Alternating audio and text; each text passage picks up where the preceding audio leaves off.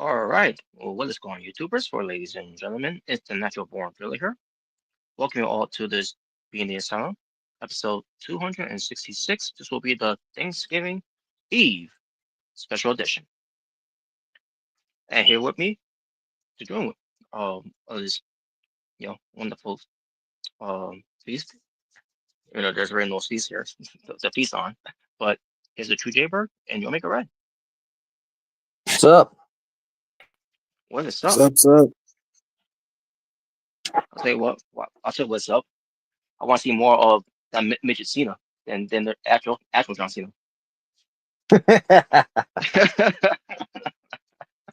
Apparently, the guy who played Midget Cena is actually a wrestler in Yeah, that he is. micro pro wrestling. I had no. Company. Yeah, I had no idea. But yeah, he is. Hey, all I gotta say is, hey, he took a better bump than Cena ever did. Yeah. Yeah, the Machine also took tips of him. Because I took natural bumps. He should have took an Oh ass man. bump. I think that would have been funny.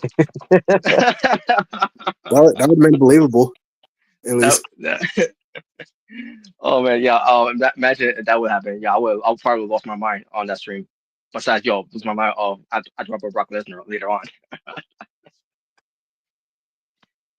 Oh my god, that's still one of the funniest things ever. Oh my god. Yeah, now I can top that. I've seen that. And who would have thought that would of all people that would happen with the Brock? Exactly. I think it's just great. I thought it was great too. But all right, guys. So yes, this will be an interesting show that we're gonna do here. We're gonna discuss some things when it comes to wrestling. We're also gonna discuss some things that has nothing to do with wrestling, and we'll be doing some fun topics. And yeah, I think we start first. Now I see all of the matches. Oh, I just the one match I didn't see involved the women's. When it comes to Oh, the some four-way woman. some AEW wrestling that wrestling got uploaded. Oh yes, I was busy. Oh yeah, use your word. So Well, before we get to the recent ones, what were your thoughts on Emily Wade versus Maxine Dupree? Because I don't think you ever gave your thoughts on that one. yeah, I didn't get my chance to give thoughts on that one. I think I watched that. Yeah, I shouldn't watch it at that time. But I did get a chance to watch it, and yeah, not a bad match. And the right outcome was Emily Wade winning. Yep. Awesome. Yeah, not much to say about that. All right, It was now let's great get seeing to the now. those good seeing Maxine Dupree. With the Incognito. Oh yeah. But anyways, enough of that. Let's get into the real business. You know, the real nitty gritty of this. Yes, which is first off, we had a qualifying match to advance for Team AWF for um these two teams went at it. The Bad Boys, which is Nathan Matthews and Hunter Wheeler. Which Bob, Uh, what's your thoughts on that tag team name, the Bad Boys? the Bad Boys. Um, I thought they Come would on, be some called the Rich difference, Boys. Mark. Wow. Bad Well, Buns! What you gonna do? I would thought they'd be called the Rich Boys, but I guess you can't call them that. But it's whatever. What you gonna do when they come for you? Yeah. Any thoughts on their entrance? I guess you say their tag team entrance.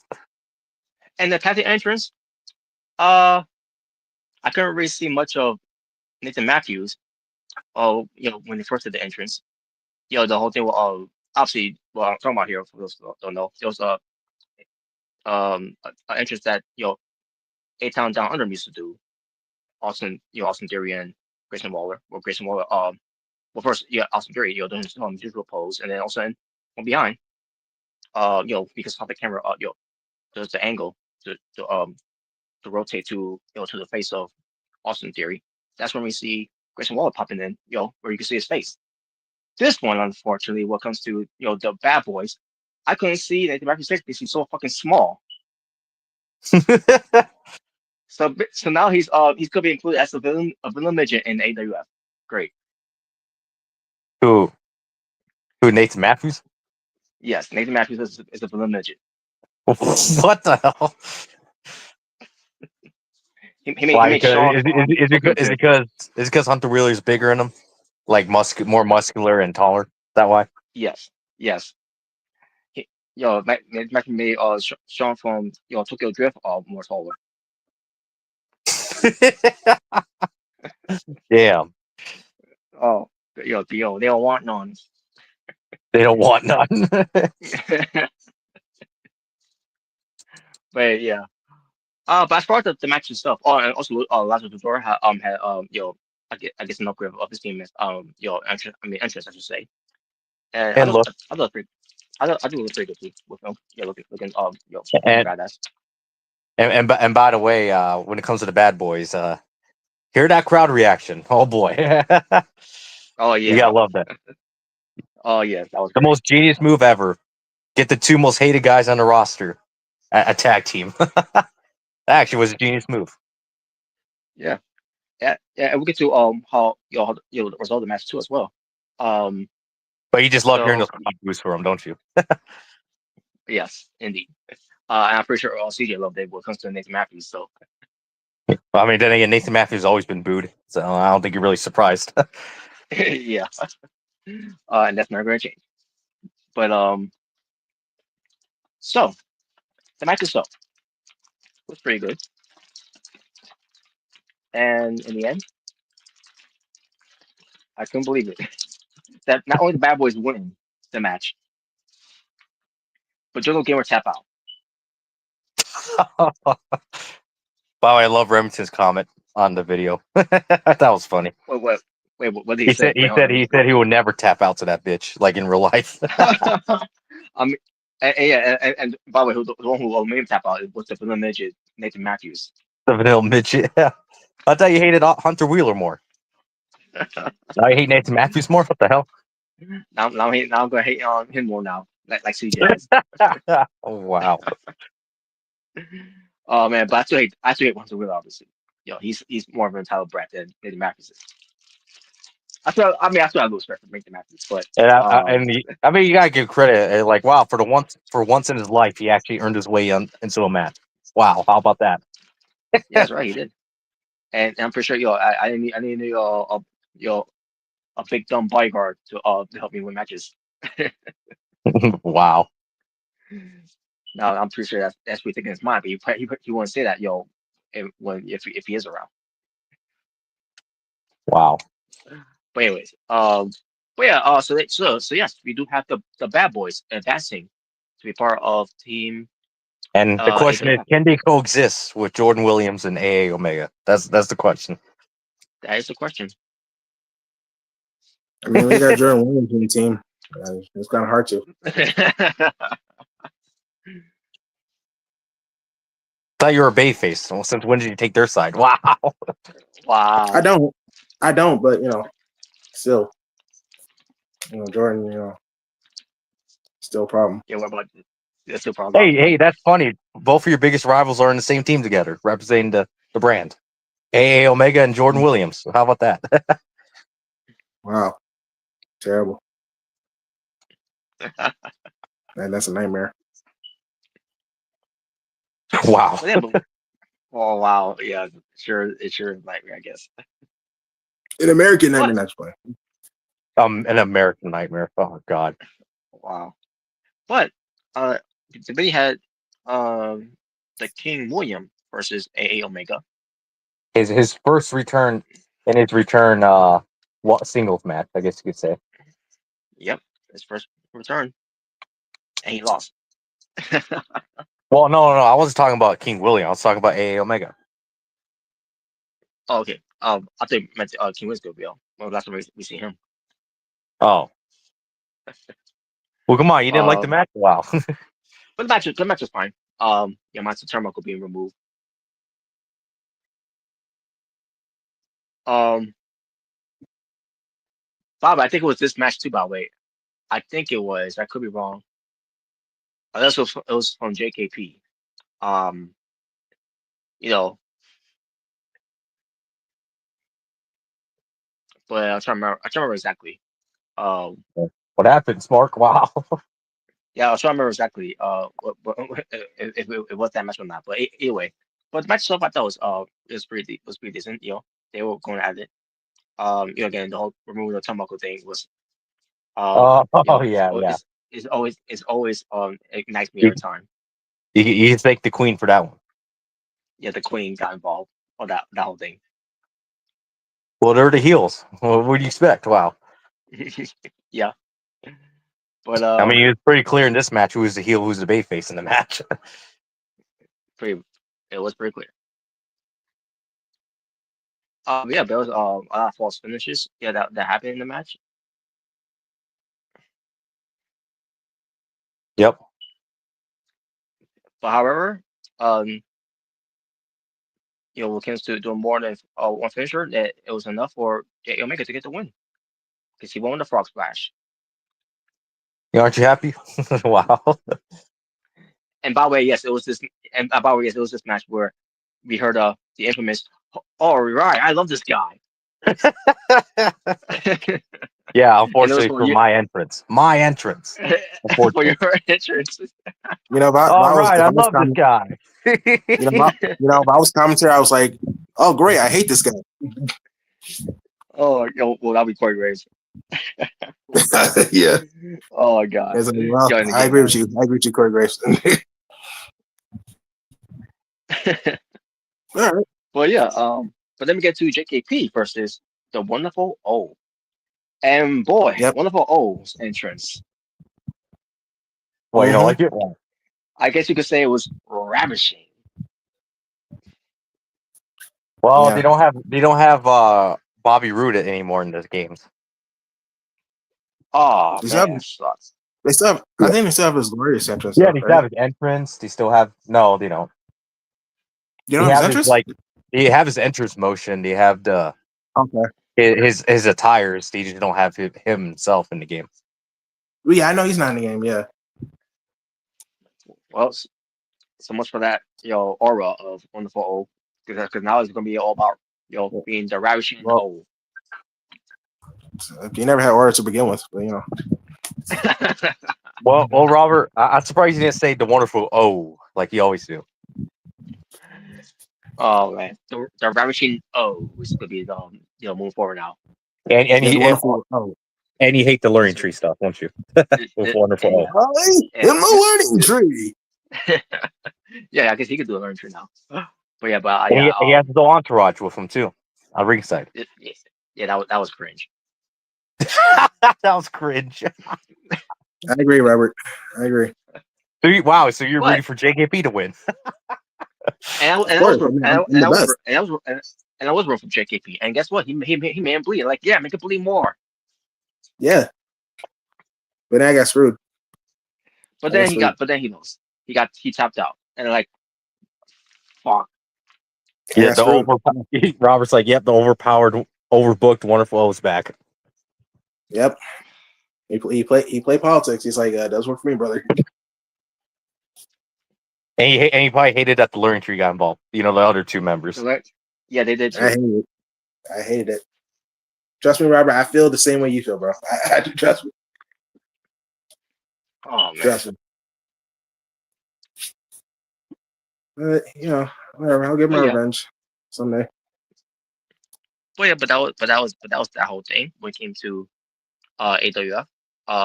Now I got one match to that Omega's gotta do when it comes to for my team to be fulfilled as well. Yeah, so far, Xander King and CJ Lone Wolf versus with two to be determined in the for Team PWTF, right? That's right. And once that's done, well first we gotta get to Tokyo Clash. Well, that's afterwards. We're gonna do Super Series first. Okay. Also, Super Series will be first, and then followed by that will be Tokyo Tokyo Clash. Clash. But yeah, Yep. so yeah, folks. And yeah, and again, I didn't see their match because Well, and which the by the other time match will happen at Tokyo Clash, by the way. The AWF Women's Championship. yeah, I figured. Yeah, I figured too because yeah, based on also the title of the Yeah. video, I'm like, okay, this part is gonna be for Tokyo Clash. So, Yep. but yeah, yeah. So I didn't get to. I saw yeah. I didn't get to watch it because the one I saw you guys in the from backstage here. I'm like, okay, let's do this. Let's start the show. Then you saw it. You saw it recommended, probably. Yes. But yeah, but I'll check it out later on. So, that being said, now let's go move on to my favorite portion of this whole thing. We're going to the National Born Theater. I got some movies to talk about that I watched. Wait. So, I don't remember if I talked about this before, but I did see, I can't remember. It was like one, maybe 3 months. Oh no, not months. 3 weeks ago, I meant to say. I can't remember if it was that long that I seen it. But I watched Smile, the horror movie, or the so-called horror movie.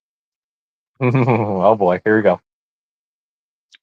Uh, I thought it was alright. I like it wasn't anything that people all made out to be. When it comes to it. Now, my thought about the movie Smile is we're gonna have a group of occult people smiling, and there was gonna be doing the killing. Boy, that thought wrong. That it ends up being something worse. It ends up being something worse. Oh, And I can't and wait to hear and this. and, and, and I didn't like the actors that much. I did the actings were that on point, to be honest.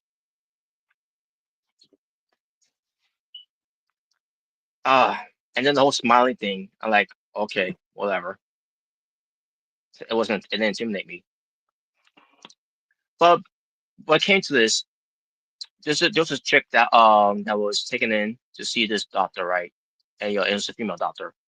And you know, she was going nuts, going crazy, whatever. And they're both in a room all alone. And then the doctor tried to call for help, because she I guess she was seeing dead people, whatever. All of a sudden she stopped, basically those no more commotions. All of a sudden she's behind the doctor, from a far distance, maybe about more, like maybe 7 feet away from her, whatever. And she's smiling. It was a creepy smile, and it's supposed to be it's a type of smile where it's good, it's very scary. I'm like, no, I thought it was cringe. That was cringe. And then she starts killing herself by cutting her throat in the shape of a frown, upset, no, upside up, a frown up, basically, in the ways of smiling. And because of that, the doctor ends up now getting because she saw that happen in front of her. Now she ends up getting cursed by it, and then at the end she didn't make it. You So deserved there it. you go. Wow. So I won't say that, um, but yeah, I didn't think the movie was anything great. Yeah, you did. You're Like, just lying. and, wow. And again, remember we talked about before when the trailer came out about Smile, and then we found out what was the name of the movie's gonna be. What comes to some smiling, and I thought to myself, really? That's the name it came up with for a horror movie, Smile. That was my reaction when I first saw the trailer of it.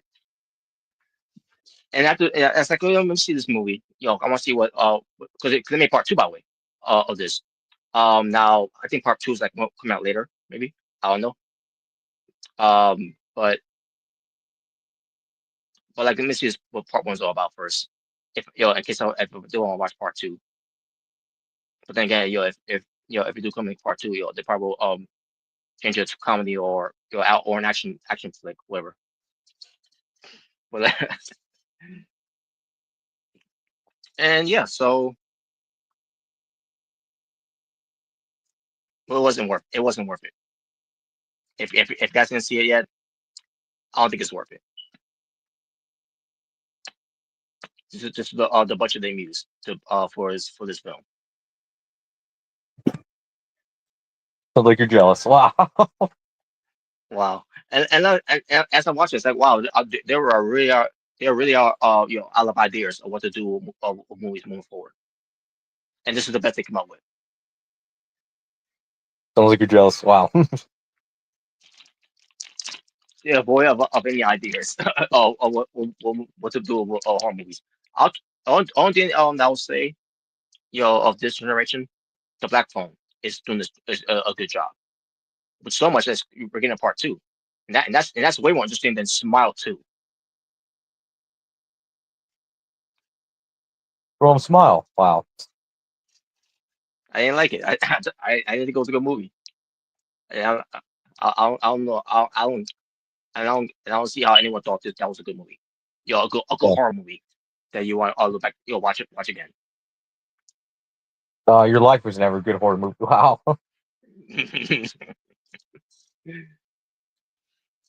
Yeah, my championship reigns the horror, I guess.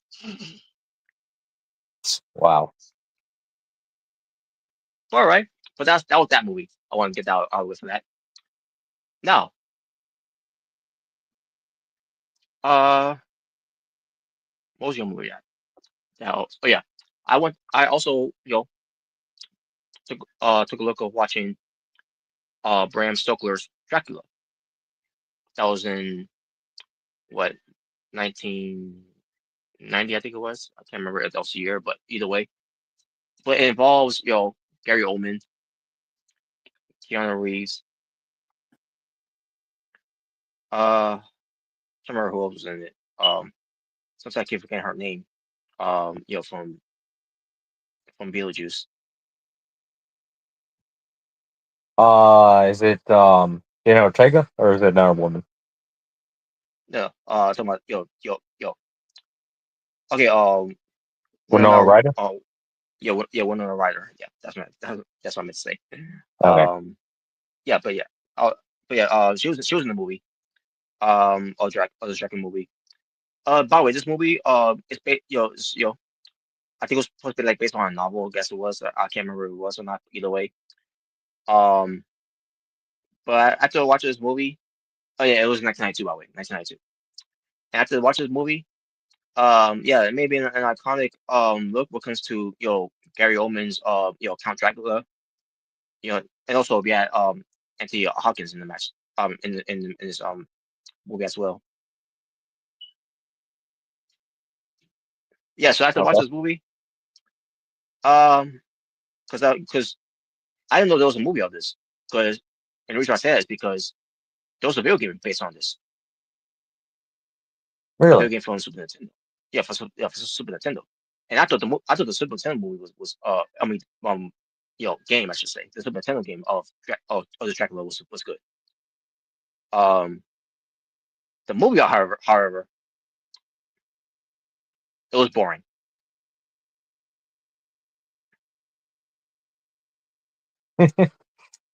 2 hours of my life I can't get back. Jesus. Uh, I like really this is what the movie this is. And if you remember watching The Simpsons, comes to the Treehouse of Horror, Mr. Burns, what comes to him being Dracula, that's basically where the Simpsons got that influence from this movie. And I rather watch that episode of The Simpsons than watching this movie ever again. Damn. I'm sorry. Why do you hate? Why do you, what? I'm sorry. Why do you hate? This more bored the shit out of me. I'm sorry. Why do you hate everything? Wow. Because I'm a natural born hater. Oh my God, what do you like? Wow. All you ever do is cry about a bit. Wow.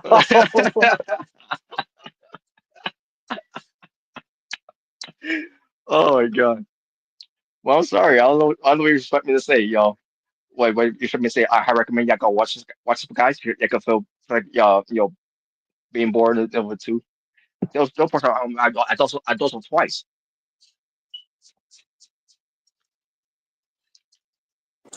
Uh, So, but I do recommend watch people what? playing the video game.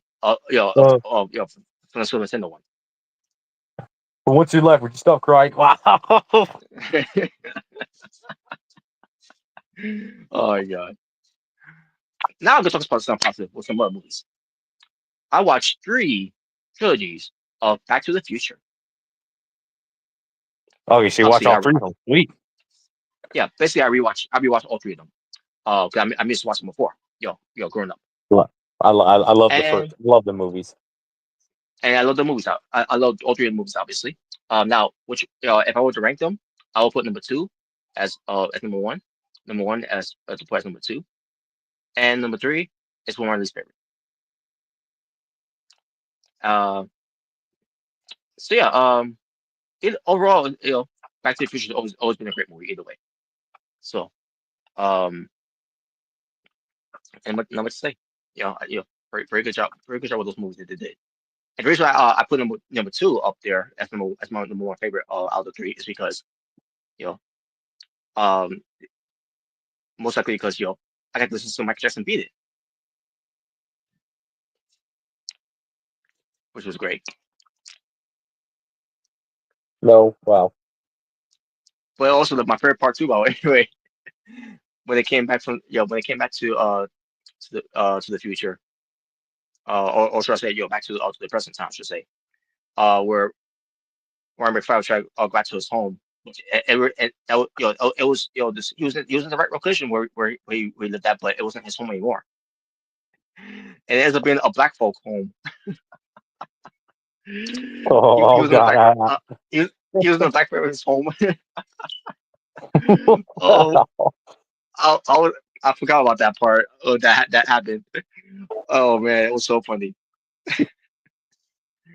Oh man, that was great. And yeah, obviously the dad was had his baseball bat. He's going to batter up on Martin McFly. Because because what was supposed to be a room, he has been in his in his black girl's room instead. Well, and by the way, kudos to that black girl from having Michael Jackson posters. By the way, another reason why I love this movie, part two of Back to the Future. So there you go. So there you go, folks. Back to the Future trilogy. Yo, great movie. So yeah, Hey, they say there you go. See there you go. That's not I can say about me saying, but what comes to Back to the Future. So okay. and, Any other and movies? yeah, and another movie that I also rewatched because I watched it a few times of it. It's basically a parody of Star Wars, and that is Spaceballs. Spaceballs. That's right. Yep. Hell yeah. Hell yeah. Oh yes, I remember watching this one a long time ago. Yes. Oh man. Yeah. So that Watch a what? obviously it was a really Spaceballs.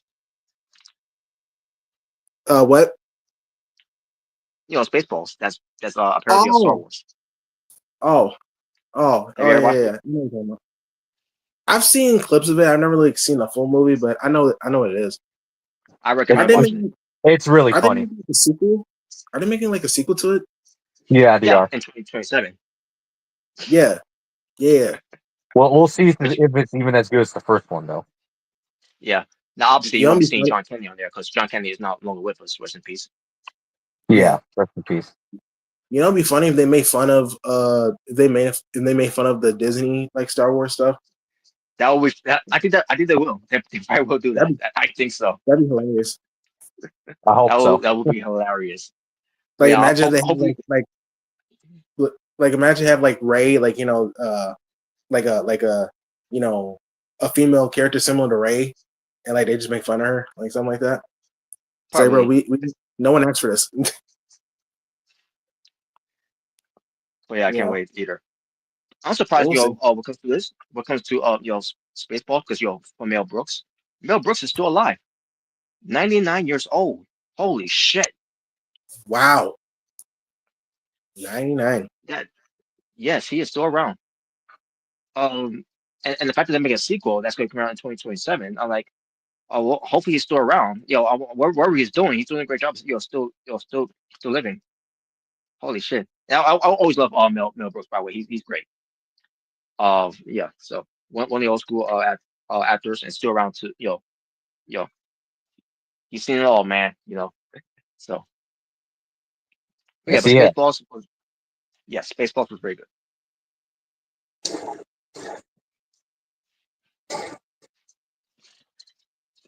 But let's see. Was there something else I watched before? I guess that's it. Yeah, that's pretty much it there. So yeah, there you go, folks. That was the conclusion of Legend Born Theater. And again, I still got Superman on my mind to watch. And when it comes to part two of sequels, when it comes to Aquaman, Wonder Woman, and then wherever else I'll watch as well. And I'll be back on here for PTA for more of Legend Born Theaters to discuss these movies. Okay. Hell yeah. So that being said, let's talk about Tony Khan. Talk about who? Tony Tony Khan. Khan. What was an interview? Oh, Yeah, with Ariel Helwani. oh boy. So how did it go when it comes to this interview? Um, After watching it twice, you know, when it comes to it, mainly because it was on Alex's, reacting to it, and then when it comes to Jim Cornette, and Brian Last, doing a review of it, which audio form in a way. So um, but watching the first time, it was a fucking chore to go through it.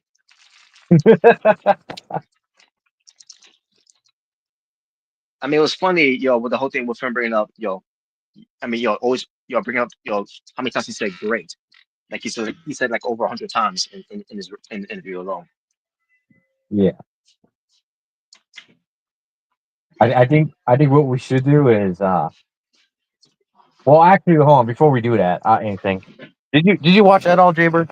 Jalen? Did you watch this at all? Yeah, did you watch it The interview? or listen Yeah, the or at interview. least listen to some or at least read about it, some article of it? I saw I saw like a few like shorts of it on YouTube, but that's about it.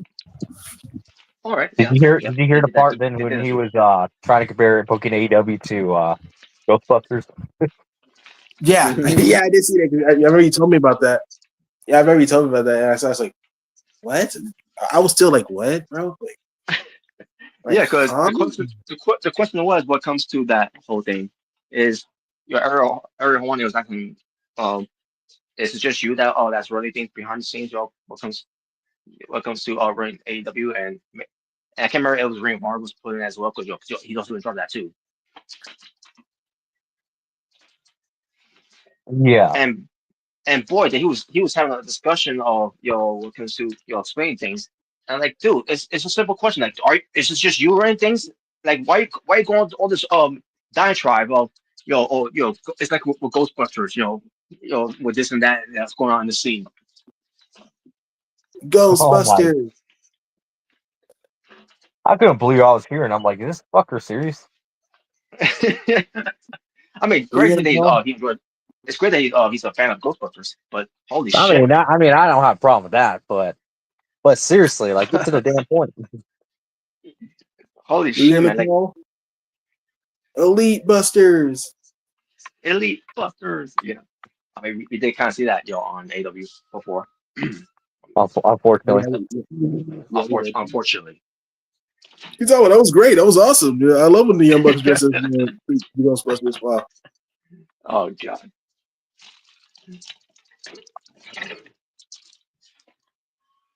But yeah, so now we actually know it's not just playing Khan running things, because there's other personnel is behind the scenes as well. But who gets the final say in what comes to clearing things to be on there on TV? Tony Khan.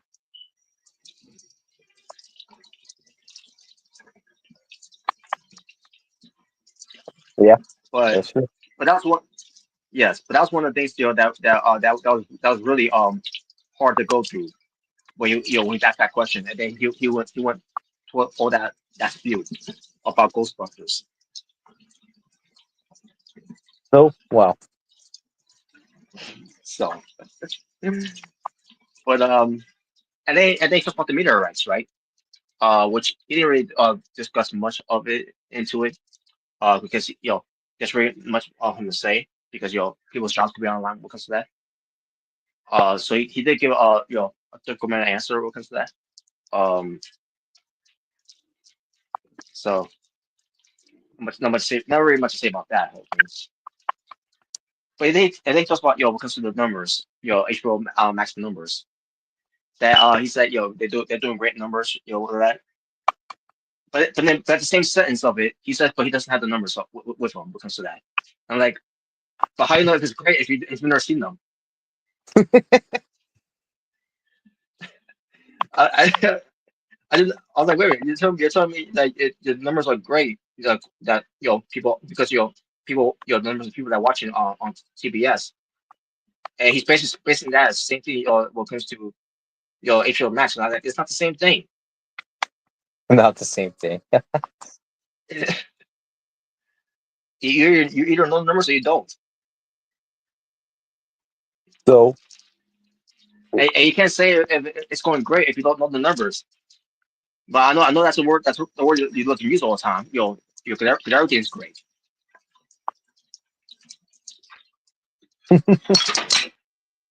Like, what's wrong with that? but Wow.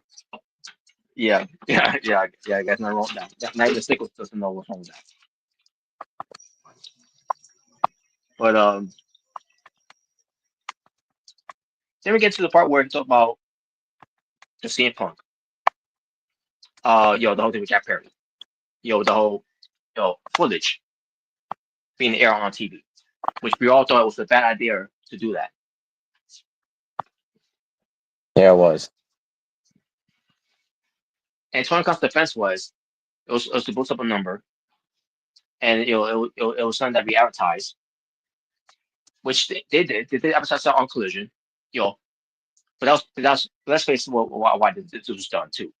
This was done because Tony Khan heard about Punk's interview on Ariel Helwani, and he felt like he had to um you know to retaliate for that. But the way he retaliated with that, basically backfired because what CM Punk said on that interview with Ariel Helwani ends up being factual. Yeah. But he thought he did no wrong there. Of it, what we all pointed out of why there was something wrong with that, because it didn't benefit Jack Perry, it didn't benefit FTR, definitely didn't benefit the fuckaroos. The only thing that Well, it benefit is did. what is it. Yes, yeah, there's everything wrong with that. But yeah, only that benefit is the ratings that they got that they never touch ever again. What do you hate him? Wow.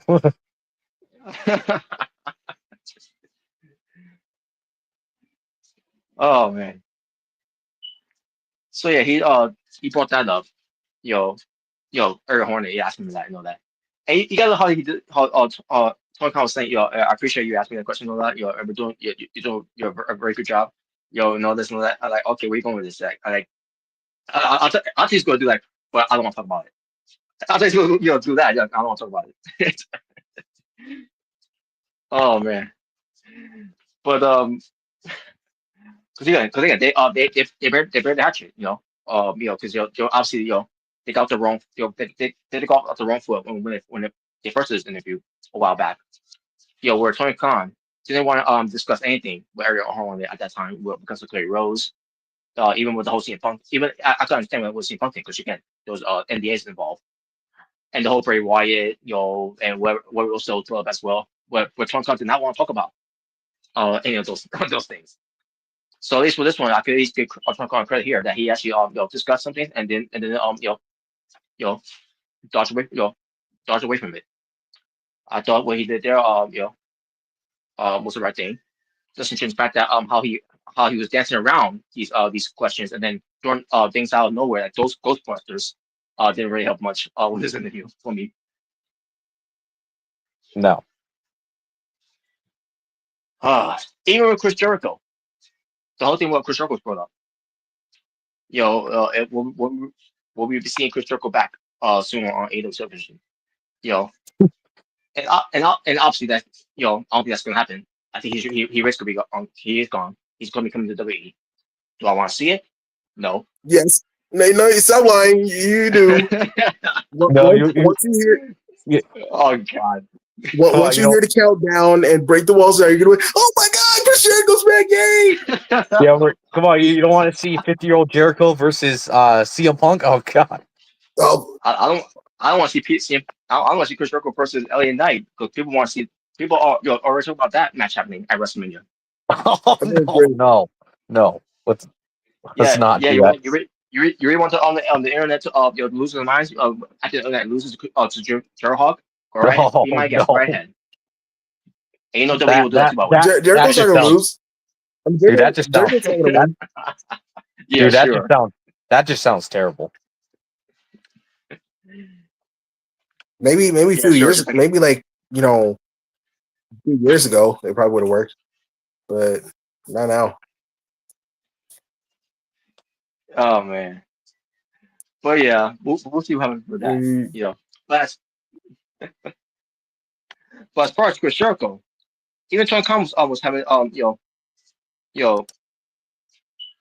adding some words into adding Chris Jericho's name into this whole interview where he's on talking about this, talking about that because Chris Jericho, and I'm like, dude, the question is, are we going to see him on AEW television or not? And if he's not, because obviously he's not coming back because he's going to be leaving, come back to WWE. Like, all you have to do is say, Chris Jericho, has been a great investment for AEW, and AEW will not be where it is for Chris Jericho, and I'd like to work with him in the future, and that's it. Whatever you can say when it comes to that, because Tonka knows he's leaving. He's not going to be Jericho obviously not going to be sticking around, but he's dancing around like we are going to see him on AEW television.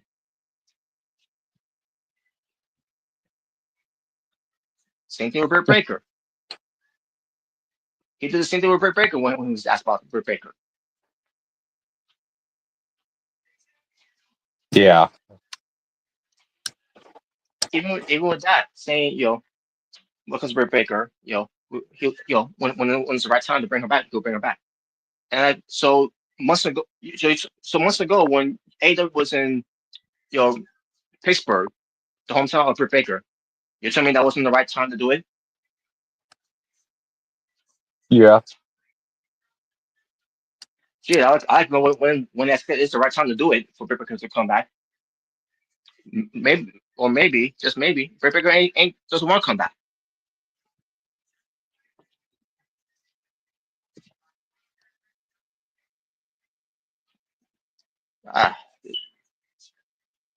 And it's like you can tell me what comes to what's going on with Britt Baker.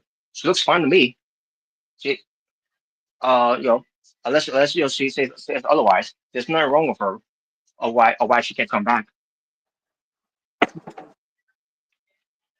Yeah. I think she's leaving. I don't think she's coming back. Yeah, she's leaving too. Both Jericho and Britt Baker are leaving. He probably doesn't want to admit it because he doesn't want to be like. He probably doesn't want to admit it because he's like, oh no, we're relating to WWE win. No, but that's probably why. Britt Baker, by the way. Yeah, Britt Baker. Oh yeah. I mean, would you agree, Robert? You think that's probably what his mindset is? That's probably why he doesn't want to admit it. Yeah, of course he's not going to admit it because his fin's getting hurt. That they're gonna be leaving. And not only that, but they're possibly going to WWE when they do finally. Yeah, leave. that was super picker. Either she's going to NXT or they just go move on to the main roster. Yeah, I We don't shall know. see.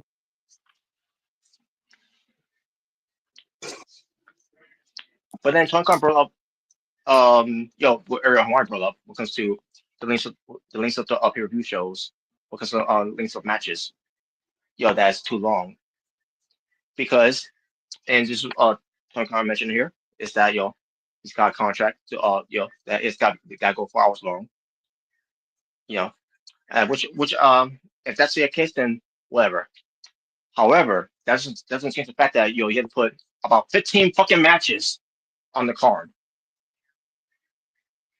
Yeah, it does.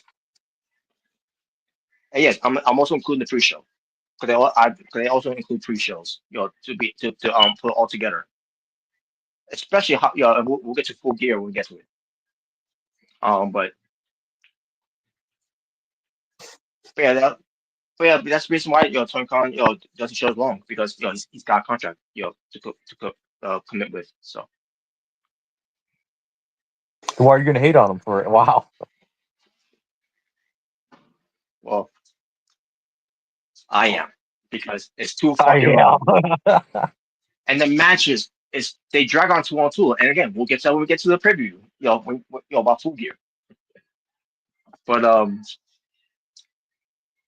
yeah, that was the answer you gave. So My about the God, house Robert, fire. just leave him alone. Oh God. Oh God. Yeah, the sickles are come after me now because I'm going after their precious Tony Khan. But They're precious Tony Khan.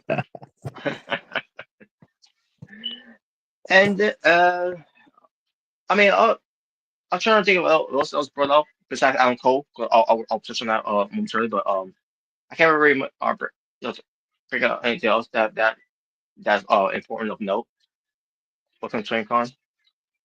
But when it came to the subject of Alan Cole, obviously it was a very touchy subject there for Tony Khan to talk about, and he did talk about it when it comes to it, and basically saying while saying it, basically saying the quiet part out loud.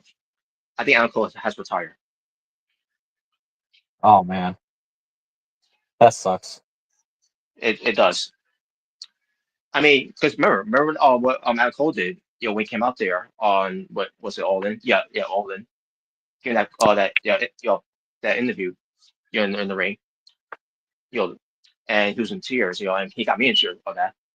Saying he doesn't want to sound it's a retirement, but by look at him and the way he's delivering it and all that, I think myself just it's in my head I really hope it's not retirement because just by looking at him like I think he's done, Damn, which sucks.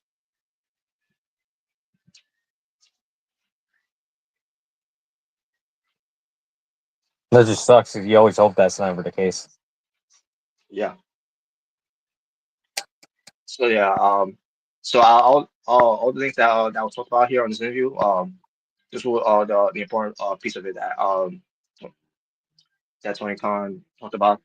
And you gotta think about too, because there's one thing I didn't know about this whole thing, after this interview came out. Alco has suffered 3 concussions during his time in AEW. Which I thought, wait a minute, 3? I thought it was 2. So obviously we very well know one of them, which is the one that that part is done for him to after he wasn't feeling well on that day at All In Texas. And then there was one from Forbidden Door, if you remember that match, that 4-way match where he suffered a concussion. In the end of the match there.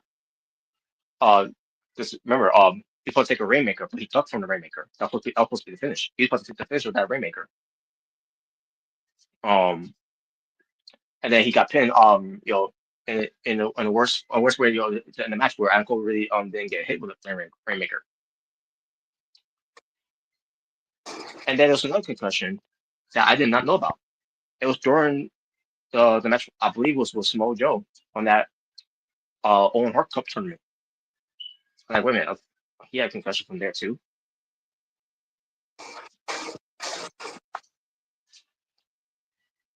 I Yeah, mean, that's great. I had no idea that's what happened with him. But yeah, but besides that, remember that on that horrible injury he had from the whole brochacha with MJF, from Arthur Ashe Stadium, all because he jumped off of that elevated ramp that was connected to the ring, just because of the story between Samoa Joe and MJF.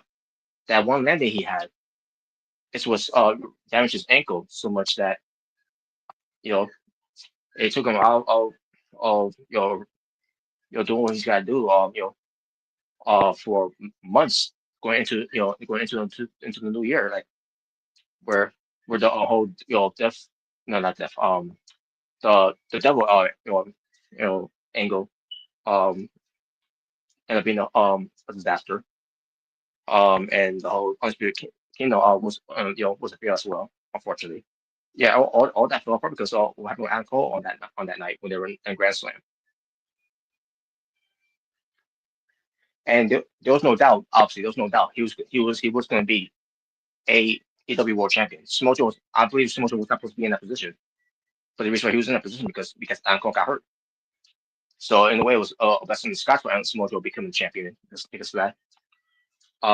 But it really took away Adam Cole's moment, or where he couldn't be the guy to beat MJF at World's End, where he was going to reveal himself being the devil, and and that's where the Undisputed Kingdom would have been born, and that would lead to a program between MJF and Adam Cole, probably going into to the next all the show, whatever.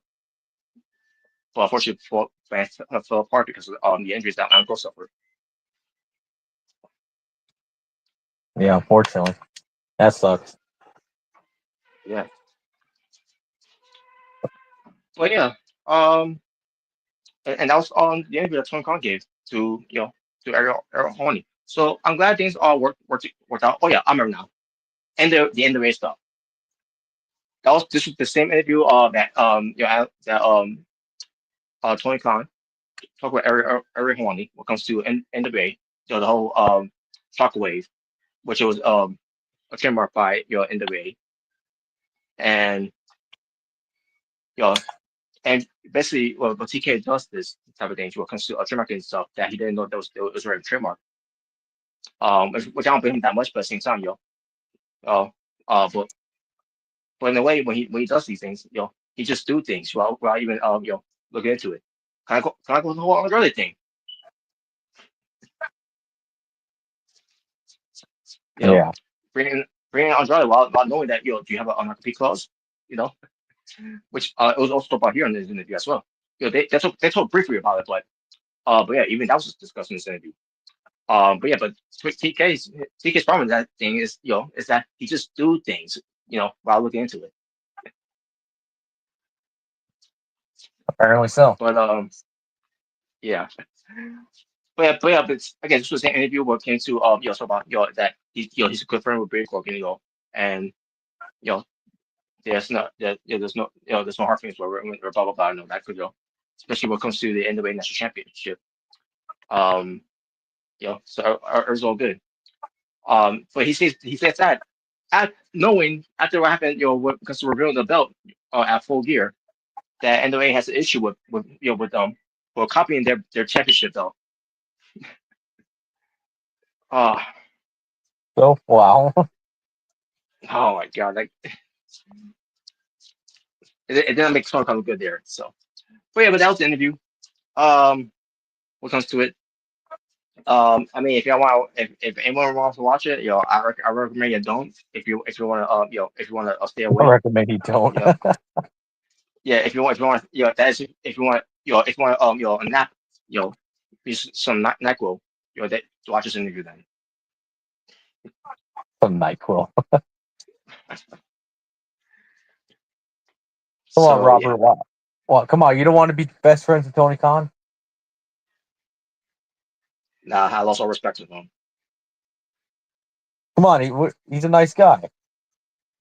I'm pretty sure he is, but But when you talk about your future, your life, based on on the footage Oh you show yeah. us, Oh yeah. When he lied about it, and then he basically admits in his interview, "Oh yeah, I just did it for ratings."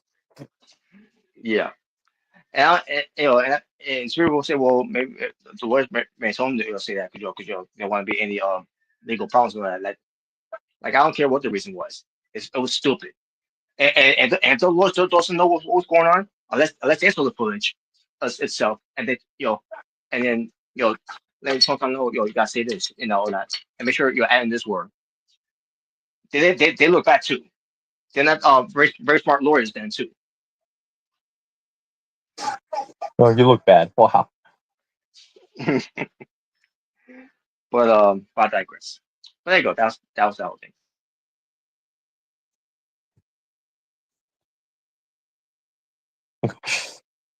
Yeah, that was that great interview from Tony Khan.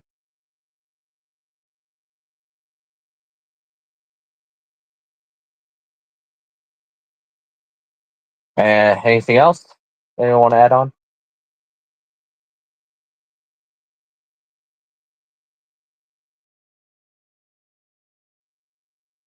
Anyone there? I fear for my life. Of course you did. Uh, yep. Well, Robert, what's next to talk about?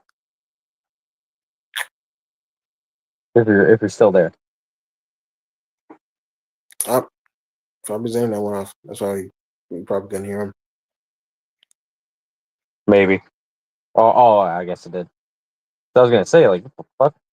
Did my internet go out? That was me for a minute. But Fix your internet smart. Well, it was my internet that went out. I'm talking about Robert. Yeah, Robert, you hear that? You hear that? Yeah, well,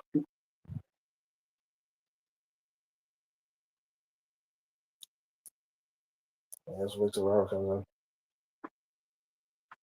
in. Yeah. Well, yeah, we'll see. We'll see what's next once he gets back. Mm-hmm.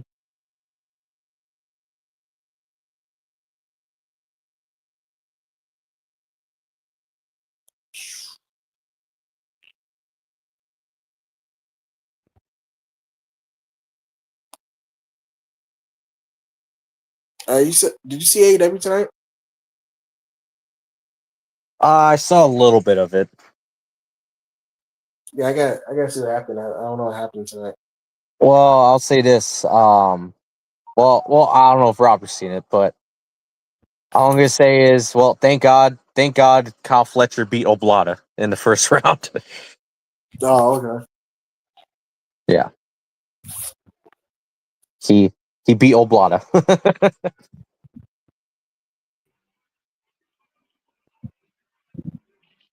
All right, I'm back. He's back! Yay! About time, And better than ever. What? Wait, about time. But yeah, I don't know what happened there. I thought like like some system update or whatever that it was doing. But anyway, so I was saying before, I was bringing up Bret Hart, where he cannot watch modern wrestling nowadays because they look fake. Well, how dare he say that? Yeah, well, I mean, we already know we're gonna get some people probably will say that. Oh, how dare he say that? Probably, yeah. But How yeah. dare you So talk he bad mentioned about my WWE and my AEW? How dare you? well, that's probably one of the things he's talking about. But also you you would think that when it comes to AEW because especially what happened in this interview as well that he was being interviewed about. I think what it was he was being interviewed for Inside the Ropes I think it was. I'm assuming because he had audience there as well. So I'm assuming it was that topic. So it was that interview that he was talking Yeah, about that. inside the rope. Yep. Yeah, Inside the Ropes. Okay, I figured it was. Basically, Bret Hart pulled no punches, which is great that because of Bret Hart, he's always going for that. or some people could chuck it off him being bitter and you know and always miserable. Yeah, he is.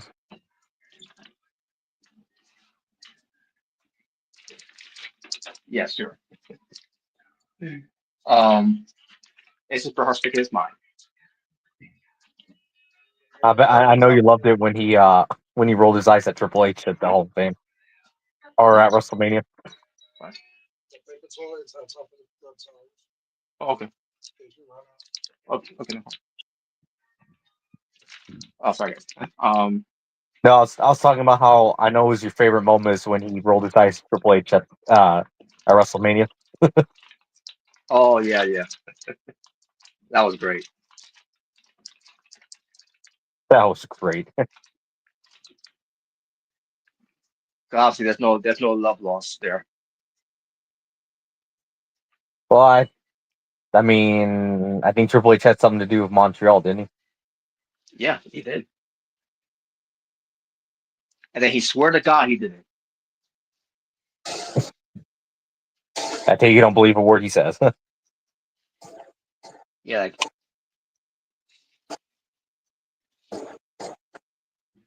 always a snake in the always a snake in the grass. Only Triple H snake is. in the grass. Well, what if he was telling the truth? Wow. Yeah, sure. I could tell you about China too as well, right? Wow. Or he's telling the truth. When it comes to he didn't want to really kill CM Punk.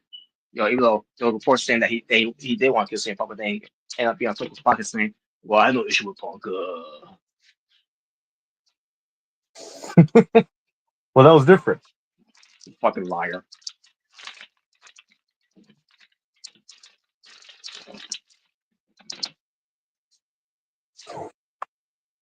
That was different, Robert. But uh, also, Bret Hart brought up also what Yeah, comes I think I to know. Yeah, I know this. I heard about yeah, this. The other thing he brought up. the other thing brought up. Well, I'm much bring up now right now. I don't know if what you think about talk about. I'm almost going to talk about. But I'll bring it up right now. I'm pretty sure.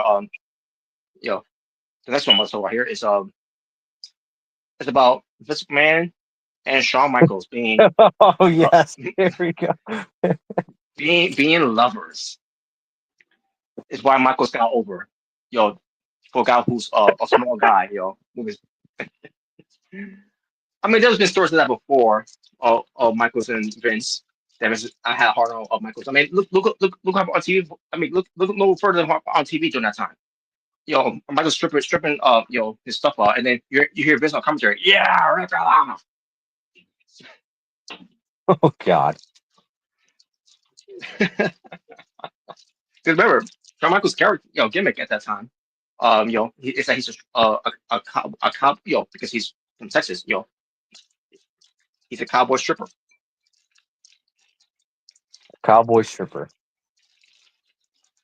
Because he's a sexy boy. And he's not your boy toy. That's right. Because I mean, there's only one boy toy for Michaels, and that's Vince. oh Yeah. God. Yeah, I don't know how I feel about that one. I mean, unless Bret Hart knows something that we don't know. Yeah, I'd like to know. Because I always hear stories of that. When it comes to Vince Yeah. and Shawn. Do you believe it or no? Uh, it's really hard for me to say when it comes to it, because Vince McMahon had effect with other other guys. I Yeah, mean, look no further than Roman Reigns. Roman Reigns, especially oh when he was god, trying to push him. yeah, he's got the look. Yeah, we gotta make him wear eye contact to make him look pretty. Yeah, he's a pretty boy. He's a pretty boy. You saw Yeah. you saw Roman Reigns? Yeah. Yes. Oh yeah, I Reference remember making that. Yeah, that's blue eye contacts.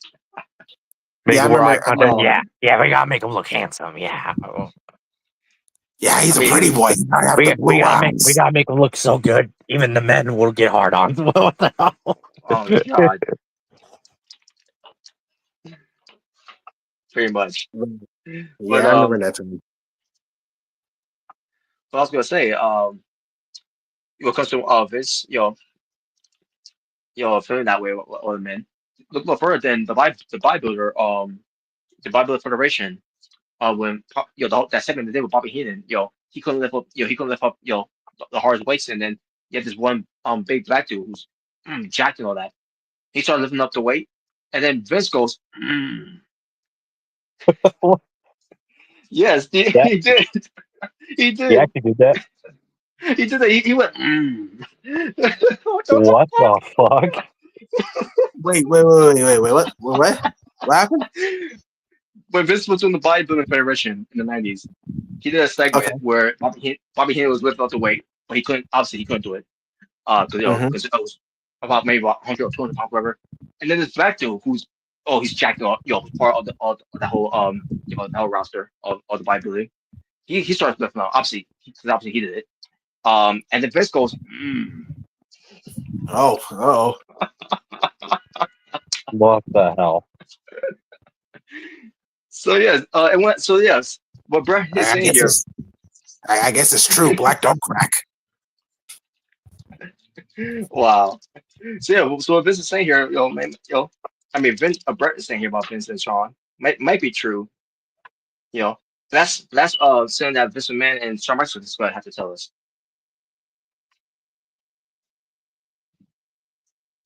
And the fun, I thought it was even more funny when Brett said, "I would even tell Sean to his face if he's right here, right now." I'm like, wow, Wow. Oh my God. Jesus. I mean, obviously, it's not an old. Obviously, it ain't an old story. I mean, I think I've heard it before, but Yeah. yeah, I don't. I'm not sure if I believe it, but I mean, but yeah, I mean, I think everyone knows that that Vince is just a weird dude. I mean, yeah, he is. Especially he told his story Scott Hall about his homosexual experience. Yeah, like what the fuck? And now turns out what he's trying to do a program with Scott Hall and as Razor and Goldust. Which I believe wasn't that canceled because Saul got fired. I believe. Now he used to work for them. He's just giving them notice that he's going to be leaving, and that's why I think that's why they dropped the angle of it because obviously Scott didn't want to work with Goldust because the way he was the way he had Goldust doing that whole thing. Okay. So that was in like 95, 96, somewhere under. '96. Okay. But So it's pretty much when he's the Razor Ramon. yes, Oh, okay. Yeah, I heard the reason why he wanted this angle drop because he didn't want to see his kids. He didn't want his kids to see that. Pretty much. yeah, that's part of the reason too. And that's why he left for more money. To go to WCW. Yeah. Which I don't think he did stupid shit like that in WCW, other than really the drunk angle thing. But Other than that, but that I think that yeah. ended up being the Well, I mean, downfall of that was his just career. yeah, and that was just distasteful on Eric Bischoff's part. I mean, let's be honest. So, Yeah, yeah. or Bischoff, I should say.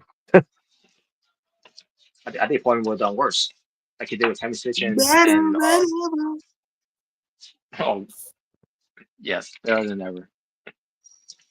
Well, his booking didn't show it, so I'll tell you will still be in business. What are you But talking about, Bret Hart I and digress. ECW? Not about Bishop. I'm talking about Bishop. But Oh, big time. but then And by the you way, know, I'm going to see this later. I know we just got done talking about the Ariel Helwani interview or whatever, yeah. but I Mm-hmm. forgot to bring this up. Apparently, he interviewed Vince Russo. Bro. Oh no. Dude, I Yeah, recently just saw like I didn't finish it, but like Devon even interviewed Vince Russo. Oh, Mhm. I remember seeing. I remember seeing that thumbnail. Like, oh come on, Steven, why? Hey, yo, bro, get the tables, bro. Yeah, sure. bro. If I was writing a story, bro, I'll make it where you guys go from tables, bro, to steel steps. What? Well, bro, I'm gonna do a storyline, bro, where we're gonna get rid of the 3D, bro, and we're gonna give you another finisher, bro. It'd be called the table, bro. What? The table. Wow. I don't know how that would look, but okay.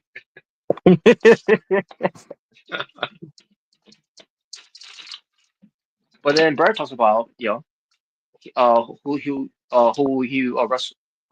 be in the ring with, if he ever if he didn't have that stroke or whatever, and or had a chance to, at the time in this W, or or in WWE, if he, again, if he didn't have that, concussion and stroke. And he named guys like Rey Mysterio Jr. He would love to work for WWE, and Ooh. he could have worked with Rey Mysterio in WWE, Bret Hart. But Bischoff, didn't want to work with Mysterio for a reason. You know, Well, I your mean, idea. we all know Bischoff just didn't like Rey Mysterio for whatever reason. Yeah. I mean, he wanted to use his mask, which he eventually ended up doing it. But um, if you remember the story, Eddie Guerrero and Mysterio going to Hunt Havoc. It was going to happen with mask plus the title. Mysterio's going to lose the mask, but Bishop decided to change the you know the finish for Mysterio to go over, and basically they were in a tough predicament because they and also they didn't know what it was going to do. I'm talking Mysterio here, and then Eddie said, "Yo, just follow my lead." Because Eddie Guerrero is a fucking genius in the ring. Oh yeah, And that match ends up being one of the greatest matches in WCW. oh yeah, in the history of the whole company, in my opinion, one of the greatest. Hell yeah.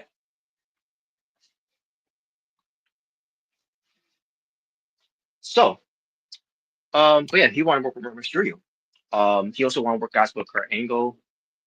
I'm talking about Bret Hart, Ooh, that Kurt would have been Angle. a great match. Bret Hart and Kurt Angle. Oh man, Mm-hmm. Oh yeah, Hell that yeah. man. would that would have The been awesome. sharpshooter versus the Alcohol. Yeah.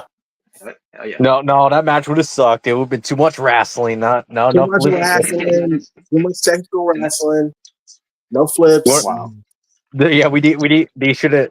Yeah, they should have been a table spot. Just it would have sucked. Oh god. Oh boy. Wow. But he also mentioned, he will also love to get in the ring with Brock Lesnar, who's a safe worker. Unlike Goldberg. Obviously. Well, I mean, if we go by in ring rise, I mean, he ain't wrong. Brock Lesnar is better in the ring than Goldberg. I mean, let's be honest. Oh my god. But he also mentioned John Cena. He also would love to get in the ring with John Cena. Oh Yeah, wow. because John Cena could lace his fucking boots. That's Okay, why. okay, okay.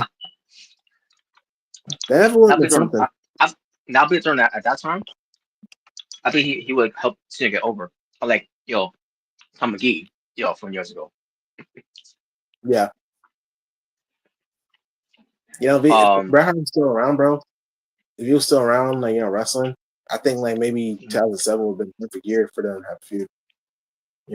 mhm, I think so, yeah. I think about the matches he could have with Michaels, and after Michaels coming back from and finding God, you know, Yeah. match you could have on Taker again as well.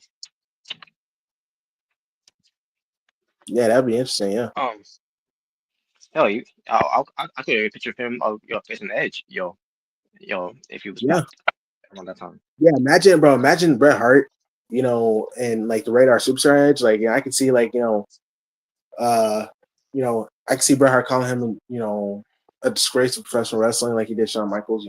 You're a degenerate. That's what you are. Yeah, pretty You much. and your Jezebel, Lita. And think about yo match with Randy Orton, yo who The Legend Killer. becoming the legend killer. Hell yeah. That'd be interesting. Yeah, that definitely would be interesting. I'll tell you who will not begin the ring with Triple H. No, yeah, no, that's not happening. Yeah, that never would have You happened. know what? Especially like during 2003, 2004, during that time when like they would have him, bury the WCW guys. Mm-hmm. Yeah, Bret Hart would definitely would have been that in that list too, since technically he's a former WCW guy, in a And way. plus, So I think he would be on SmackDown because Bischoff was on Raw, and we know how he feel about Bischoff. that too, yeah, yeah. That means like we could have had Bret versus Eddie, Bret versus let me think. I already said Edge, Kurt Angle. Who else? Undertaker. That would be interesting. Like Undertaker, like the American Badass, Undertaker versus Bret Hart. That would be interesting. Big Easy. It could be him and Renee, him and Renee the pre could heard the house up. Oh yeah. Oh yeah. Like, imagine if they had like Bret Hart turn heel again, and then he goes back to his like foreign heel, Canada gimmick. That'd be something. Yeah, Yeah, it would have been. but then but Renee Bret Hart also talked about I think it was also in the same session when he talked about he can watch modern wrestling now that it looks fake. For example, for a reason, he singled out Sheamus who draws fake punches. And I'm like, what? Yeah, I heard about that. I heard that he said that. Like, Sheamus? yeah, I was like, dang, Sheamus, really? Wait, what, Not what Sheamus. are you talking about? Not Sheamus, man. Here comes the money.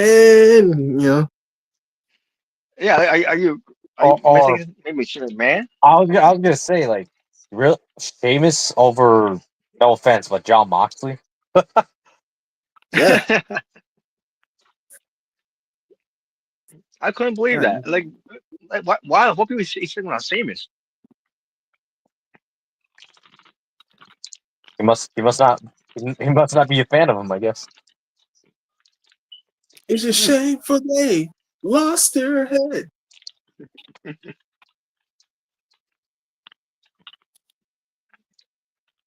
I don't know where I came from. I don't know why what people he's singling out Sheamus. Yeah, I don't know. When I was general manager of Raw, I should have fired Sheamus when he was there. Wow. I was a GM for a little bit. Yeah, I remember that. Yeah, Yeah. but that's ridiculous though. Yeah, I love Brett Law, but come on, why are you singling out Sheamus of all people? That he does anything but fake punches.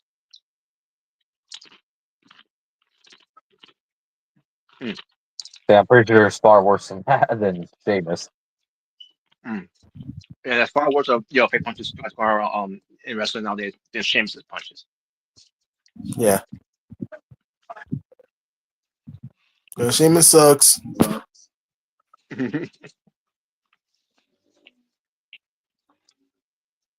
But either way, um, but yeah, that's all. That's all that brings up comes Bret Hart.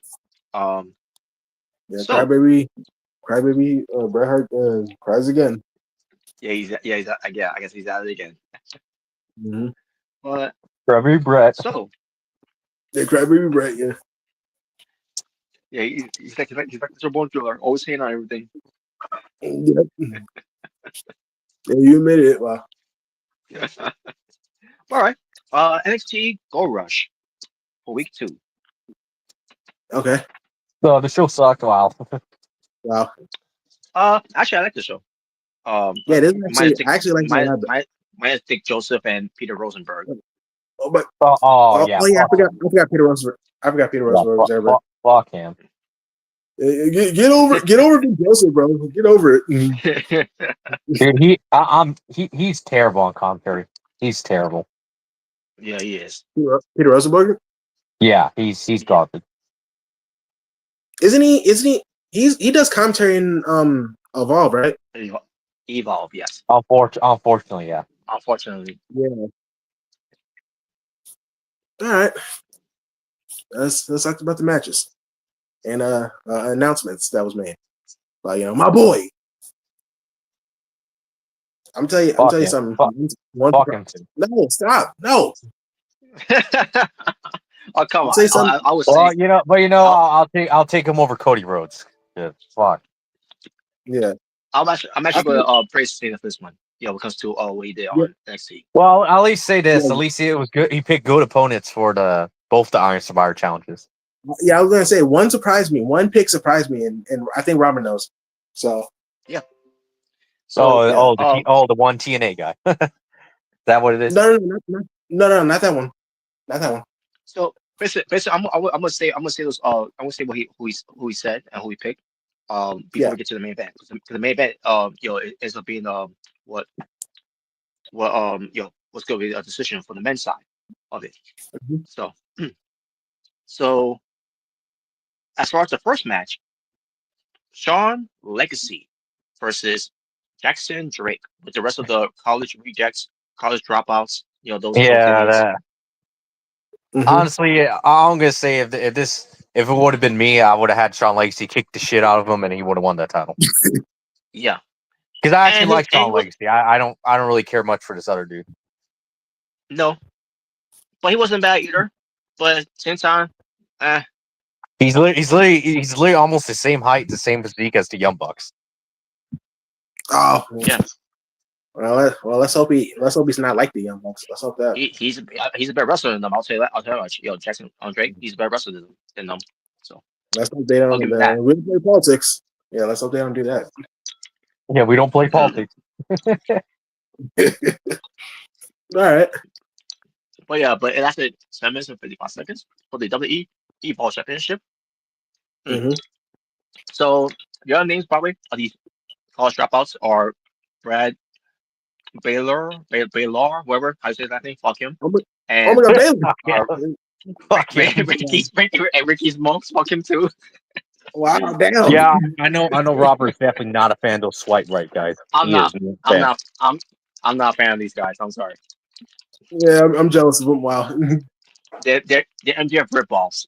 And they ever went to college and got The, dropped the, out. the only difference is they couldn't lace up MGF's fucking boots. At least MGF actually looks like a wrestler. He looks like a man, Yeah, unlike these two other yeah. dudes. And they look like effing marks. Oh boy. All I'm gonna say is, yeah, good thing State of Steel left WWE because otherwise she would have been stuck with those guys. Thank Who? God. Zeta Steel. used to be a thing. Yeah, that's all right. That's what I was saying. I'm just glad she left WWE so she won't be around those fucking guys. Come on, G. Come on, she was the best part of it. It was great. She fits. Probably the only one I liked out of that group. Pretty much. But in the end, in this match, I thought actually over here was decent with Jackson Drake winning, and I okay, he won. So he won with like a low back cycle knee. Um, I don't know if that's supposed to be his finisher or whatever, but that's how he went with it. And like, okay, he won. Okay, whatever. Oh, fuck him anyway. Moving on. I agree. Fuck him. To tournament final for the Sean like he got buried. yeah, he did. Um, Well, Yeah, but back into Sean Legacy still won because I actually like him. I think he's pretty good. yeah, he's pretty good. probably his moment. He reminds me, of a young AJ Styles. Get ready to fly. Get ready to evolve. Yeah, that's good. um, but Fallon Henley versus Daria for the vacant WWE Women's Speed Championship. That Mm-hmm. they went 5 minutes, you know, up a 10 minute draw. I thought it was decent what they were doing in this match, and obviously you had the Mm-hmm. WrestleMania influence there getting involved, which it caused time to spare the waste a little bit, and then we got Ava coming out, the Christmas vacuum, and Yeah. she I mean, she's so but much of a I'll charisma. She's so much a charisma vacuum. They had John Cena announce it, announce the Iron Survivor Challenge yeah, members. yeah, pretty much, pretty much, yeah. But go ahead, bro. But so I thought it was the good here. Like, the way she delivered this, for it to be sudden death, Mm-hmm. when it's a goal, like, okay, that was good. And then she was kind of like, and then that continues, and about maybe based on the time here for 8 minutes and 2 seconds, yeah, so it's about 3 minutes and 2 seconds, um, of the sudden death. So in the end, as I thought, Fountain won. She won the title. Now, obviously, Yeah, well, obviously she had help, but still, but as I thought, if you want to, reset for female influence, there it is. do no further. They have Started. Fountain win here. Yep. So now it looks like Fatal Influence. They're gonna be dripping with gold pretty soon. Hmm. So now we got the NXT Women's Championship, and now the Women's Speed Championship, part of a Fatal Influence. Hell yeah. Hmm. So there you go. That was that. And match itself, I thought, I thought it was decent. Hmm. I love how they do it. The speed match too. By the way, I don't know if that's how they used to do it when it was on Twitter, but because it's on NXT here, you know, yeah, basically, changing the lighting of the what comes to the time, when Mm-hmm. it comes, you know, from green to yellow to red.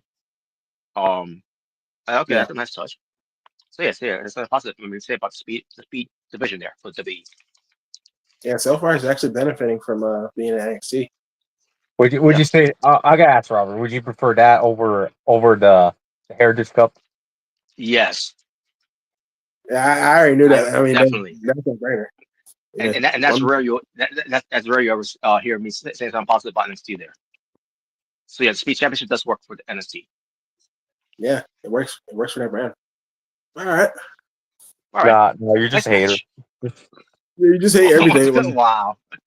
Yeah, you're lying. You're saying it like it. But so let me get to Lian Lee versus the TNA Knockouts World Champion, Kalani Jordan, You versus know her. Jordan Grace. Yeah, her, but is debatable. And it's from a dream match. Debatable. Nine, You don't regret that. nine, 9 minutes, 32 seconds. Yeah. So yeah, Kalani Jordan, she's sure to make someone regret, that, in the match, especially how she Yeah. was pushing, Lian Lee off the turnbuckle, roughly where it could have been reckless there for Lian Lee. And I see, and based on how who won this match, I can see why she tried to do that. Mm-hmm. To me, I think it's selfish of Conjurer's part. And you're gonna regret that. But the match was good. I thought the match was pretty good. I didn't see the Yeah, finish coming. yeah, me neither. I thought Kalani was gonna retain, but no. Yeah, I thought she was going Zaya to retain. Lee, yeah, but Zaya Lee, aka Laying Lee, she won. She's now Yeah, she the won. new. I'm She happy won. for her. I'm happy for this I'm one. happy. Yeah, I'm very happy. I'm I saw happy for her too. I saw the video of her obviously being emotional that she won the championship. Yeah, I saw that too, yo. But she got emotional. She got me emotional there. Like holy shit. Yeah, and you know I know. she worked I it. know, yo. I know she wanted the audio to eventually be a women's champion in the women's division. It doesn't matter if it is TNA. Um, She finally got a it's chance. something it's something that she want that she always wanted to happen. She finally got it. So She finally I'm got glad it, man. for Yeah, so congratulations, Sarah, man. She deserved it. her. And then we get to for the WWE Evolve Women's Championship, where Fatal Influence by Ava, who showed up, because she wasn't done yet. The Charisma Vacuum came back, the Charisma Vacuum off the place again, and she banned Fatal Influence for getting involved. So much for that because they ended up showing up anyway. It's like you have the authority of saying, the authority of the show, the GM, whatever. They haven't say one thing to them, and then they end up going against what they say, and they come to anywhere without any repercussions, other than referees telling them you're out of here, which ended up happening. I like to hear like if there's like a final suspension because something like this happening.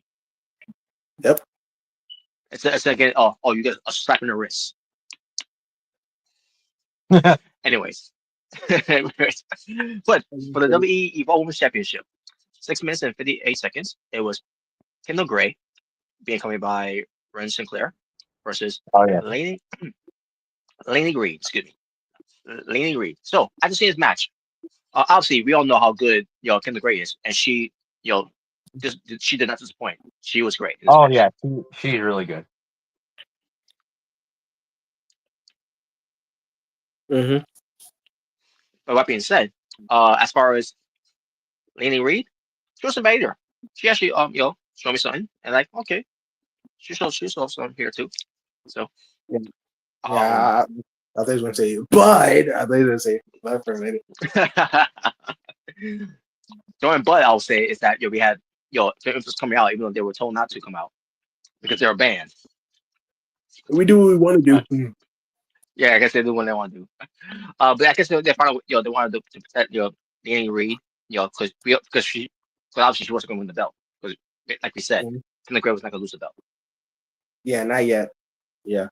Yeah, Especially she's on the roll. yeah, Since she's on the roll right now, yeah, she's not losing that belt anytime soon. no. And when she does lose that belt, I say call her up to NXT. Yeah. Mm-hmm. Hell, there's some And people so that think hell, there's some people who say she's main roster ready. I think so too. I believe so. Mm. I can see it. She is. I think she is ready. Yeah. No, I you think just need a simp for her. Wait, what? I think once she, You just need a simp for her. wow. Oh wow. Yeah, once she's done with Evolve, bro, I can definitely see her absolutely going to NXT. Definitely see her starting off with the Women's North American Championship, and then build up to the NXT Women's Championship. I can definitely see that. Mm-hmm. Yeah, she played other sports too, by the way. She plays soccer. She's done gymnastics. She's even done jujitsu. So yeah, Oh wow, she's got a fine really? background, and she's done some amateur wrestling. Like holy shit, So so she's like snowboard Mike was Bailey. snowboard. Wow. Mike Mike Bailey is speedball. Wow, Speedball. well, wow. well, Oh, it's up. I got Well, got it's that. up. I said, well, I was gonna say, well, let's hope Cornette don't hate her if he ever watches her, God bless you. like he does Mike Bailey. Actually, I want to know if he does know who, but uh, I doubt that because he doesn't watch like Steve that much so anymore. That is, but either way, Yeah, um, I think he stopped watching Dirty 2.0, which I don't blame him. yeah, I would too. Oh man, but either way, um, so um, oh yeah, so it wasn't just him who came out as well. You also had Charlie Dempsey, the Mhm. NXT Invaders from TNA. Yep. Which by the way, I'll get some more of that later. By the way, in fact, I'll get to after Gold Rush. But so but Charlie Dempsey came out, for from the aid of our Rose Claire. And Ruffy sees all this commotion going on the outside, and then Ruffy did the whole "You're out of here," you know, that whole thing. So they all get kicked out, and match continue. And in the end, Kendall Gray, she pulled out the strap like she's Kurt Angle, and she hit the shade of gray and got the win, as we expected. So yes, Kendall Gray, doing some great things. In WWE, and Yeah, I want to see more of her. yeah. Or we are gonna see more of her. Yeah, you know what we're gonna do? We're gonna have Nikki Bell go to NXT, and she's gonna beat her. Oh god. Oh no! Oh my God.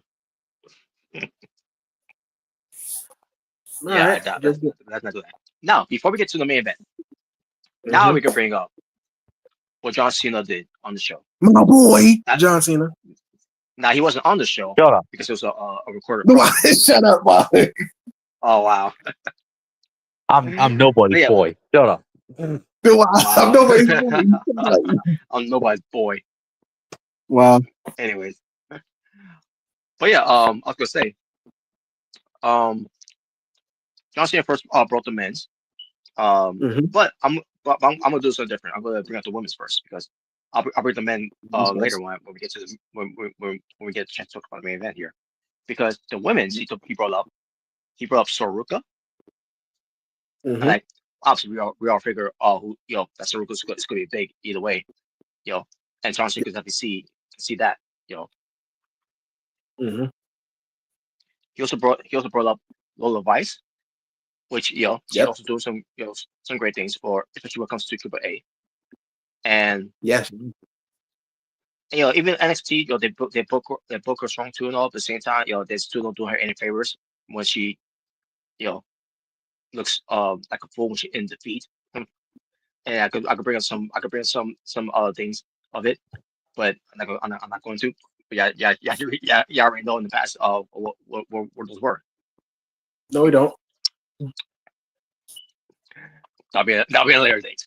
But but and then he brought up Kalani Jordan, and I'm like, Mm-hmm. oh, You're gonna regret that. no, Wow. yeah, you're gonna I regret. guess You're gonna officially it's safe to say Robert's official Klein Jordan hater now. Wow. No, but not that much, but but I guess I'm gonna regret that. Come on, come Because on. You don't think? Come on, you don't think she's her? she's her. Yeah. I mean she's good, um, but that's all I can say from Right. Wow. there. Then we got Jordan Grace, and like, Yep. yeah, that's what I'm talking about. I figured he was gonna mention her, yeah, and I was like, you know, Jordan Grace is good, Now obviously, Jordan Grace doesn't really need to be on NXT. You know, but she should have just been on the main roster already. But Yeah, she's. I think um, she's really there just to put over some people, help them out. which I don't think that which I don't agree with by the way, you know. But that's what Get they over want it. to do with her, you know. But what do I know? Yeah, But exactly. What do you know? Wow. and then surprisingly, I didn't think that, this thing was going to come up to be part of this for the women's Iron Survivor Challenge because we just saw her. Well, actually, Yeah. we didn't see her yet because this was before the match even happened. Um, but he brought up Kendall Gray. Like, holy shit, Yeah. really? So, Hell oh yeah. shit, Yeah, she's in the match. that kind of surprised me. Yeah, that did kind That of was surprise me. surprising. But yeah. I mean, Well, that should tell all you, like, I gotta say about that is great choice. yeah. Great I mean, choice. if John Cena's picking Kendall Gray, then yeah, they definitely see something in her. Hell yeah, man. I mean, we all saw it either way, but yeah, this is great, man. Yeah. This is now she's great part of the PLE for NXT. That's great. Yeah, that's right. Yeah. I don't think she's ever. Not my knowledge. I don't think she ever had. No, she's never. So this is gonna be her debut. Hell yeah. And what better way to do it than and to be part of the most popular matches for NXT for Deadline, the Iron Survivor Yeah. Challenge. Yeah, man. All right. So I guess we So go yeah, to that's men all the now. women's there. Now let's get to the Mm-hmm. men's. He brought up Yeah. Same first thing of really all, surprising. yeah, he brought up first off, your boy is Bouncy Bouncy. Yep. for Javon Well, Evans. Yes, no surprise about that one. Yeah, which no, I was that's no not surprise. surprising. Yeah. Was he last year too? I think it was last year. I think That's that's what the he one. was. Yeah, Yeah, he was. wasn't that the one where when Obafemi returned? Yep. That was the Yep. one, right? That's Yeah, that's the yeah, one. yeah, yeah. That's the one. Yes, it does. Yeah, Okay, he was in. okay. Yeah, yes, he was here. Yeah. So That yeah, was the so he one he gets beaten almost again. won. Yeah. Yeah, so he gets beaten again. That's great. And then Mm-hmm. from TNA, another young prodigy, The Leon youngest in Slater, the the TNA Exhibition Champion. Like, oh shit, really? Oh shit. I wasn't expecting someone from TNA, but holy shit, that's great. Yeah, yeah. That was cool pick. Yeah, it was. Yeah, So yeah, two young OGs here going to be in this mm-hmm. match. Young OG and the And youngest in then charge. yes, and then he brought up, you know, when you say his name and he appears. He appears. I Yeah, believe in Joe Hendry. yeah, and Jordan's gonna hate that one. Yeah, who cares? Well, Yes. So yeah, oh yeah, cool. Because Joe is not part of NXT now. He's Alex Fisher with WWE. He's no longer in yeah. TNA. They still That's me. He surprised can't. me. That's me. He can't. He can't appear in TNA. In the future, but Yeah, still. obviously. Yeah. But yeah, but he's part of NXT now. So Mhm. and then this one I couldn't believe when John Cena Yeah, this announced. one. Yeah, this one really surprised me. So he announced Dion Lennox. I'm like, what? I Holy! I kind of marked. I kind of marked. I was like, whoa, yo, they picked Dion Lennox. I was like, bro, when I saw it, it's like, bro, if John Oh Cena my is God! picking Dion Lennox, that should tell you something. That should Yes. tell you something right there. What we've been saying about Dion Lennox? We've been saying he's the best thing in freaking Dark State. He's a really good Yes. wrestler. He's really good at promos. He has good charisma. Like we've been praising him, and then now John Cena comes in and picks him for the Iron Survivor Challenge. It's like, see, they see something in him. Holy shit! And you see why someone like Dion Lennox should not be in Dark State, but he should be doing his own thing. I think this might be a sign that it might be ending soon. I Maybe. hope so. Now Yeah. see John Cena and the company won't say it, but I will. The fact that they went with Dion Lennox over the other members of Dark State. Let's just call it as it is. They're trash. You're trash. Wow. They're trash.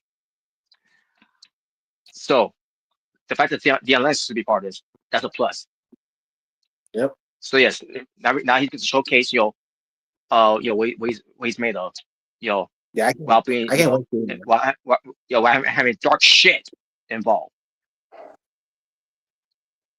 Yeah, I can't wait. I can't wait to see him in the match, bro. I can't wait Hell to see yeah, what he does. yes. Yeah, this is his time to shine. But if I wants to know what happened with Dion Lennox before being joined with dark shit, I remember they were basically doing a whole lot of nothing with. I remember they were doing a whole lot of nothing with him, just him having some matches, with him, being a jobber, and then doing some backstage stuff. Remember the whole thing with Carmen Petrovic and Adrian Adonis? Yeah. Yes, he was involved in that as well. And like, really, this is your best users for this guy? For someone that who Oh yeah, probably yeah. Before has potential. Dark State. Yeah, I remember that. But then after Dark State happened, and then he's basically the leader of the group. Yeah, he is, and we can see So why because he's been picked yeah, for this match itself. yeah, Um. exactly. So yeah, and then the final one had to leave up to the winner of this next match because it was between Miles Bourne versus Trick Williams. Winner gets to qualify into the men's Iron Survivor Challenge. 8 minutes Hmm. and 28 seconds it lasted, and a pretty solid match that they had. Yeah, it looked like Miles Bourne's like miniature is like zigzag, like the way it looked. Hmm.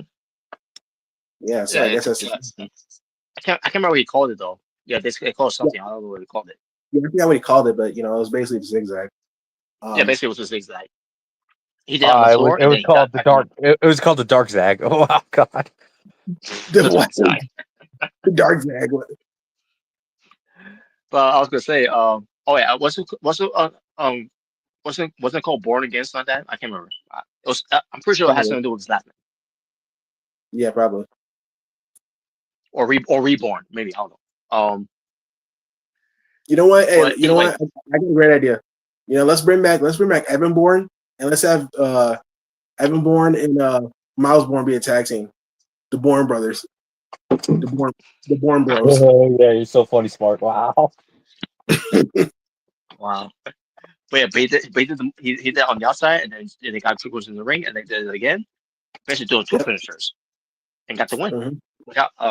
I wasn't expecting Miles Bourne to win. I thought this had Miles Bourne lose, but because they added this stipulation, I'm like, we'll see what they do. Because I'm pretty sure they want triggers being involved, unless it's triggers way be written off of NXT, and then I guess we'll be seeing him in the main roster.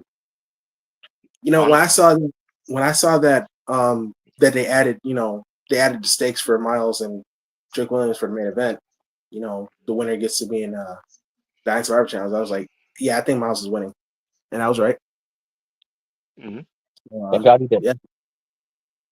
Yeah. So now he gets time to shine in the. Because I think it's time for Trick Williams to move on for NXT, in my opinion. Yeah, because I agree. He's already done everything. He's done everything. NXT North American champion, NXT champion, even TNA World champion. Yeah, he's done a lot. So there's not really much for him to do. So yeah, it's time for him to go to the main roster. Yeah. So yeah, I agree. Yeah, maybe he can reunite with the with Mello Hayes. Oh yeah, that could happen. Yeah, I mean they need some more tag teams, so that'd be perfect tag team. Yeah, we gotta do better than just DIY.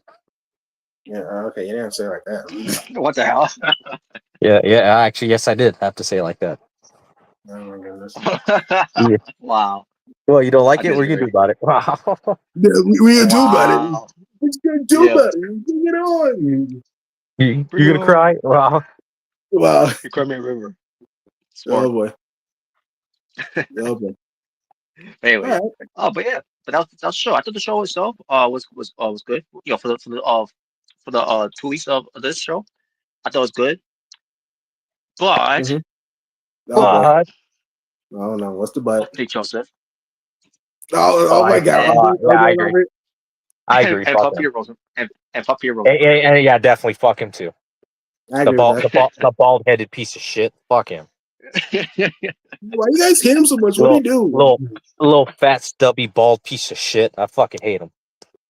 What do you do to you guys? Why you hate him so much? If I could, I would give him a punk kick. Fuck that guy. Oh God. I forgot exactly what he did. What did he say? I forgot exactly what he said. He's just a piece of shit. Fuck him. Oh, so that's what it is. Yeah. Unlikable. But plus, even the people in New York City and the radio scene don't even like him. Yeah. Oh yeah, that because is he how doesn't. do. Yeah. And on top of that, who think he knows the business. Fuck off. I think it's great. Wow. All they know is what's on the menu. Wow.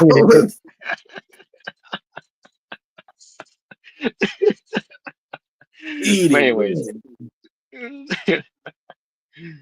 Oh man. All right. But anyways, So, so yeah, we're gonna do some fun topics now. I'm gonna start right now. But before we do, maybe Rick, I'm gonna recap a little bit about TNA Turning Point for you guys. okay. As I get things ready for the fun topics. So Jake something defeated the hometown man, which I'm pretty sure you enjoy. Thank God. Fuck wait. the hometown man. Wait. It was just a hometown man, but also Mace Warner was in the match too. So I can care less. Fuck him too. I know. So yes, yeah. Yes. Oh man. But I don't know who took the loss. I didn't watch the match, but hey, Jake something won, so I'm good there. Yeah, thank God. Fuck the hometown man. Is that gonna mean anything for Jake something? I don't know, man. I think hometown man's the one guy I just don't like right now in TNA. He's the one guy I just don't like. And no, it has nothing to do with Cody Deaner. It's just a gimmick. I just hate the gimmick. Yeah, it's a gimmick. Yeah, it's a gimmick. Yeah. I think you're not a big fan of the hometown man gimmick thing either. I got used. Your I was trying to get used your to it gimmick. and all, but then what? But they start to go over the. And another thing I like about it too is because it's the whole thing of they removed his mask about maybe 3 times, during his whole run of being the hometown man. But then came of it. I'm like, okay, what's the point of this? If you take his mask off like that, and because the whole point if you remove his mask and show him he's revealed to be a complete dinner. Like, wait a minute, I thought he was supposed to be fired. Like, what is he doing here? No, there's no story behind it. They just decided to all do this whole time man thing just for the sake of it. I guess I don't know what they I don't know what I really don't know. I don't know what to say. But anyways, um, Yeah, I just hope that they don't try to make him the TNA version of Pockets, because that's going to be terrible.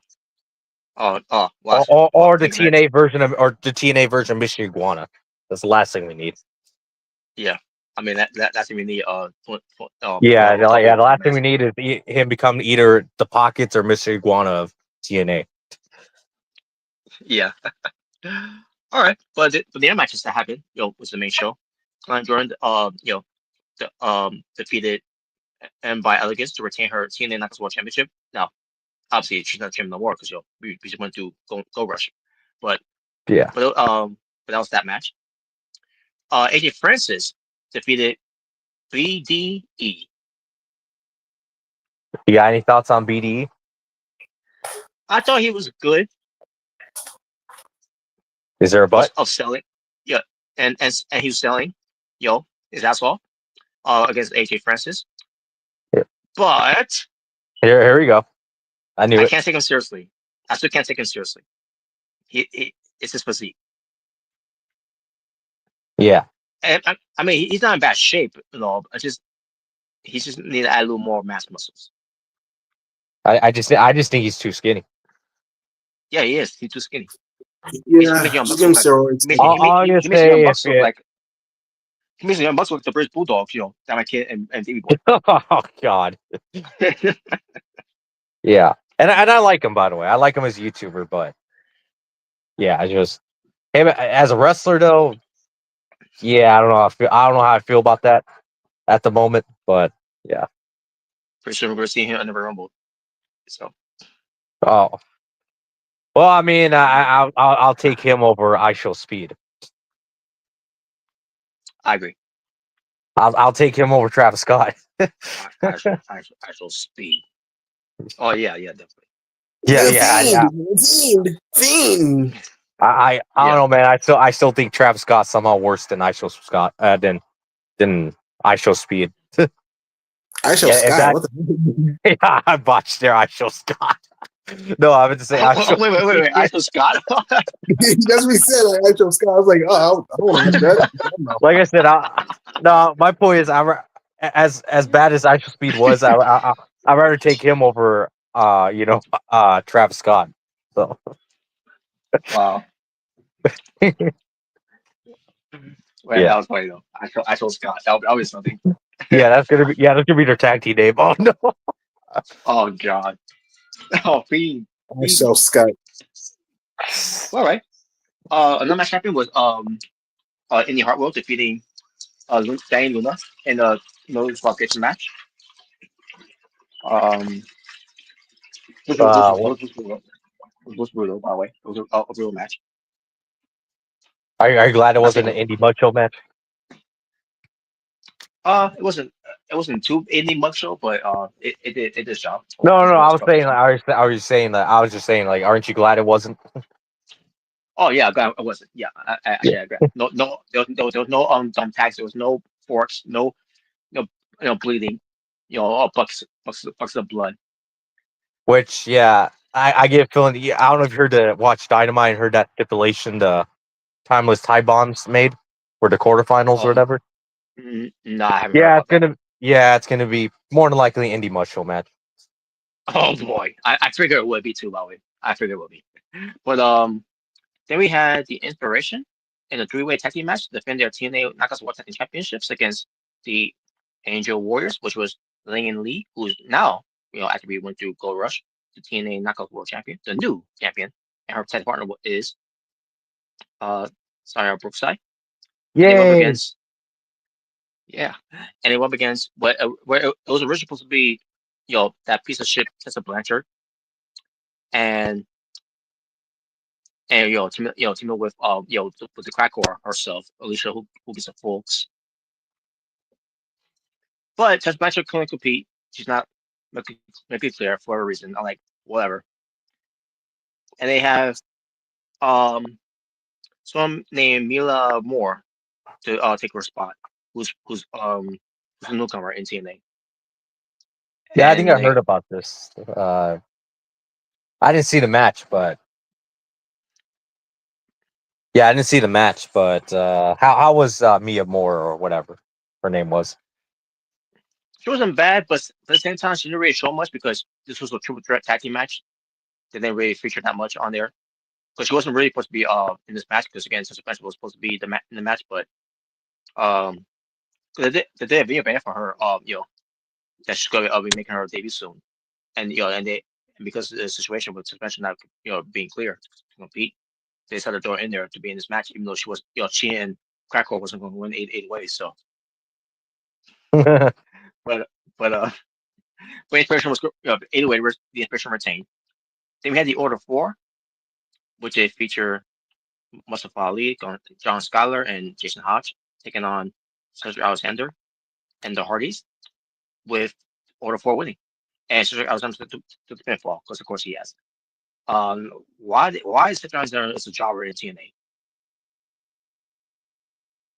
All I gotta say is I hope he leaves and he goes to AEW and joins the Hurt Syndicate. Yeah, I see it too. Like once you leaving, like I thought his deal with TNA was gonna be up already. Unless it's not up until 2026. I don't know. Just, his stock's going down. With him losing like this in TNA. I can't remember if he ever won a match in TNA. I don't know. Probably not. Uh, I would assume, unfortunately, but who knows? yeah. But then, we had an 8-man tag team match: the Rascals versus the System. And yes, with the comes to the Rascal, um, you had Trey Miguel, Myron Reed, Zachary Wentz, and the returning Desmond Xavier. Yes, Desmond Xavier is back in TNA with his boys in the Yes. Rascal. Yes, I saw that. Yeah. Suck on that, WWE. Yeah, Yeah. so he is back as Yeah, Desmond. you hear that, Jaybird? Suck on that, WWE. Wow. Wow. What the hell? Wow. E-drone. Wow. But yes, he is back in TNA and he's back with the Rascals and he's back as Desmond Xavier, Des X. Yeah, Wesley is a slave name. But yeah, makes me wonder how long they're going to be there because Yeah, because the deal is up. Their deal is up. Their deal is up. The Rascals. The three main Rascals. yeah. Now, is he signed with TNA or is he like just made an appearance? Like, I think it's just for appearance. Um, okay. yeah, it's just for appearance. Yeah, because I was gonna say if Yeah, he's signed, and then it'll probably just I be think him. Rascals are done. I think they're done with TNA. Yeah, so they'll probably most likely go to AEW, most likely. All right. Well, But Godspeed for them. Godspeed for them. yeah, Yeah, exactly. you know when you go to AEW, it'd be great. We're gonna have him join the Don Callis family. Oh no! We're turning heels. Oh my god, that's Weren't they terrible. heels before? Well, weren't they heels before? Oh God. Oh my god. Yeah, I mean, they were. But I think that's all. I No, think that's no, all. we're gonna bring back Jericho. They're gonna become the new Lurie Treehawk. Wow. Well, I don't think we're gonna see much of them because I think they'll have a big Ring of Honor most likely. Besides Collision, but yeah. Yeah, don't you want to see him fight against the Crew every week? Oh God. Oh god, that was something. But then we had Leon Slater. Oh, by the way, the match was going away. In case you're wondering, it was a good match. By the way, the 8-man tag match. It was a very good match. Leon Slater defeated Rich Swann to retain his TNA X Division Championship. And Leon Slater dedicated this match to his late grandmother who recently passed away. Valerie Slater. Rest in peace to his grandmother. Yeah. Um, there's also good match too. Rich Swann give him sportsmanship too. So there you go. So I guess Rich And Ron's finally, going to return to Bayface then. I guess. I, yeah, I guess he is. They basically teasing it too. He's gonna be kicked out of first class. So Who cares? That it doesn't mean anything, anyways. yeah, it's probably like a mean but either way. Um, and then the main event, Steve Macklin, was handling on his own at first against Ricky Kazarian, who's a new TNA World Champion, and Nick Nemeth, who is now, since this they're no longer the co owners of the Shop Gauntlet Trophy, because now Nick Nemeth is fully the Shop Trophy winner here. So Oh, okay. yes, there's still opportunity for for another shot. This time on Nick Nemeth's part, because Frankie Kazarian wasted it already, and Ray got him to be the champion. So okay, Yeah. No, and so yeah, come on, come on. You don't like that? no, I don't. No, I do not. But this is what we do. This is what we're dealing with here. So I mean, whatever. But anyway, Steve Macklin was on his own because they do a storyline with Max Santana that you know he's not showing up to TNA events. He's upset with TNA management because of what happened with him. Taking the belt away from him to give it to us, Ricky Kazarian. Even though the whole stipulation, the whole point of clear shot gauntlet trophy that you won from Glory is that you clear shot on who's champion, and and that is all on you. And basically, it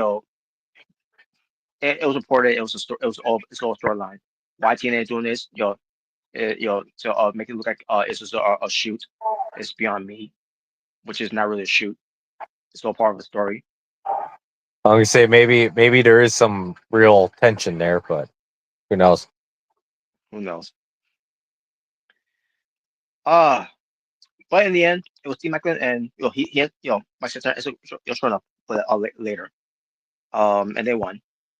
And then Nick Nair tried to close shot on Frankie Kazarian, who's not, and that's not too. Frankie Kazarian lost, who just won the TNA World Title, and he lost. Hope that was worth it. But Nick Nair tried to cash in on his close shot, but he got stopped by the Dollar Store Dean Ambrose. Yeah, Brooks. Hey, and you know what I'm Yep. talking The Lord's Dude, he friends. really did look like Brooks a dollar Jensen. store Dean Ambrose the way he was about. dressed. But even some people in the comments said that, like, you got the Dean Ambrose starter pack.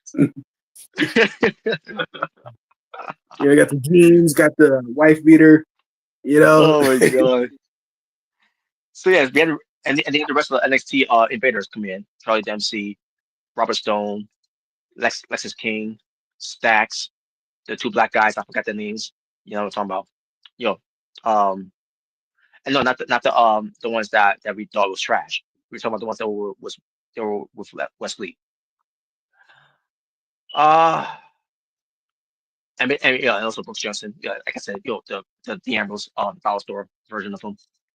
Um, so yeah, I'll tell you one thing.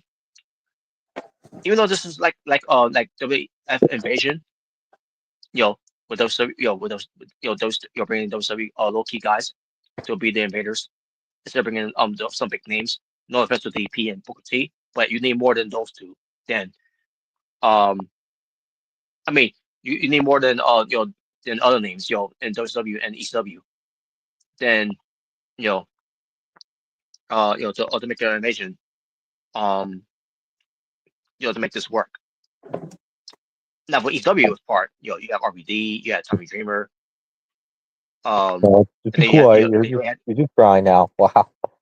yeah, sure. And then you had guys from WWE already, like a Taz, even though WWE did a lot, did a lot of damage to Taz by burying him.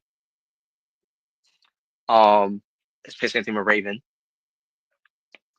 But Douglas was taken care of though. Rhino was taken care of. Ryan he just came in still. Um, but I digress when it comes to that. But what comes to WWE guys though, again, this goes back to WWE guys. I'm sorry, you're gonna need more than no offense to these guys when it comes to it, but you're gonna need more than Chuck Palumbo, um, Hurricane Hounds, you know. What the hell? Okay, 1 second. There we go. So yeah, Yeah, I'm back. okay, okay, well, no, okay, but you get my point. You know, you you have I mean you already have Booker T and DDP there, but but let's face it, they had DDP be a stalker. Oh God. So yeah.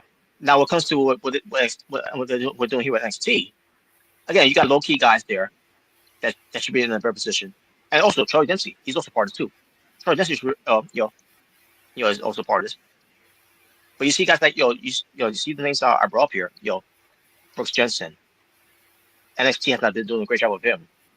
Lexus King definitely was doing anything for him. Charlie Dempsey, he was sometimes whenever he's there because he's sometimes he's overseas, in other places. Robert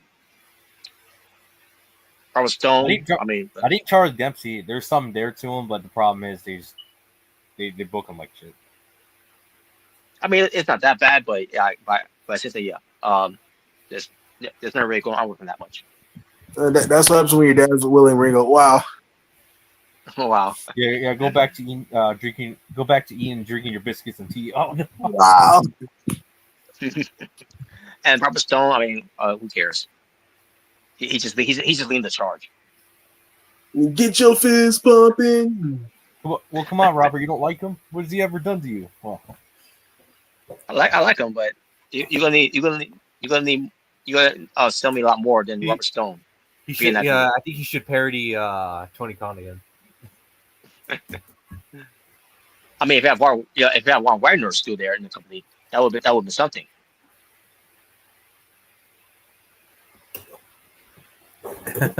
Yeah. But yeah, the two big guys, these two big black guys here. That means to be Wes Lee. They didn't really do the most favors either in NXT. yeah. But I'm mentioning these guys, that are part of this invasion to TNA. Even Stacks, I'll say this Stacks. Stacks was always booked a lot better. With the whole the Under family until after that was done. Now they don't know what to do with him. Yeah, they know what to do with him after that. Bruce Pritchard booking 101. Yeah. Well, we didn't know what to do with them, so yeah, exactly. Yeah. So, because we're doing TNA, TNA, I'll give TNA this. TNA, they know what to do with these guys, and made them book a lot. Had booked them a lot better than what NXT is doing with them.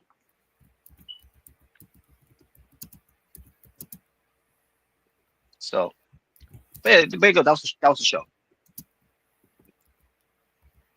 So that being said, let's get to some fun topics here, guys. Maybe just pull it right now.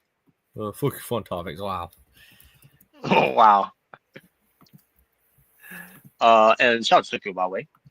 Mercedes the GOAT and Jaybird sucks. Wow. Jaybird sucks.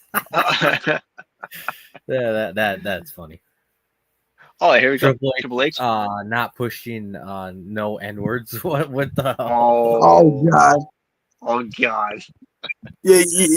How ironic! How ironic that Gunther beat up two black guys, huh? Well, here's the thing, Robert. As much as you hate Triple H, do you believe he's a racist? No. Well, for that Booker T one. But he didn't know. He didn't show no favors when he said, when I see a black guy, I don't see colors. Oh yeah, I forgot about that. He did say that. Now he ain't saying like that, but I'm just saying, Yeah, I know. I forgot he said something like that before. Yeah, he didn't do no favors when because of that. What do you think would have happened if you Anyway. said that around your neighborhood? Oh no! Oh wow. You know, we're gonna do storyline. We're gonna have someone say that to JKP. Oh no! What?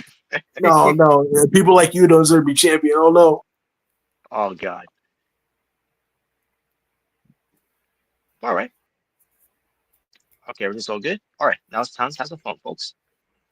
And also, we're gonna have some Thanksgiving theme during these fun topics too. So Because tomorrow is let's do Thanksgiving. this. Well, for you guys, it already is Thanksgiving, but for me, in an hour or so, it will be Thanksgiving. Hell yeah. Keep pressing the wrong button. I All right, pressed we the go. wrong button. I'm so sorry. Oh yeah. All right, I didn't forget about Jaber ruining the moment. From Fast and Furious 4. Oh yeah. Which, by the way, when were we doing live reaction to Fast Five? When are you thinking we're gonna do that? Never. Never, never. Wow. I'm thinking Sunday. Sunday. All right. So All right, so these Sunday fun is- because snore games going to put you to sleep. Snore game. It probably looks pretty good. Well, I mean, as long as Cody Rhodes is in it, I mean, it probably might be a little. Oh, come on, stop. Well, so he'll start the match first then. God, Wow. you know how to make the most boring match history? Let's have Daniel Garcia, Oblata, Cody Rhodes, Wheeler Useless, and who would I say is also boring? Mance Warner. Yeah, let's have them be in the same team for War Games. Oh God, Wait, who? Who else? Mance Mance Warner Warner? from TNA. Oh. You know the guy Oh, I say God. Johnny Snakeface Jr. Yeah, that dude. Oh, wow. All right, here we go. Anyway, we got fun Let's topics. have some So, fun. yeah, so here we got all of, Dolph Ziggler's, aka Nick Nimitz, tag teams, partners right here. Mhm. We when he was a caddy for Kerwin White, Chavo Guerrero.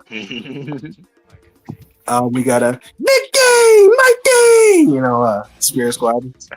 Oh God. We got when Vicky Guerrero was his manager, valet. Oh jeez. Mhm. We got when AJ Lee and Big E was on his side. Yay! We got when Yay! Dolph and Lana were a thing. Yeah, like for what, like a month, and then they dropped It was Yeah. it was an awful storyline. Either way. Yeah. Don't do I think they dropped it because I think Rusev and Lana at the time actually got married. I believe. Yeah, Right? they did. Yeah. Yeah. And then had a summer race slap Rusev. Yeah, but basically, I'm saying that was show WWE. Try to bring this Mhm. up. Yeah. That's what it was. That's what it was. Trying to break them up. Yeah, they were, and that was stupid to even break them up in the first place. I think it's great. We got Dolph and Drew, the new dudes with attitudes. Oh yeah. We got the dogs. Yeah, we got the new Dogs of War. The Dogs of War. Yeah, You remember that? Yeah, we're not even gonna bring that up. Yeah. That was from the two. We got the dirty. Yeah. We got the Dirty I Dogs. remember correctly. They turned Braun Strowman back to babyface, obviously because of Roman Reigns' leukemia at the time. Yep. Yeah. Yep. Mm-hmm. We got the Dirty Dogs with Robert Roode. Yay! And last but least, we got the Nemeth brothers with Ryan. My brother. Yeah, my brother. Fuck that. There you go. Yeah, so this one you can pick your top three favorite. Like, Nothing against Nick, but fuck Ryan. yeah. Why you apologize? Fuck him. But yeah, so what is your top three favorite partners for Dolph Ziggler? I'll go with AJ Lee and Big E. I'll go with Drew McIntyre, and I'll go with Robert Roode. Same. Actually, I'm gonna go with Spirit Squad, Kerwin White, and Ryan. Oh god.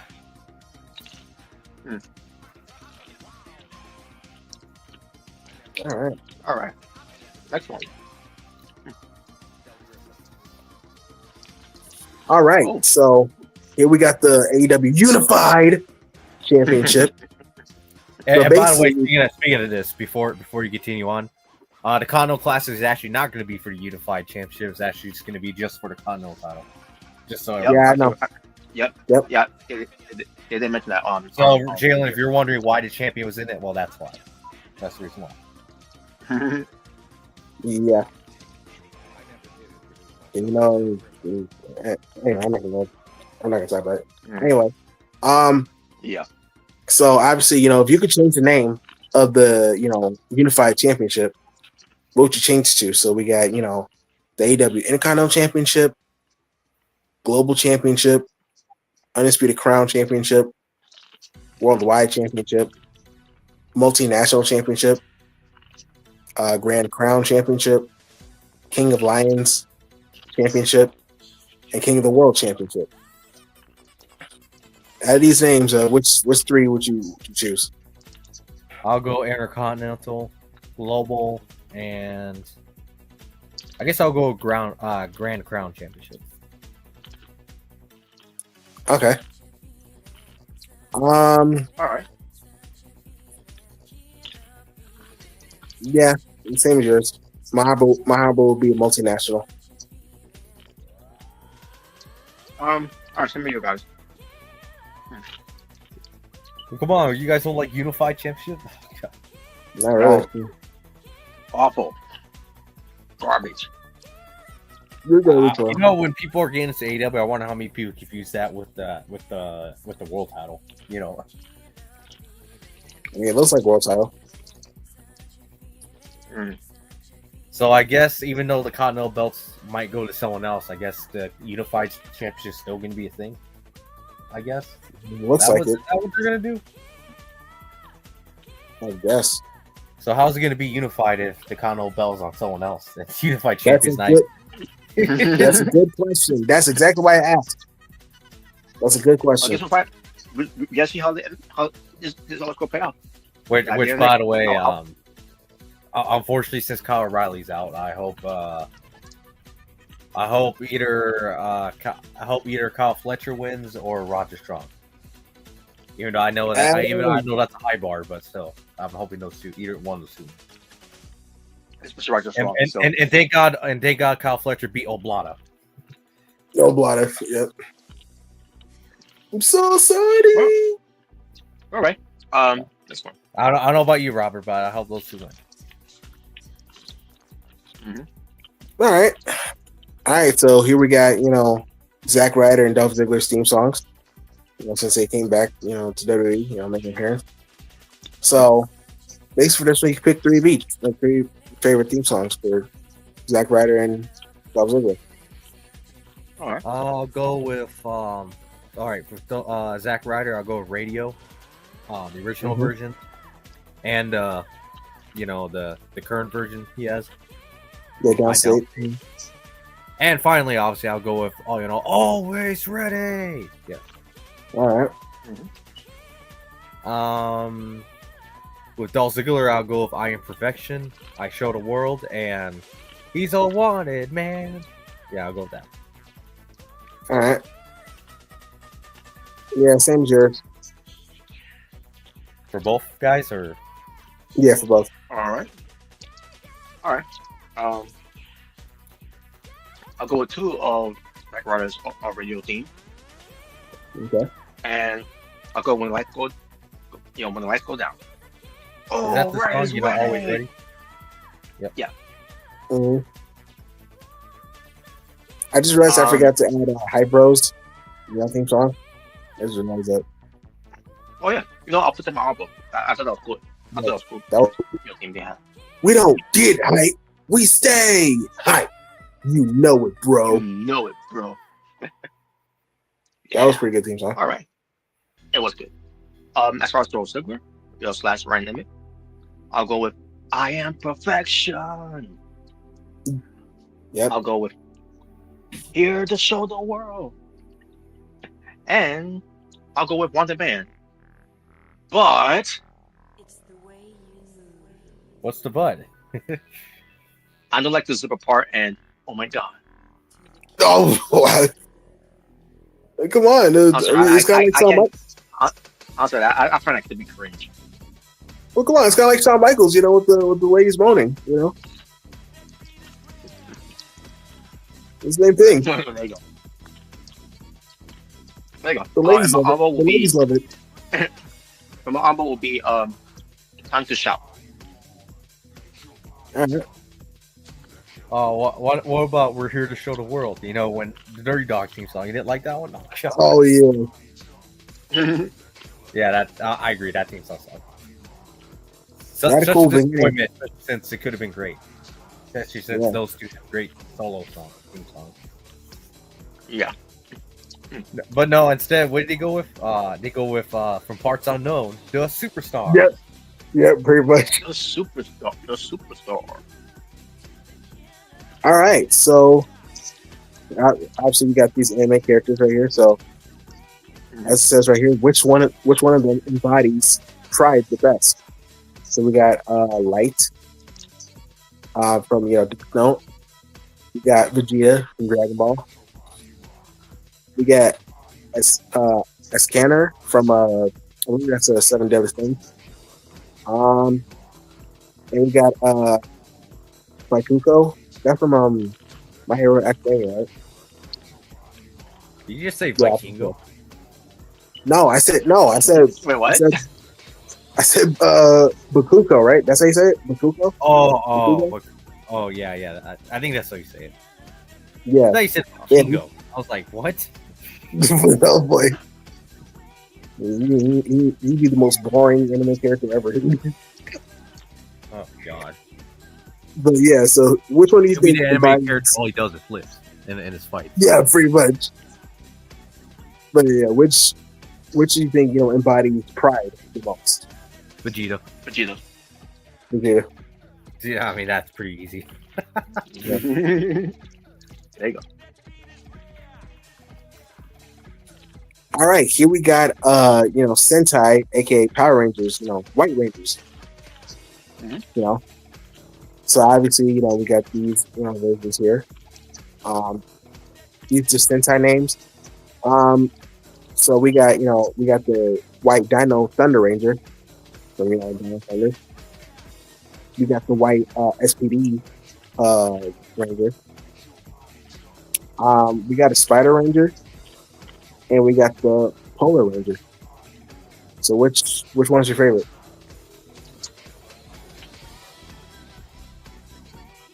The first one. Sure. Okay. Yeah, down Thunder. We still this one. Okay. Cool. Fuck Johnson. Why? That was unnecessary. All right, so what's your top 4 favorite iconic moments in Survivor Series? Why do you gotta be so complicated? Wow. Wow. All right. I'll go for Undertaker's debut in 1990. Look at the size of size. that. Hand on. And fuck Bruce Pritchard. Yeah. I love you. That was not a good pair there. Yeah, it was. Terrible. But um,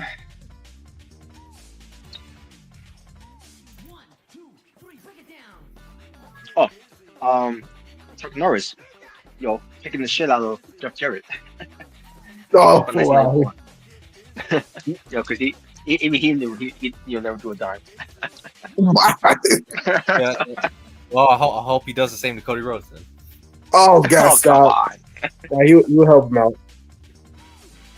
Oh man. And Honestly, Daniel Garcia, really useless. Oh, Lord. Well, I mean, Wow.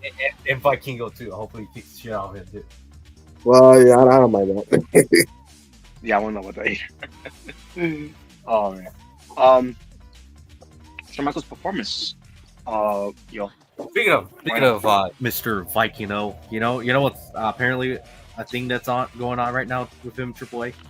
Because I did watch a little bit of that AAA show that happened on, what was it, Saturday, I believe. Yeah. Yeah, apparently he's a heel now. Who? Vikingo? Oh boy. Apparently he's Oh a boy. heel, and guess what? He still fucking sucks. So there you go. Wait, Oh, Vikingo's a heel now? Yeah, He's a heel apparently now? he's a heel, and El Grande Americano and Triple A is a babyface. I don't know, makes no sense, but yeah. What? Was he acting acting Yeah, heelish? exactly. That makes no fucking sense. So wait, was he apparently- acting heelish? So apparently they're feuding, but El Grande Americano's the babyface and Vikingo's the heel. I'm like, what? Wow, that should tell you something. That should tell you something right there. That just sounds stupid. That's just as stupid as the whole MJF and Adam Cole thing. Like, what? How does this make any sense? Well, Well, the fans turn on me, so I hate you now. Well, I mean, let's be All right. honest. El Grande Americano could wrestle circles around Vikingo. So, yeah, fuck. Yeah, and he actually has a gimmick. He actually has And by the way, that's Ludwig Kaiser. So yeah. no, it's not. No, it's not. We don't know that. We don't know Yeah, that. even if it was Chad Gable's El Grande Americano, he would still whoop the shit out of Vikingo. Fuck. Oh yeah, definitely. yes. But yeah. But Shaka's winning, the world title, in the first elimination chamber. Do you believe in miracles? Yep. And also Sting's debut to Survivor Series in 2014. What? And by the way, something Robert, my is the same as yours, by the way. What up? As- Okay, but besides Your Sting turn. was sucking, and he has stare down Triple H. Oh, Well, his debut was Fuck. great. The run, on the other hand, wasn't so great. Yeah, his debut was fun. yeah. Well, go on. All right, so I'll go. Alright. For me, I'll go. I'll go to Montreal Screwjob. No, Johnson getting fired. You go. oh yeah, oh yeah, the whole Nexus thing. You know, looking back at Montreal Screwjob, I think Brett deserved it. Anyways, go ahead. Oh no, he deserved it. Wow. Wow. Nah, seriously though. I'll actually go with the screw job with the Mankind, because remember like when the Rock joined the corporation. Oh yeah. I'll go with that because that was a good swerve. It did. It swerved us. They swerved us. Yep. What else? What's another good one? I'll go with the Undertaker's return in 2005 when Jordan's gonna love this. When he was going after Randy Orton. That was cool. Three. Okay. I also go with Sting's debut. That was pretty cool. Mhm. And one more. I hated this as a kid, but it's still iconic to me. The whole he's here. Oh, It was like, oh my god, this is Jeff Hardy. And then you hear, you think you know me? Oh no! I hated it as a kid, but I mean, it's still. I still remember that moment, bro. It was a good moment, man. Oh my god. Marble will also be with Edge, like when he cost the Undertaker the match in Survivor Series 2007. Yeah, that's why I brought movies for Survivor Series, man. Yeah, there is. Yeah. So, all right. Gordon? Who's in? your turn, Jordan.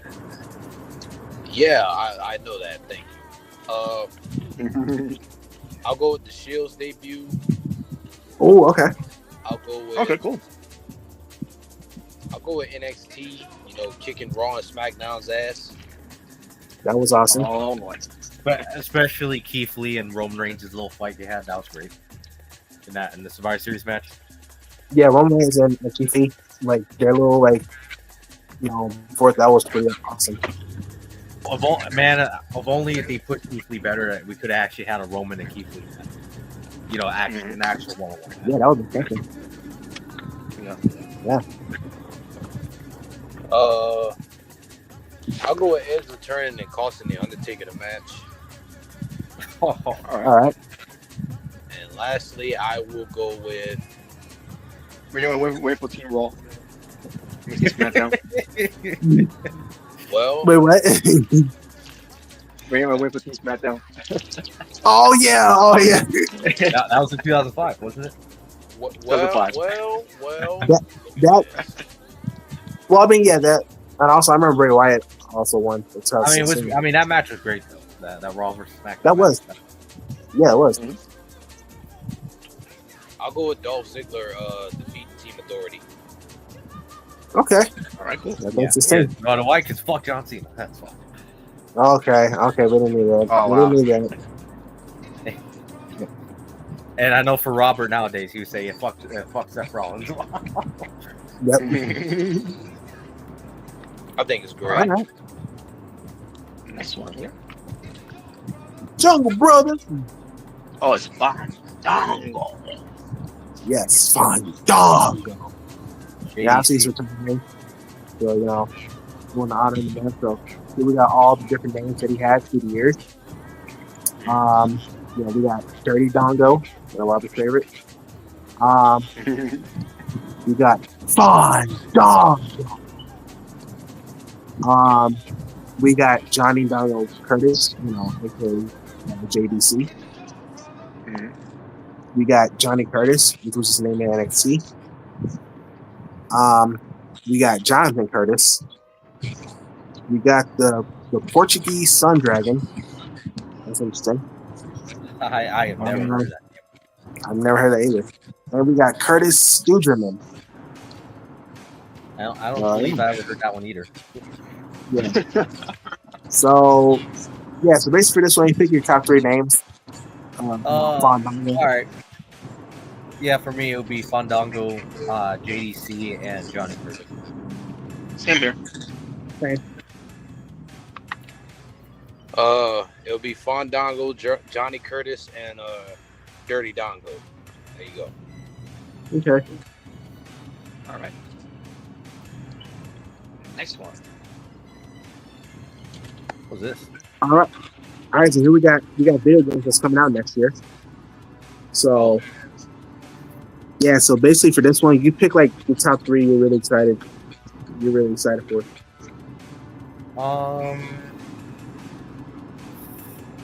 Well, obviously I'll go GTA 6. Obviously. Okay. I'll go Resident Evil, regular, and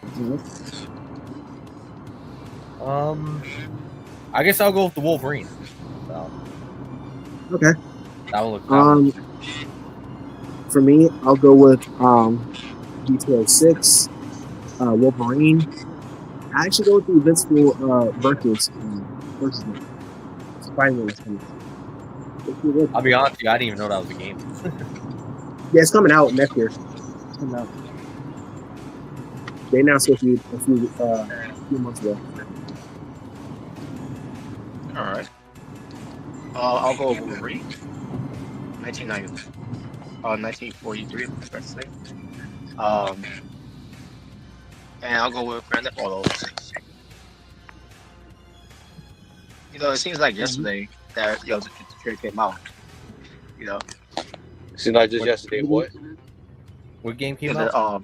it seems like it seemed like it was yesterday that GTA 6 trailer came out. You know, and Yeah, now here we sure. are. And now here we are. Yeah, we're getting close to when the game's getting released. And I remember people losing their mind, you know, when they first saw the trailer, like, wait to 2026.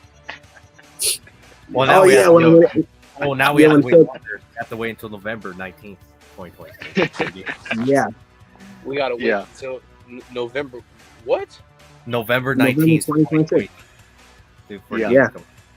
Next Yeah, November. well, basically. Well, yo. that'll get turned into 2027. So don't worry about that. Oh boy, yeah. No, Yeah. actually, it's gonna turn into 2097. Oh god. 2097. We'll Yes. all be skeletons. It was the whole thing of this was a great trailer of the video game coming out, but it's coming out in 2026. What the hell? But I know is when that game comes out, that game better be perfect. No glitches or nothing. Yeah. Yeah, it better All be right. better than Red Dead Redemption 2. God damn it! Oh yeah. Yeah, Yeah. I think it's great. If we better 2K24 and 25. I'll tell you this, it'd be better than freaking. That's not very much of a high bar. Yeah, pretty much. I'll tell you this, it'd probably be better than freaking. It'd probably be better than Better- Suicide Squad Killing Justice League. Better be better than those Madden games coming out. Recently coming out. Oh, the Madden fucking sucks nowadays. Exactly. Yeah, Madden Dude, games I had nothing to great with. Bro, I haven't played Madden in so long, bro. The old Madden games were I'm fun. The new ones. Yeah, they suck. were. Yeah, the new one, yeah. Yeah, new ones I haven't really played. So Yeah, but Jordan, you're 3.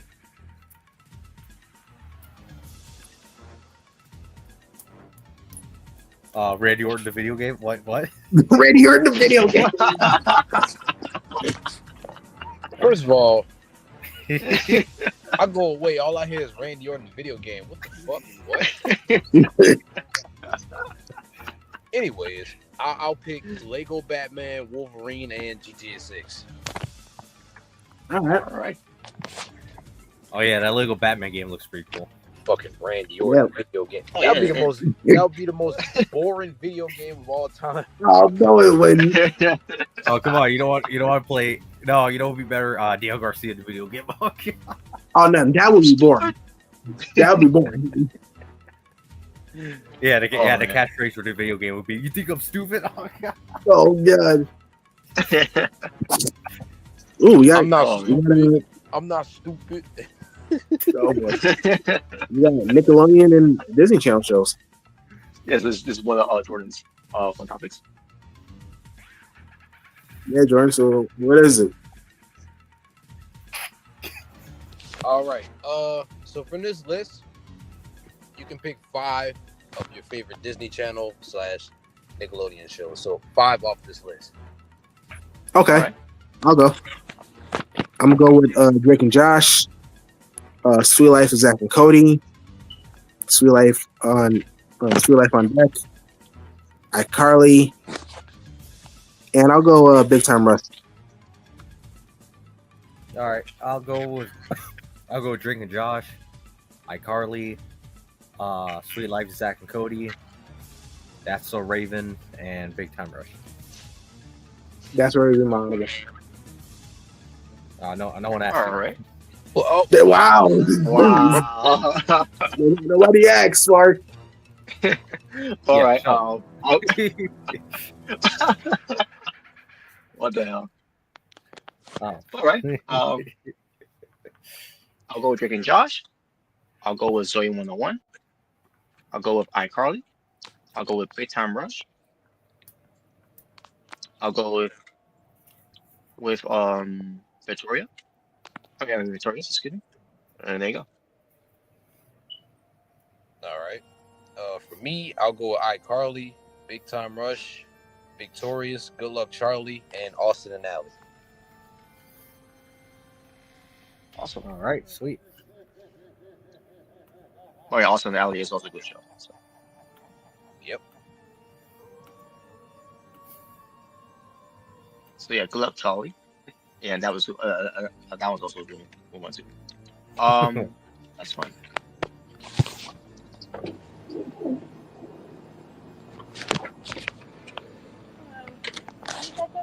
No, thank you. Pick one per row. All right. Yeah, another one of Jordan's here. But yeah, pick one from each row. Oh yeah, for this one, you can pick one from each row. So, All right. I'll go with. All right, with the waffles, I'll go home style. With this thing, I guess I'll go with raspberry PB and J. With the mini pizzas, I'll go with pepperoni. Okay. And then with the cookies, I'll go Oreos. All right. For me, I'll go with blueberry waffles. Nice. I'll go with Ray, PB&J. Fuck all I'll that. go with Fuck all I'll go with the mini cheese pizza, and I'll go with the Chips Ahoy. All right. Chips Ahoy sucks. All right, for me, I'll go with home state. I mean home style, excuse me. Home state. Home steak. Uh, What the hell? Home state. What the fuck? I don't know where I came from, but Okay, Robert. I guess you eat waffles and steak together. I didn't know that. but home style. I'm going to say for waffles. I'll go. I'll go with grape, peanut butter and jelly. I'll go with cheese, pizza, meat ones, and I'll go with Chips Ahoy. And there you go. Chips Ahoy. That was some chips delicious. All right, for me, All right, Jordan.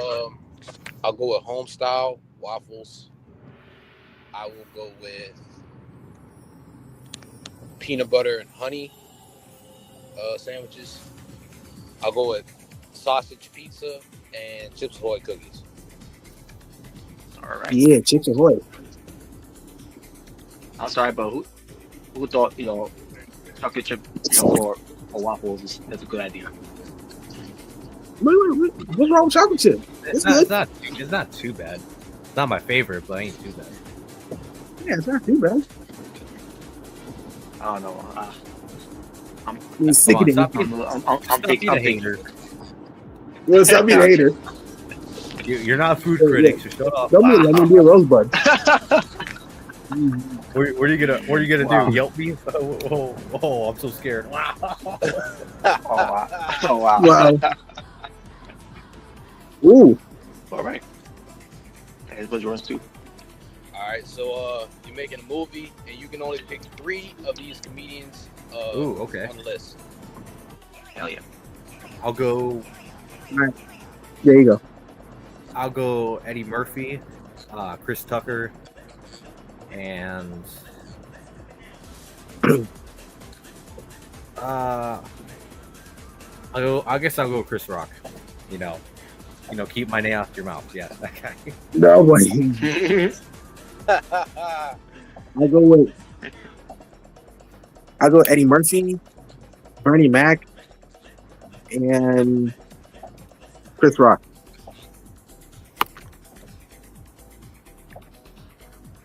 All right. I'll go with Freddie Mac, Chris Tucker, and Chris Rock.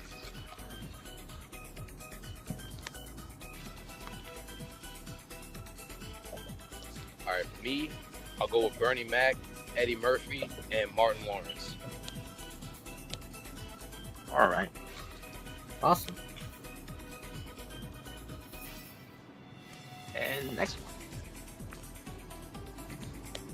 Oh, okay, this is one of mine. Pretty much of all these ones, these are all the mini imposters. We got mini Undertaker, mini Booker T, mini Kane, mini Batista, mini Boogeyman, mini Mankind, the mini commentary team, and most recently, mini John Cena.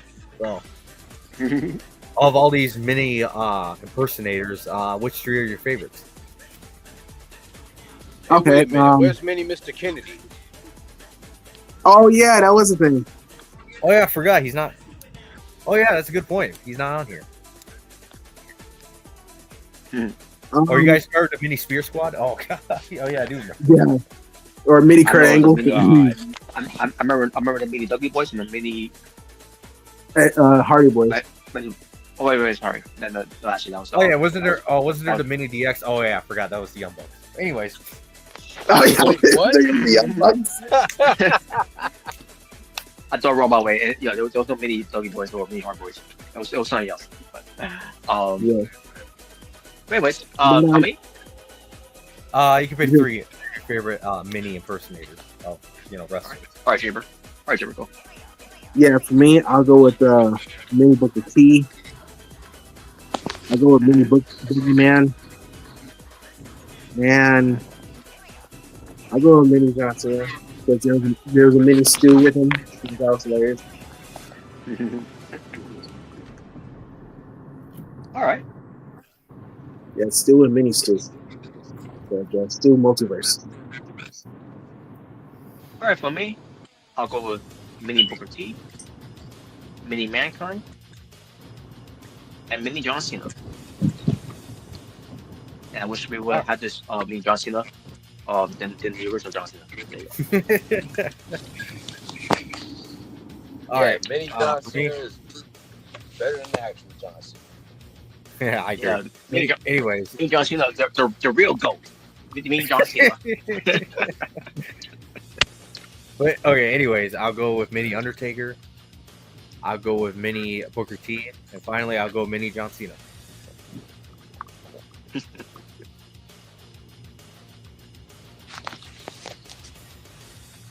All right, Jordan. for me, I'll go with Mini Batista, Mini Boogeyman, and the Mini Commentary Team.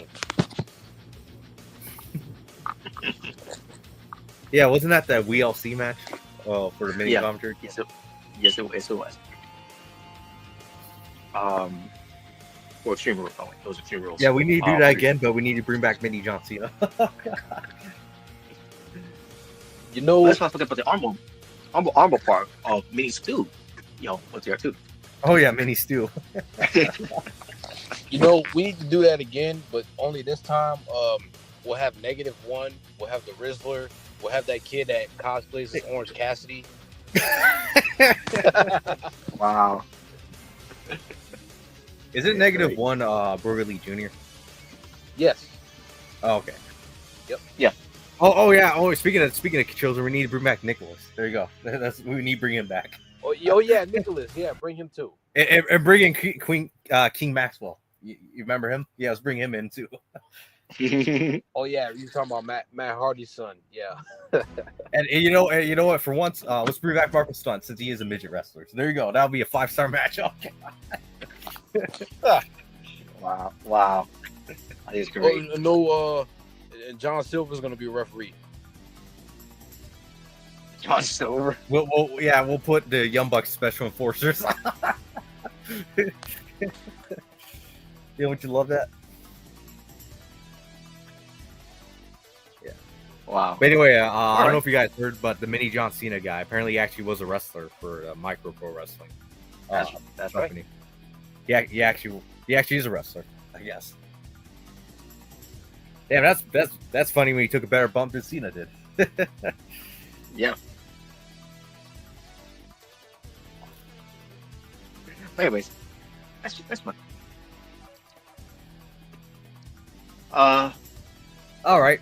So for which SmackDown Friendsgiving dinner would you attend? So we got the Cody Rhodes dinner, which I don't know who would attend that.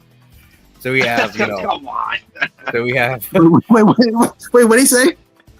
I said we got the Cody Rhodes dinner, which I don't know who in their right mind would ever attend that. But anyway, I would. So we have Cody Rhodes. Yay! I get a part. We have Randy Orton. Yeah! Yay! We have the Usos, Jimmy and Jay. Yay. Robert. Robert's boy, Jay Uso. Just me, Use. Wow. We got Damian Priest. We got Robert's other boy, R-Truth. Yay! And we got Tiffany Stratton. There and there. Yay! For the Alexa Bliss dinner, we have Alexa Bliss. There. Yay! We have Charlotte Flair to go. Yeah, The Queen. Yippee! We have Nikki Cross. Yay! Eric Rowan. Oh, okay. Yay! Joe Gacy. Yay. Pretty much Y6. Yay! Yeah, the Y6. Yeah. Just say that. We get the MFT's dinner, which pretty much all the members of NFTs, plus Nia Jax and Lash Legend. Yay! I mean, I can understand Nia Jax, but why Oh!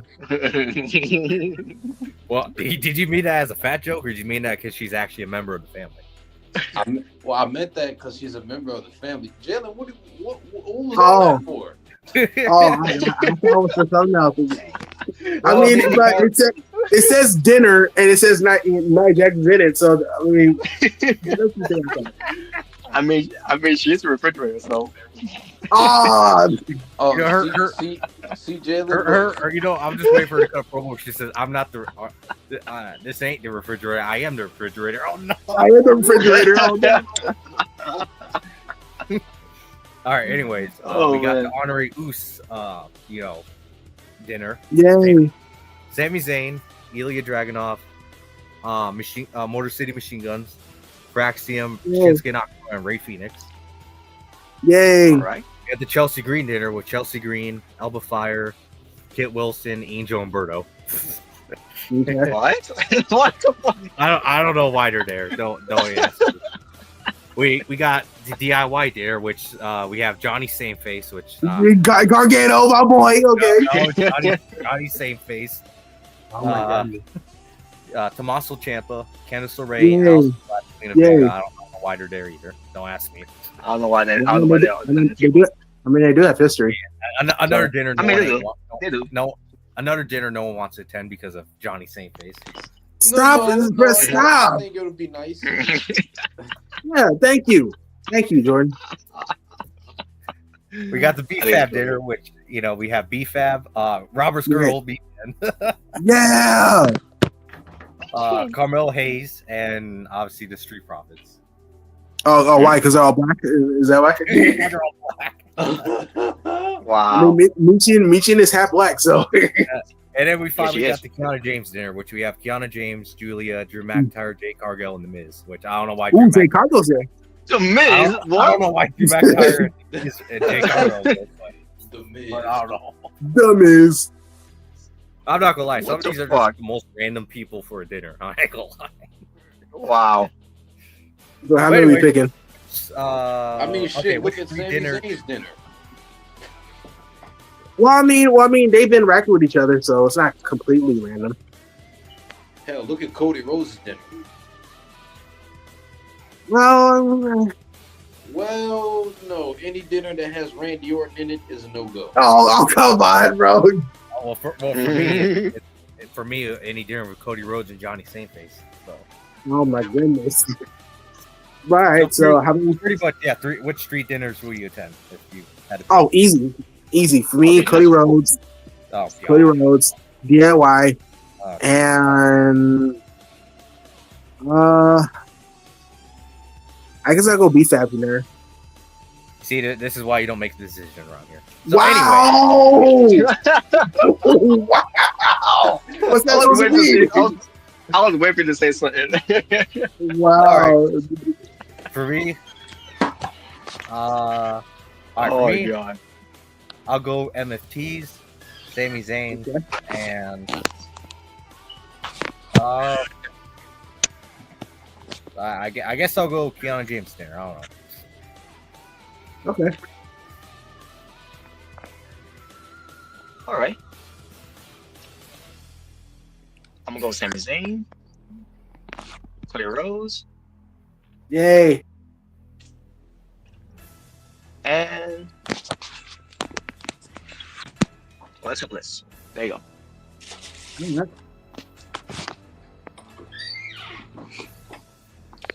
All right, for me, I will go with my birthday twin, Alexa Bliss. Oh, wow! I'll go with DIY and BFAB. All right, cool. Oh, jeez. I mean, I don't know why anyone would want to attend that, especially with Johnny Same Face's bad comedy. What are you talking about? He's Oh, fun. God. He's fun to be with. What do you mean? I had to. I had to agree with yo. Yeah, you see that, Jay Bird? You see that? Wow! He's You not- see that? He's not funny. They tried with Raw. I I mean, mean, this- with the Miz. I mean, hey. Oh yeah, the Miz thing. Oh yeah. I mean, hey. And let's be honest, the whole weight stuff with the comedy. Let's be honest, Austin Theory carried it. Johnny Gargano was just on. Oh wow. I mean, hey, who knows? Since it's a DIY party, it might get crashed by either the Revival or the Undisputed Era. So, Oh boy. Say yeah. I mean, as Top long as guy. they beat up, as long as they beat up same face spoon through a table, I'll love it. No. Tommaso Ciampa will turn on same face during the dinner. Well then I hope he does what he did to him in New Orleans. So. The fluke. guys. Wait, Jordan didn't pick his third one. Yes, I did. I Yeah, thought they did. Wait, what was his third one? It was Beef Fab. Oh, B-Fab. Okay. Which unfortunately you guys do with Michin. So, anyways. Oh my God, Robert! So this one. What's wrong with Michin? He hates Michin for some reason nowadays. I mean, I call her Monster, so. Well, I mean, maybe he just wants to go back to Mia Yim. I don't know. Yeah, that would be more. Yeah, I miss Mia Yim. Michin's just like Pokemon character. Yeah, you. I mean, Yeah, isn't you she missed. still called like Miem, just like Michin's private name? Yeah, you missed it. I'm the HBIC. Yeah, she is. I miss that Mia Yim. Anyways, so it goes to Thanksgiving feast, guys. What will be your top 5 Thanksgiving food? Basically your favorites. Your 5 favorites of the Thanksgiving feast. Okay. One, I'm absolutely turkey. 2, macaroni and cheese. 3,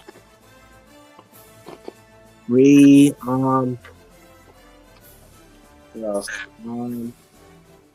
I guess some green beans. I like green beans.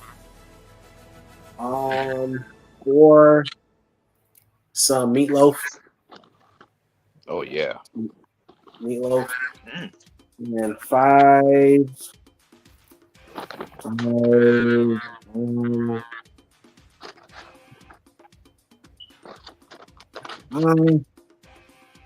trying to think.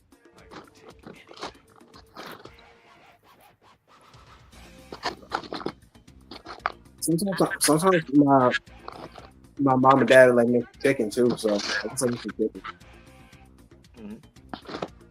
So yeah. So that's my favorite.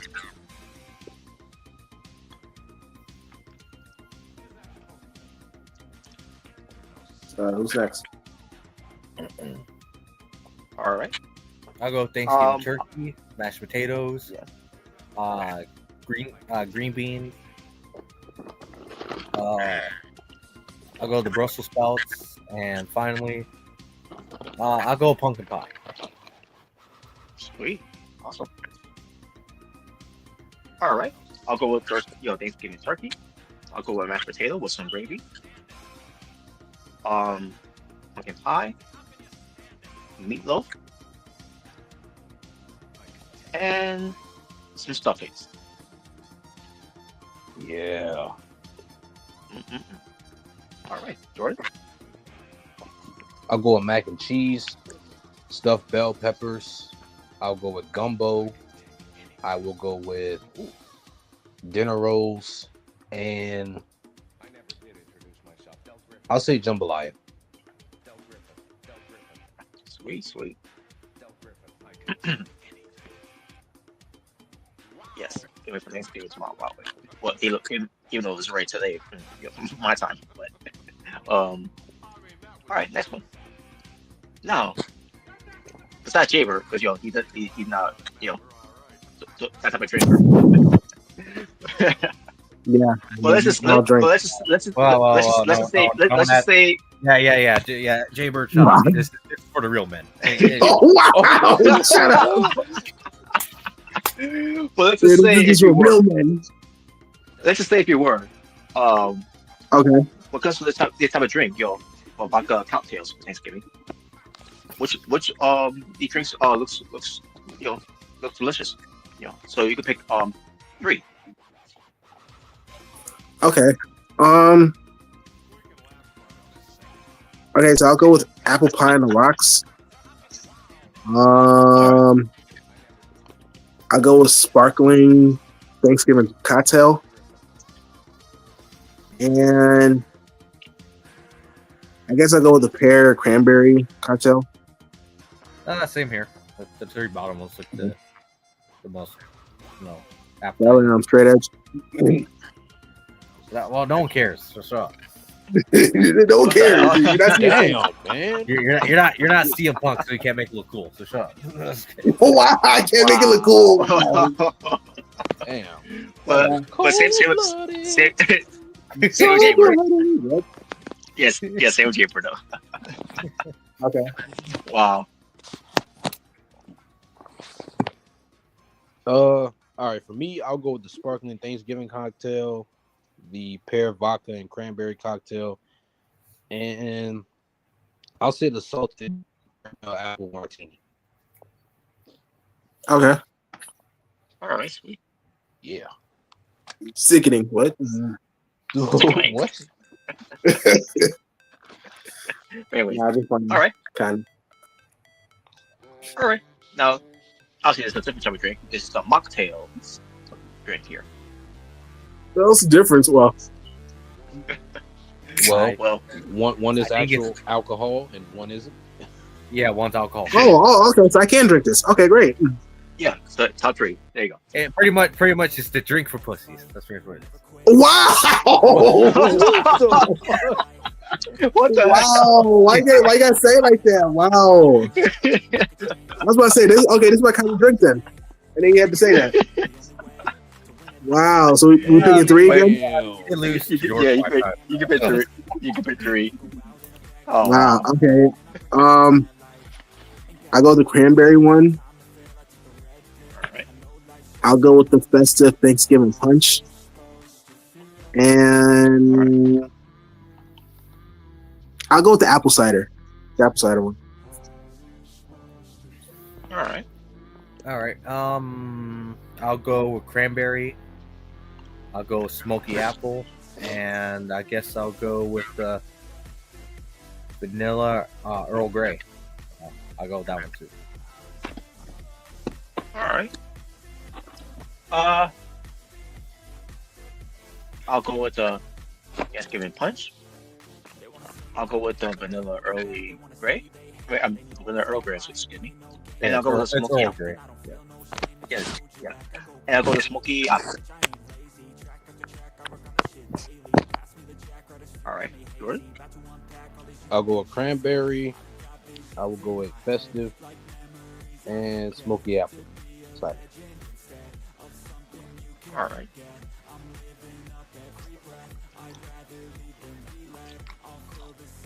Now this one, now Jaybird, when it comes to, it could be soda, juice, and alcohol. Now, so you don't drink alcohol, but either way, but yeah, so your top four drinks you have for Thanksgiving. Okay. All right. There you go. Just my what kind of drinks? Yeah. Let's see. It could vary between water, I think apple juice. I think it's last at one point. Okay. Sprite. Mountain Dew for me personally. So sometimes I just get Mountain Dew from the store, or I might just have Mountain Dew laying around and drink it while I eat. All right. And finally, it'll be lemonade. So there you go. All right. Okay. For me, I'll go with apple juice. I'll go with fruit punch. I'll go with Sprite. And Coca-Cola. Marble will be Mountain Dew. Non what? Mountain Dew. Maybe Mountain Dew. Oh, I thought you Okay. said non something. I'm like, huh? All right. For me, it'll be vodka. Of course. It'll be Jack Daniels. Of course. Jack Daniels. What do you mean, of course? He can drink whatever the hell he wants. It's a free country. What? Yeah, wait, hold on. Yeah, you hear that, motherfuckers? It's a fucking free country, and I'm an American. Oh, Jesus Christ. America, F yeah. Oh, Oh, I mean, those are two guys who, well, quite frankly, they deserve to drink to death. But anyways, Robert, Lord. but yeah. But I'll go with your any type of energy drinks. And I will go with Pepsi. I knew it. Pepsi. My album will be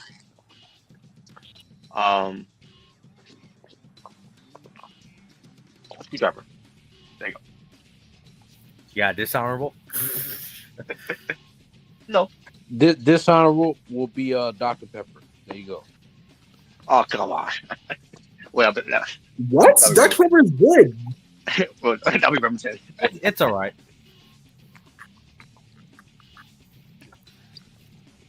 All right. So we're just picking favorite drinks, right? Like, just Well, it doesn't matter. You know, if it's I take alcohol it or drinks that you not drink alcohol. during Thanksgiving dinner. I'm assuming that's what it is. You know, well, pretty much. Yeah. okay. I'll go with water. I will go with Lipton, half tea, half lemonade. I will go with Sprite, orange Fanta, and lastly, I'll go with regular lemonade. Kellogg's orange soda. Why would you say twisted tea? No, you know how Lipton sells the half tea, half lemonade? Oh, Yeah, never I mind. know. Okay, Yeah, I know. yeah. Yeah, no, so I don't know. Yeah. Okay, I thought you said like twisted tea. Arizona sauce, that's too, by the way. Have lemon, have There's a company up here in the Midwest called Brisk. I don't know if you guys have that where you guys live. Oh yeah. Brisk. yeah. Mm-hmm. That's pretty good. I like Brisk. It's pretty good. Hell yeah. That's great. Especially the They pink make one. juice too, right? Brisk. Oh yeah, the pink lemonade. Oh yeah, that's the greatest. Yeah, because I'm not really a tea person, but I know they have like juices. Well, it's like I think it's originally started off as a tea brand, but then it branched off to other juices. I think that's how it started. Okay. I believe so. Yeah. All right. Ooh, iconic Spider- scene right here. It's the icon scene for Spider-Man. But they're having their own Thanksgiving dinner. Yep. Now, obviously, the ultimate this was Thanksgiving. yes. Now, besides Spider-Man, what was your go-to Thanksgiving movie you will watch? So you have to pick 5. Okay. I never really had his go-to Thanksgiving movie. Yeah, I just watch any I do, movie. but- I watch any movie during Thanksgiving. Well, I mean, I remember watching this one movie at one point. I think it's called like Turkey or something like that. It's like an anime movie, like 2 turkeys traveling in this past. Turkey Day. Turkey Day, yeah. I think I've seen that one before. Turkey Day? Okay. It was like an anime movie. Not anime. It's like CGI, like animation type of movie. Yeah. I remember watching. Okay, so ask me movies. Yeah. Well, Okay, I mean, most of the movies we play during Thanksgiving, in general, will probably be like, I don't know, just movies for the younger kids to watch, like Minions or some stupid shit like that. that's kind of what. Yeah. And I'm not saying, Sometimes- there's nothing wrong about Minions, though. I'm just saying, like, it's just random fucking movies that we'll just put on for the kids to, the younger kids to watch. Right. Yeah, for me, Other than that, sometimes- I ain't really watch any movies. I'm watching like NFL, Thanksgiving Day football. Hell yeah. So yeah, sometimes for me, sometimes I'll watch like some Christmas movies, and other times I'm watching like comedy movies, like well, I'm just being honest. Wait, what? I'm just being honest. Like sometimes I watch Christmas movies early. Sometimes. on Thanksgiving. Well, I mean, Yeah. hey, man, some people watch Christmas shit in fucking June, so Yeah, it's why, yeah. I mean, that's like watching a Halloween movie and like on Labor Day. Like what? some people do that too. Um,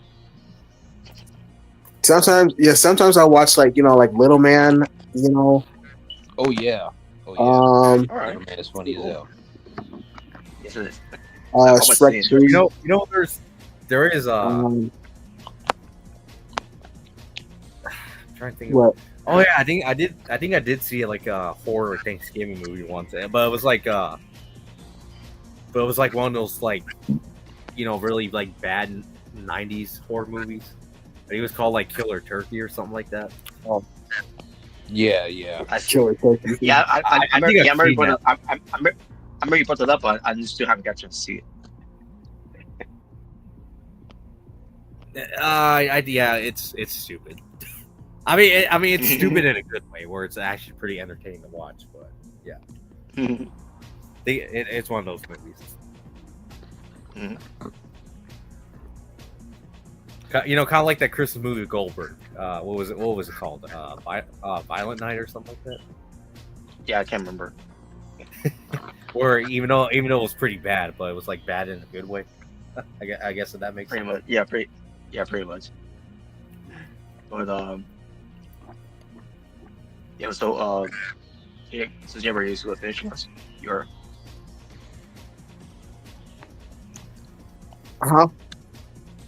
you could finish yours. Yep.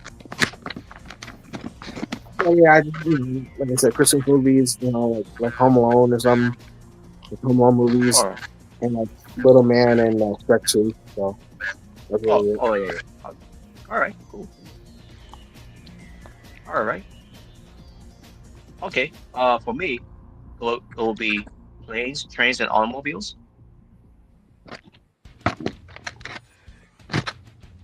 It will be Uncle Buck. You say Uncle It'll Buck. be yes, Uncle Buck with John Candy. Is there is his nephews Matt and Nick Jackson? Good one, but no. They wish they had the charisma that John Candy has. Wow. But anyways, the March of the Wooden Soldiers. All right. Who Framed Roger Rabbit? Oh yeah, that's a good one. That one I do know. Yeah. And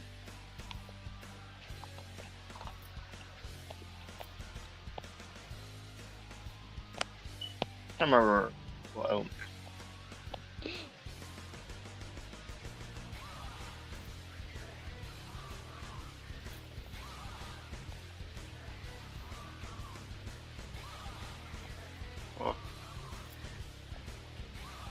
can't really think of. Oh well. That's one I can't think of.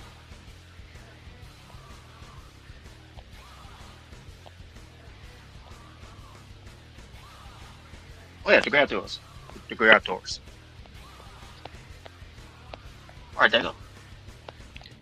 Who's next? Great Outdoors. Dan Aykroyd and John Candy. I practically win, so I can't really say anything.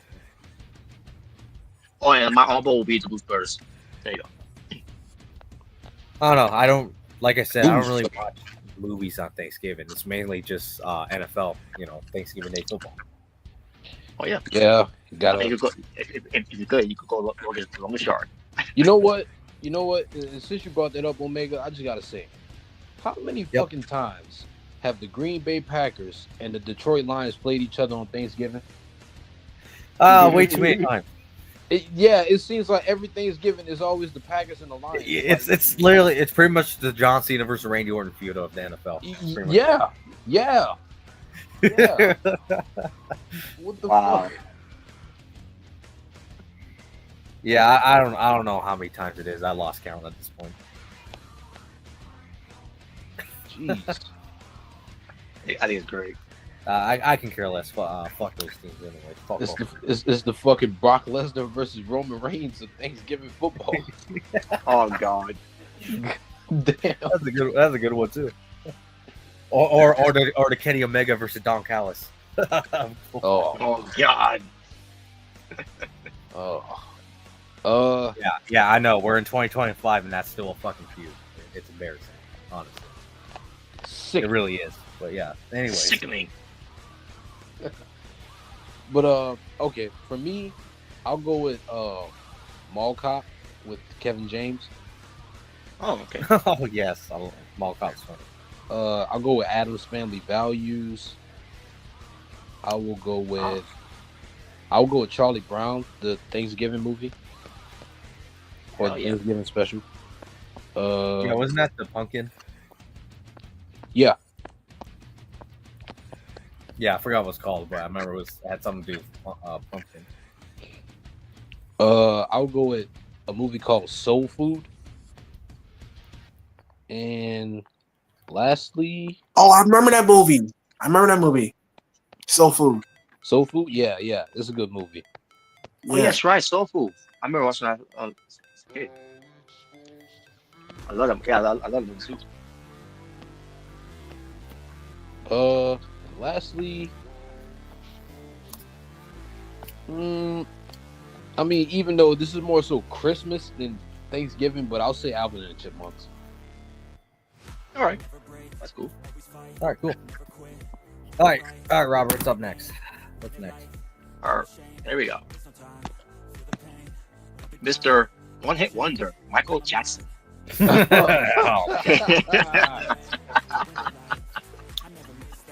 I mean, Robert ain't easy being Irish. I'm like, come on now, you should know this. So yes, Michael Jackson makes history. History as first artist to score Hot 100 top 10 hits in 6 different decades. Wow. Yeah, so much for One Hit Wonder, right? I was just about to say that. Yeah, Well, he's one hit wonder, right? Wow, I mean, Just Bring It sucks. 2K20 is better. What? Hey, man, you know, life's kind of hard when you wouldn't fuck Trish and Lita, but you would totally fuck John Cena and Randy Orton. So, Yes. What's the Limp Biscuit? Oh God. Oh yeah, I'm a fan of Juggalos. Hey.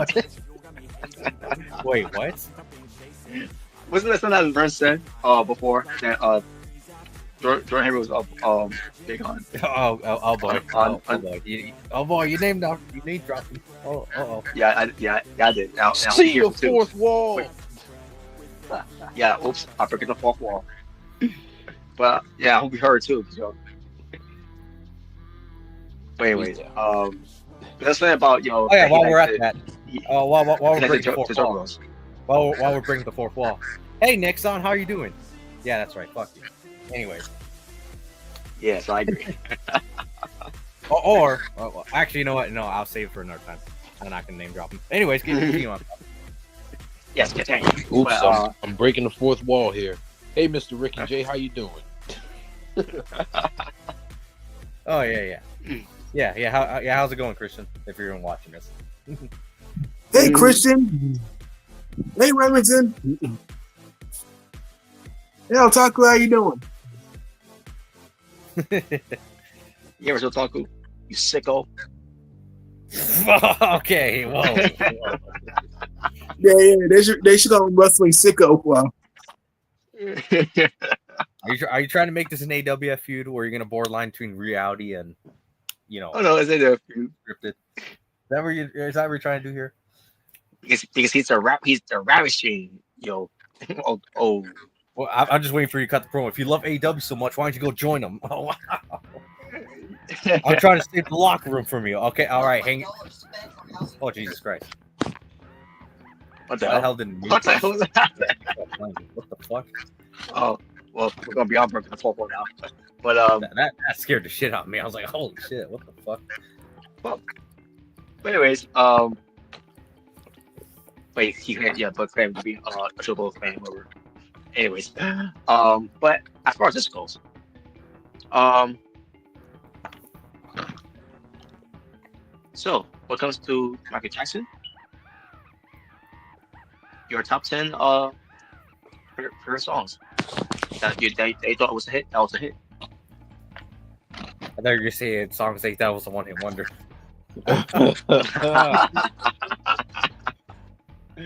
Oh shit. Right, because Thriller's the only Michael Jackson song that ever existed. Yeah. Right. Yeah. We had top 10 songs that were that were a hit.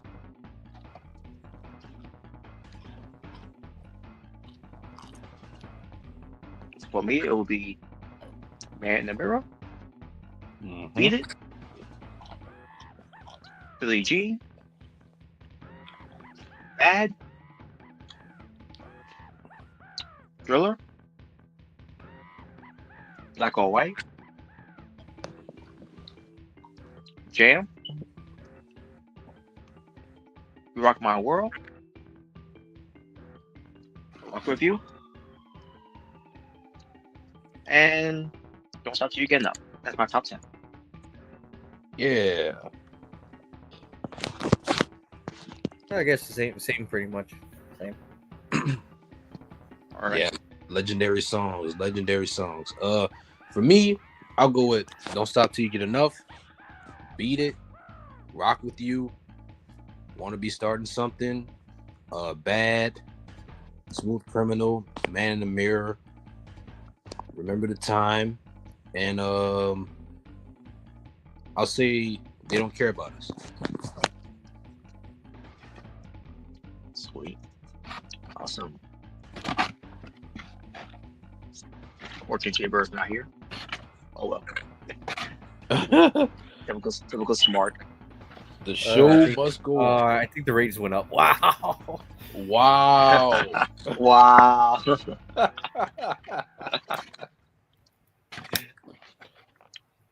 And finally, it's not really a fun topic, but it's AJ Lee. Apparently she's writing a movie for Dragon Ball Z Studio. Really? Cool. She's a better writer than her husband is.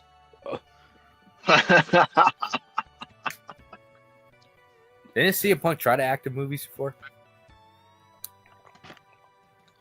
I remember he was on you guys ever heard of Mayans MC? You know, the spin-off of Sons of Anarchy? Oh yes, I heard of it. I watched a couple episodes of that.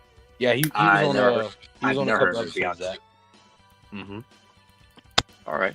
He was on it. I didn't even know he was on it. Yeah, he was on I think a couple episodes actually. What was he, like a villain?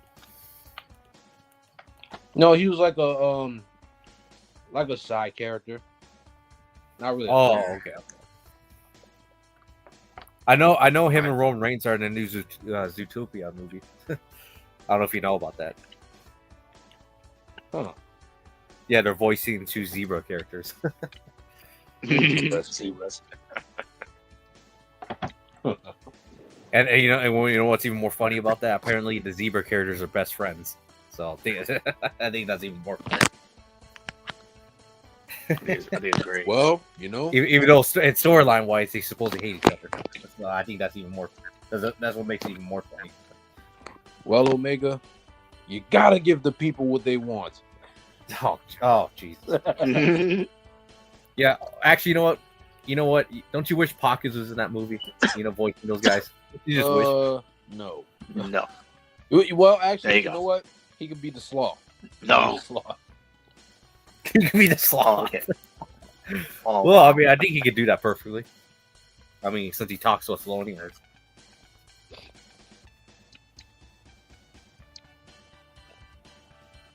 All right. But yeah, so this is a news there. What comes to this, AJ Lee. Let's just hope that what comes to this, it's not worse than Dragon Ball Evolution. Or Dragon Ball Z Bio Broly. If you guys ever watched that garbage movie. Oh, don't remind me. Never seen it. Never It's seen bad. Don't. It's really terrible. it. Yeah, Robert knows what I'm talking Come about. on, Tokyo. The Bio Broly. AJ. Yeah. Oh, Wait, come what? on. Stop.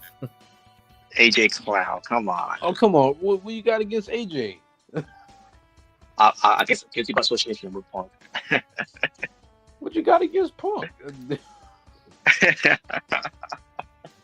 Yeah, that's wrong with it. Yeah, what does he got? What do you got against Punk, Tokyo? I mean, I can understand. Maybe John Cena. because he got mad, he choked out Jungle Bitch. That's probably why. Wow. Like, well, Tokyo is a fan of Yeah, and Jack Ball. he probably and probably because he kicked the Hardly boy's ass backstage.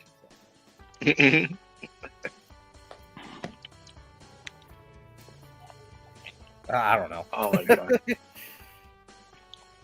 Them windmill punches. Alright. What them windmill? Oh punches? yeah. You talking about whenever she Yeah. starts wailing. Yeah. WrestlePalooza. Yeah. Yeah, I get it. Yeah, those were not very good. I mean, I would hope But yeah. since she's been gone, she did some training, but I don't know. Who knows? But I'll say this. I mean, I would take AJ Lee over Nikki Bella. I agree. I would take AJ Lee over Nia Jax. I agree with that too. The refrigerator.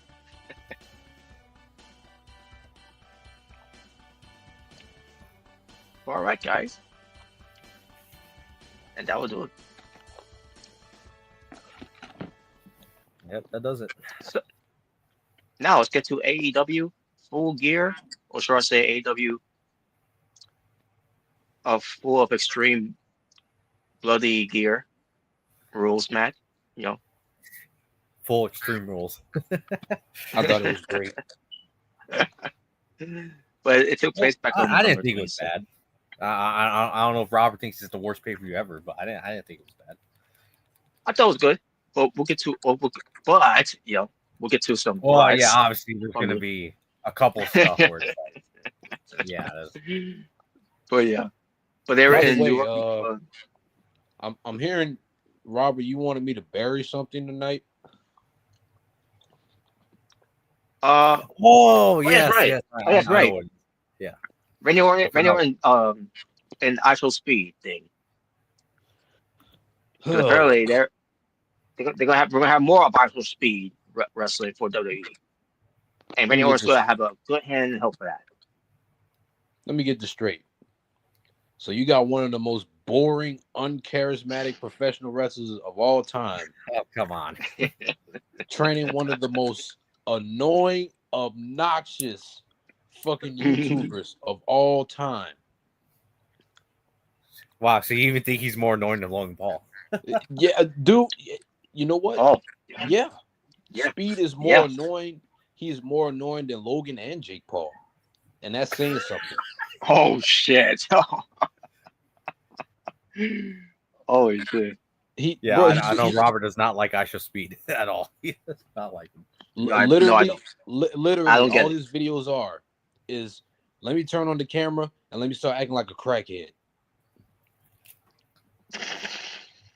Literally. Yeah, Well, it was only no, a matter I of never, time. I never watched It's this. only a matter of time before we get at WrestleMania. Oh, we're gonna have Isha Speed versus Big Boom AJ versus Logan Paul. Oh god! And Well, at I that mean, point, you know it's bad. You know, if that ever does happen, you know it's bad when I actually rather cheer for Logan than win that match. That's how you know it's bad. and That's you not, know, yeah, that is bad. you know what the worst part is? That's not even the worst part. The worst part is you're gonna have WWE cocksuckers defend this, talking about, oh, well, they always had celebrities even back in the day. Yeah, the difference is they were actual celebrities, not Yeah. fucking crackhead YouTube streamers. You can't compare fucking Mr. T teaming up with Hulk Hogan to fucking Show Speed. No. No, get the fuck out of here. I wouldn't even compare it to not even Logan Paul at this point. Like that's not even comparable either. And that's can't bad compare. when You even can't that's not even compare. comparable. You can't compare to Lawrence Taylor. Yeah, Yo, Lawrence Taylor, a man, guy who's actually intimidating as Or fuck, Andy and a Kaufman. badass. yeah, and he's not even on the level of Eddie Kaufman. Yeah, like Omega said. You know, Memphis Wrestling with Jared King Lawler. Yeah, you can't compare Yeah, that either. He's not even fucking Zeus. You know, Debo from Friday. yeah. Yeah, I know. He's not even that. So Yeah, yeah, that's just bad. this is this is what they're appealing to now. They're appealing to YouTubers because Logan Paul, is And is yeah, one of and those it's one of guys. those things where, like, yeah, unfortunately, yeah, AEW doesn't get past either or TNA at this point. Yeah, and the fact that TNA had that with VDE. Again, VDE, I had nothing against him. Um, I just like I'm just like I don't buy him as a wrestler. Yeah. Well, Big Boom And AJ, you don't love him? Oh God. we'll get to him my way because But there's by something the I need to way, talk about I don't this. know. I saw that one thing or segment, not the match, but I guess something between him and QT Marshall and like Ring of Honor or something like that. Dude, Big Boom AJ looked gassed in like the first 5 minutes he was involved in that segment. Oh my God, was he? Dude, I'm not even I kidding you. He looked gassed in like 5 minutes. I Like didn't even see. that's bad when not even John Cena gets gassed that quickly compared to him. Oh man. Jesus fucking Christ! Why does the news keep playing? Dude, not even Christian Cage got gassed this fast when he made his when he first started in AEW. Oh yeah, that's right. Yeah, I remember how bad it was for Christian Cage. I would even say not even Jericho gets gassed that often compared to Big Boom AJ. That's bad. Yeah, I mean, it can't be that bad. Then how Jey Uso gas? Yeah, after eating. You. Oh yeah, yeah. You know, By the at time he least gets to the ring, he only has like what 30% left. His fucking check engine lights are coming on. well, come on, Jordan. You didn't love that match between him and CM Punk when Punk kicked him in the head. Oh, Oh, Oh man. I was like, oh. And then you know what? You people in the crowd, you paid $1,500 to watch this bullshit. It was your fault. Exactly. I mean, when you watch that match, you're just like, yeah, that's got to be CM Punk's worst match he's had since returning, to WWE. Yeah, That's got to be his worst match. it was. It definitely was. That's not even his fault. Unfortunately, it's not even his fault. It's mainly James' fault for being gassed in like 5 minutes. Mhm. Actually, not even And 5 minutes. Not like 3 minutes in, he was already gassed. And it's also there. It was also the company's fault for even filming that position in the first place. It should have been that early night. Yeah. But instead, they want to be Yeah, petty and decide to not do anything early night. but To be but involved in Triple H, he has to get his, it's just me, Oos, on the day 2. It's just me, Oos, on the day 3. It's just me, Oos, back to day 1. It's just me, Oos, every freaking day. Like, god damn, Hunter, what's the boner you got over this guy? Fuck. Oh my God. Well, It's ridiculous. if I was still a wrestler, I would have buried the shit out of LA Knight. Oh yeah, I know. I believe you would. We know I you believe you would. shit. You buried the hell out of Drew McIntyre too. Yeah, I would have buried him. But anyways, but as far as AEW Full Gear on November 22nd, 2025 in New Jersey, and Providence Center, excuse me. Your commentators, what came to the pre-show was Excalibur, Sockface, Tony Schiavone, and Nigel McGuinness, and more of the main card of it. I'll skip to the pre-show. the Bang Bang Gang won the uh $200,000 against the other teams. Oh, so Number basically, okay. Oh, the lame gang won a match. Who cares anyway? yeah, pretty much. Then we I had guess we must really hate not Ace Austin, Austin Gunn and who was it? Colton Juice Colton Robinson Gunn. or Colton Gunn? Wait, which Gunn is it? Is it Colton or is it Austin? Both of them. They both suck. No. I'm talking about which. come on. No. I'm talking about which one was in the match because I don't remember which one. Austin, because Colton's too It was hurt. Austin Gunn. Okay. Yeah, I was gonna say. But, I guess Jordan must really hate Austin Gunn and Juice Robinson. Oh, You know, Shawn Michaels a road dog. That's what you should call him. Shawn Michaels a road dog. more like Brian Kendrick and fucking I don't even know Colin Delaney. Fuck. Colin Delaney. Colin Delaney.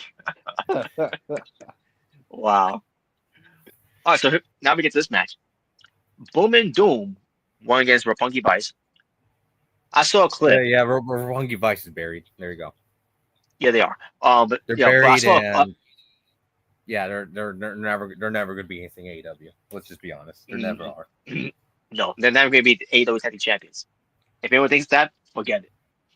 Which is a damn shame because they were damn good in New Japan. But Yeah. Yeah, You know- and Ring of Honor. I can give them a proper Ring of Honor. At the time we were watching that at the time. Yeah,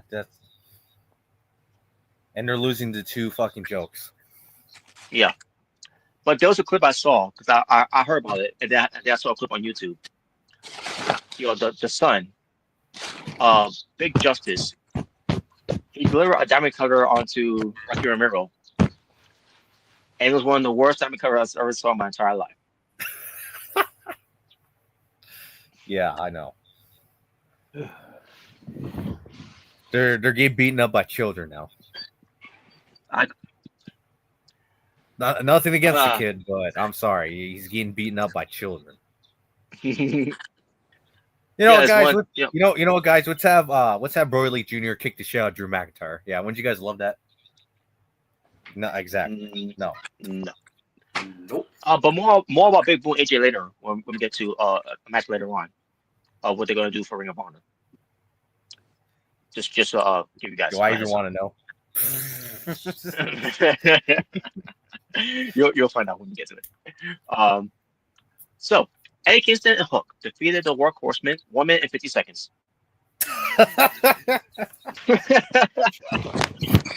Hey, we're not even gonna go through that. Fuck that. That's not even what I'm talking about. You mean And to this tell is me main that? event. You mean to tell me that fat ass Eddie Kingston defeated two people? What? Well, Yeah, Hook was Burger Hook- Kingston. well, they had Hook was partner, but still.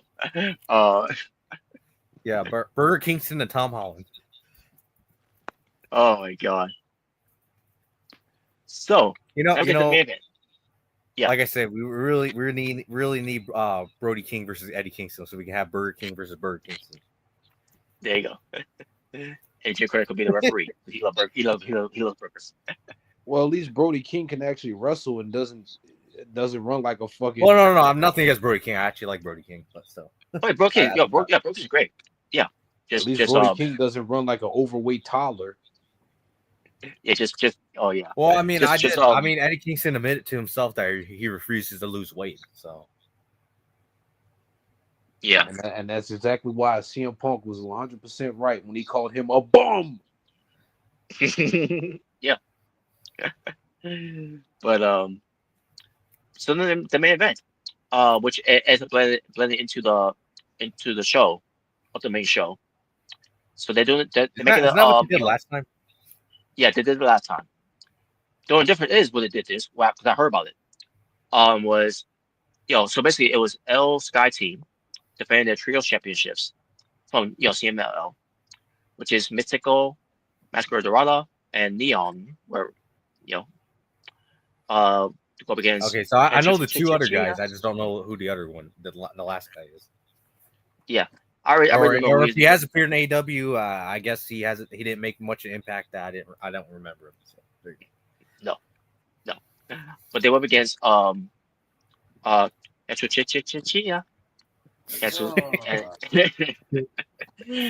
Kateska, go. and Take a shit in Kazuchika, Oblada. and yeah, and Kazuchika Oblada, who ended up showing up late because he's Oblada being lazy. He's trying to take Orange Cassidy's job, you lazy fuck. Wow! Even Yeah. Jordan's admitting this. Wow! Look at that. Even he's admitting it. Yeah. Even he Now agrees. and the way they did this, because Okada showed up late, that's when they started. I guess what I heard. When they did this part, because it was part of the match here. When Okada What, he showed up, missed his flight? I don't know. I don't know What if did that's the case or he not, but forget? What did he do? Lose his trunks and he had to find it? I don't know. but he showed up, and then once he showed up, and then we got to the pay-per-view, and he was part of the pay-per-view, Jesus and the Christ. match. And I guess the match lasted for like for a good what 5 minutes maybe, and then it was over. So yeah, and by the way, I skipped the match by the way. But I don't think anyone really cared, to be honest. No. When it comes to Okada, man, he was so great in New Japan, and now in AEW, no one gives a shit about him. He's just another guy. Well, I mean, he doesn't No. give a shit about himself, so how the fuck are we supposed to care? Yeah, I don't think he gives. You know what it is? You know why he probably doesn't give a shit? Because he probably knows it's a retirement plan, and Tony's gonna pay him $1 million anyway. So Yeah, that's basically it. Yeah. Oh my god, man. But it was L team, L Sky team, whatever they won. They retained. Will be those. You know the difference between this pre-show match bleeding into the main show and between the last one is the last one I actually gave a shit. This one I'm like, fuck this shit, man. Skip to the next match. especially since it's two teams you just don't give a shit about. Featuring a bunch of wrestlers that I don't give a shit about. It's like, what's in it for me? What's in it for me? Exactly. Exactly. I'm not entertained by this. So now, what comes to the commentators, the main show, as usual, stock face, Tony Schiavone, Nigel McGuinness, and then just for half of the main show, and then the rest of the half was Bryan Danielson. I guess I didn't know this why one. can't they just put Nigel McGuinness and Brian Danielson on commentary together? I would feel like that would just be entertaining. Thank you. I agree. Thank you. I agree. Stock face. I'm sorry, but I think it's time for Tony Schiavone to retire because he's pretty bad on commentary nowadays. He's just really bad. Yeah, he is. Yeah, he used to be great in WCW back in the 80s and 90s. But nowadays, I'm sorry, he just sucks. Like I think he fits better as a backstage interviewer at this point. Yeah, he can stick to doing the in-ring interviews and stuff like that. Yeah, I agree. He should. Yeah, because he's done it before in those as well. But yeah, he should be doing that now from now on. Yeah, just have Brian Danielson and Nigel McGuinness together. I would love to hear those two go back and forth on commentary. Yeah, that'll be entertaining. Because if you gotta have stock space there, then whatever, just have him in the middle and have keep his mouth shut while you do it. But go back and forth. You know what? Do we really need 3 commentators for this show? No, we could just have Brian Danielson and Nigel McGuinness. I'm gonna say even WWE I think has only 2 commentators now because they used to have 3. Now they have only 2. Yeah, that limits to 2. And TNA has 2. And I'm pretty sure every other wrestling show has 2 commentators. Only AEW, I believe, is the only show that have 3. Yeah, I don't mind 3, but somebody's gonna have to. I mean, I don't mind 3 as long as they're actually like bearable to listen to. Yeah, exactly. Not like Sockface where every 5 minutes. Yeah, just it gets annoying to hear. Or every time the show goes live.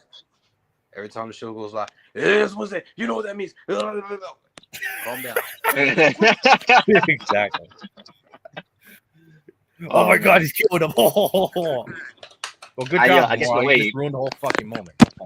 Good job. but yeah. But then but I also noticed here. Yeah. Oh my God, Darby got yeah, caught, set on fire. Like, what the Yeah. fuck is wrong with you? You just ruined the whole fucking thing. You fucking moron. You know what? Yeah. 2 things that will instantly make AEW better. Tony, you need to empty out your pocketbook for 2 people. Hire Scott D'Amore as a writer, and hire Mauro Ranallo as a commentator. Yes. Because at least Marlo will go like, "Oh my God, what you doing?" You know, try to add on to it on commentary. At least, yeah, Mauro, he's entertaining, and All Sockface does is just laughs when something big happens. You know, that's like me.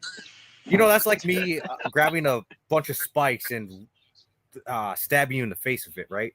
And then you have Sockface on commentary go like, "Oh my God, Omega's trying to kill Jordan." Like, What? really? That's You just your reaction to him trying to kill me? Exactly. That's what he does every time there's a serious moment in AEW. He just fucking laughs. He just laughs. Have you noticed that? Chuckles. I haven't. Yeah, or chuckles. Oh yeah. my God. Even when it comes to kickouts, because the match is going to continue. He even chuckles at that too. Like, oh, he kicked out.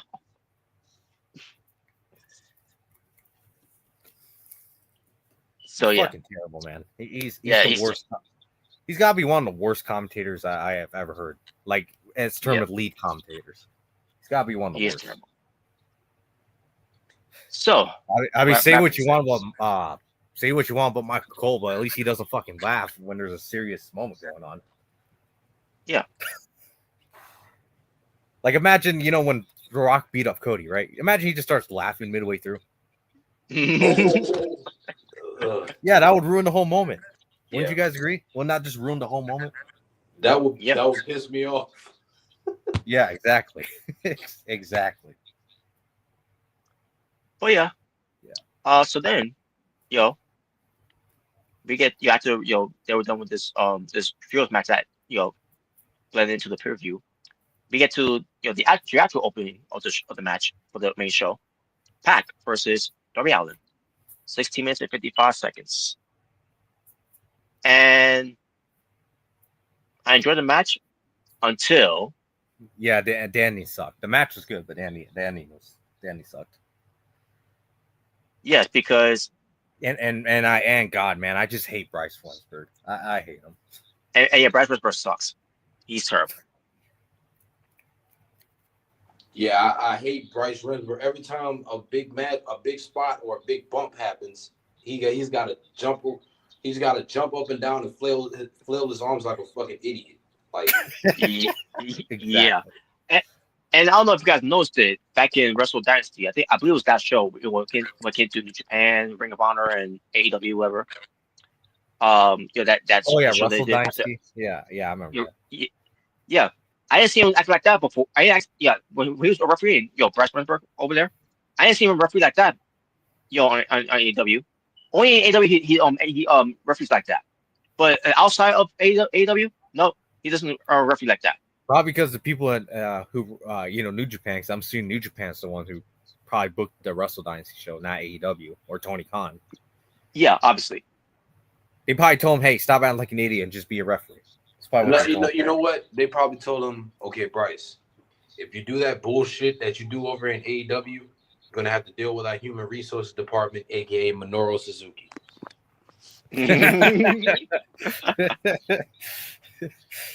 Oh boy. Yeah. I mean, in Japan they don't fuck around, so I mean, I could see that actually being real, a reality. So. Yeah. All right. But yeah, I was enjoying the match, but at the same time, again. Yeah, really, I had to see Real Useless's ugly mug, unfortunately, as well. So. Yeah, basically what gets the ending. Yeah, like I said, the match was good, but the ending sucked. And Pac had to cheat to win. Even though I would have preferred him just to win clean, but okay. Yeah, and basically he's in the bad because we Useless got involved, to distract Bryce Wensberg. But by the way, Roman referee does distract because once he gets distracted and they just around and see, what just happened? Did did what he did, you know, I hate this referee so much. You know, he makes me want to root for Rick Knox. I fucking hate this referee. Yeah, I agree. But So Pac wins. Now which right remember decision? Right decision. I'm glad he won. Just want to point out. which I'm glad. Yeah, that's positive. I can say Pac won. It first story when it comes to Death Riders. That being said, remember I said I was going to be pissed off. Makes you wonder though if they're gonna make Pac the new leader of the Death Riders when they kick out John Moxley. I think so. I think that's what's going to happen. Now, last time we did BTA, what comes to talk about the card, for to the preview. Remember I said I was going to be pissed about this. If there's going to do shenanigans, when it came to being a wrestling match here, Mm-hmm. and they went against it. Well, I'm going to rant about this and be pissed about this because you can't, just for once, give us a wrestling match without any fucking shenanigans. I don't give a fuck because they are doing a pay-per-view, AEW. Whoever booked this to what comes to them, give us a wrestling match, but they're also gonna turn around to the end to give us fucking shenanigans. Like holy shit, man! It's too much to fucking ask to give me a fucking wrestling match. All these guys, I know they both can do it. Darby Allin, who's got a background of being an amateur wrestler, and all he cared about is to do some stunts to see what he can do to put his body through. Like enough of that shit already. Put your foot down when it comes to these wrestlers and stop giving them the freedom to do what the fuck they want to do. What can we do next to take it to the next level? Who gives a fuck? I thought you're supposed to be one of the best wrestlers. Instead, you're giving us this bullshit. Yeah, not where the best mutilate themselves. Or not where the best Meltzer loves to beat his dick off and give us 5 stars. You got to tighten up, Tony. Fuck. I mean, unfortunately, I've heard interviews or heard stuff before where some of the wrestlers are like, "Oh, I hope Meltzer gives us 5 stars." Like, who gives a fuck? Fuck Meltzer. And that's another too. They all care. I don't care about getting 5 stars from a guy who with his spark stars was really main shit anyways. It's been proven by Chris Van Vliet. Oh yeah, I still remember watching the interview. I still remember that. But yeah, it's just ridiculous. And now I remember Tony Khan also talked about this where everyone being interviewed about this because of Darby Allin. Because remember Darby Allin was on Ariel Helwani show as well. Darby Allin is a weird cat. Obviously, you already knew that. Basically, bringing up Darby Allin when it comes to stuff he does for AEW, putting his body on the line, right? And Tony Khan approves it. And then I remember him talk about, sometimes he'll take things too far, where he's got to question it, but he still allows him to do it anyways, because how John describes it does not describe it as when he performs. When we get to the actual stunt that he does, the whole glass spot, from last year's Revolution, the Sting retirement thing, and then we came to this year itself.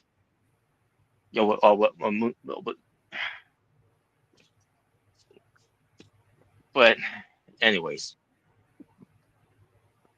but that was that match. Then we get to match that that they feel like it didn't really mean shit that much. The 4-way tag team match where the winner of the team will get to pick a stipulation for their final match in the tournament. When it comes to the AEW Women's World Tag Team Championship. So the Thomas Love Bombs versus the Base of Wraths versus the Sisters of Sins and Megan Bayne and Rhea Shafir. 13 minutes and 15 seconds. And match itself was all over the place. It was alright in a way. And the Thomas Love Bombs won. It was Tony Storm pinning, or I think it was Mina who pinned Harley Cameron. I can't remember who it was, but the point is the time is Love Bombs won. So that means they can pick a stipulation, even though we don't think that's a good idea. We don't think it's stupid.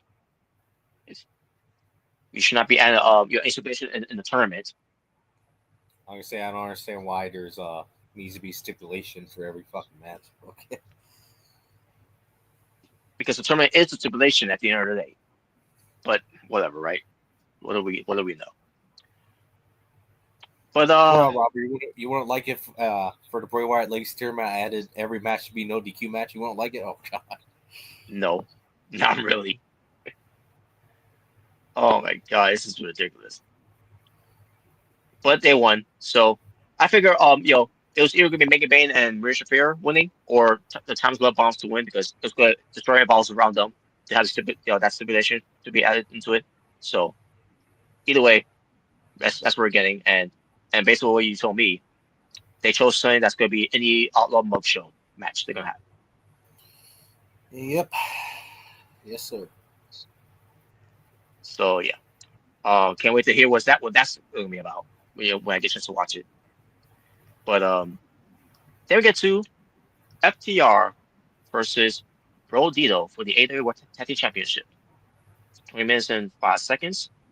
I enjoyed the match until the shenanigans got involved, and then they went over.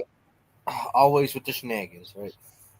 Yeah, and then they went overboard of the kickouts, Well, come on, don't you especially love with that? es- especially with Bro Dito. I mean Bandito, excuse me, Bandito. I like this. If they wish, maybe take off maybe 5 minutes of this match, it would have been all right. But no, they feel like they have to keep on going with false finishes and all that, and like it's taking too long. For a show that's 4 hours long, with matches that's that didn't need to be that long either way. Especially with one match that it was meant to be long, but we'll get to that that one match which is up next. But either way, but FTR won. Um, so yes, it was right decision from the win, but what cause? Oh yeah, for extending this match a lot longer. That's what it was. That's what caused we got to this point. But they won, and they're new tag champions, and pretty soon we'll be seeing FTR versus CNC. They were versing each other. So for the tag titles. Oh yeah, that's obviously gonna happen. Yeah. All right. Um. So then we get to finally the Casino Gauntlet match for the inaugural AEW National Championship. 22 minutes and 35 seconds lasted. The participants in the match, you have Bobby Lashley, Shelton Benjamin, Ricochet, Claudio Castagnoli, Daniel Garcia, Orange Cassidy, Wheeler Yuta, Kevin Knight, Roderick Strong, Mark Davis, Speedball Mike Bailey, and Daddy Magic Matt Menard.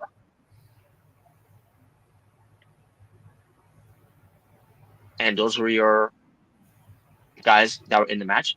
Basically, it was 12 men in the match.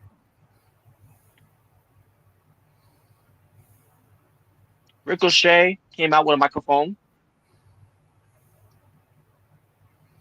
which is dangerous because he fucking sucks on the mic.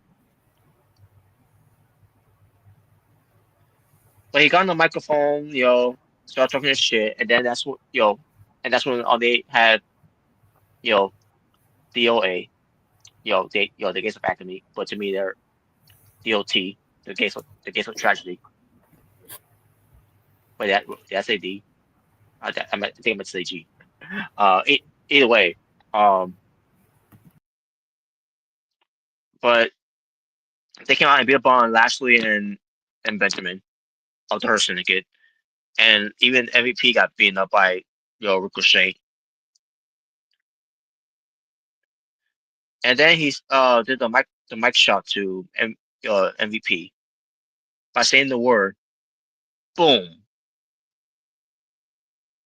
Maybe watching too much of Dick Joseph commentary, which probably is not really awesome, when it comes to that, but I'll get to more of that when I get to it. When it comes to the finish here.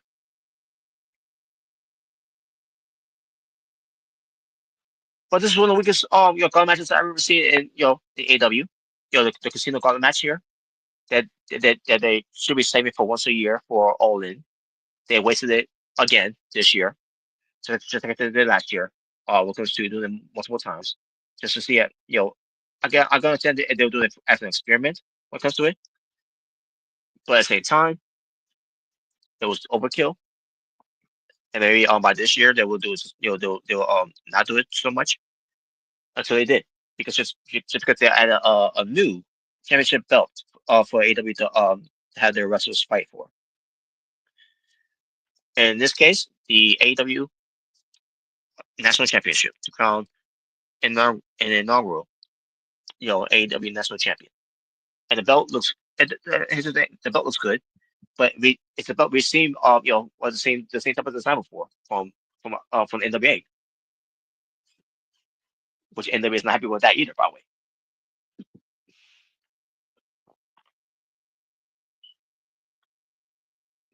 But either way. So yeah, Matt Menard, like I say, I mentioned his name before. He went again. He went to go after Dan Garcia, and they fall off into the crowd. And while you have these wrestlers coming out with the, and, to get into the match, I believe when we got up to Speedball Mike Bailey, that's when we had Bobby Lashley and Shelton Benjamin. Because may I remind you, Lashley and Benjamin were fighting, keep things off until Ricochet came out, and then you had the Gates of Agony coming out, and they beat up on Lashley and Benjamin, and then again with MVP being taken out by Ricochet because he's trying to help the person to get. Because of this beatdown that Lashley and Benjamin got from the Gates of Agony, GOD, I mean GOA, excuse me. That was enough for them to be taken, to be out of the match until we get to Speedball Mark Bailey coming out, and then they start coming to the match. So all this time they've been laying down from the physicality from GOA, where we had Ricochet in the ring by himself, whatever, and then we had Claudio Castagnoli come in, and then Dan Garcia come in, and then Orange Cassidy come in, and then Willie Yulo come in, and then Kevin Knight come in, and then Roger Strong come in, and then Mark Davis coming in, and then we got to a point with Speedball Mike Bailey coming out.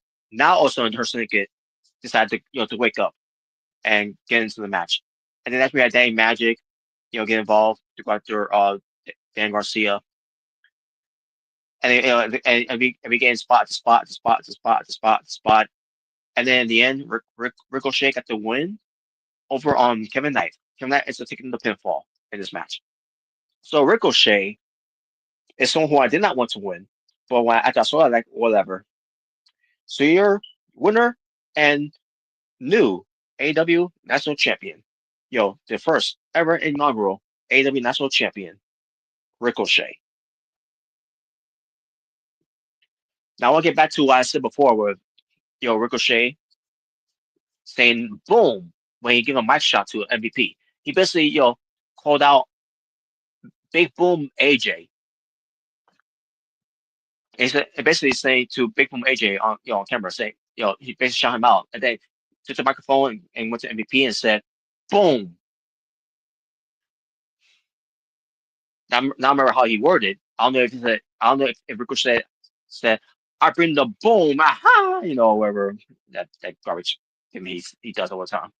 But either way, the point is, folks, of me bringing this up is because they talk about something about Ring of Honor because Big Boom H is on there, that he's going to be fighting for a title now since he's been winning matches as of late. Because which he has. So Big Boom H is going to be a title contender, in because of Ring of Honor / AEW whatever.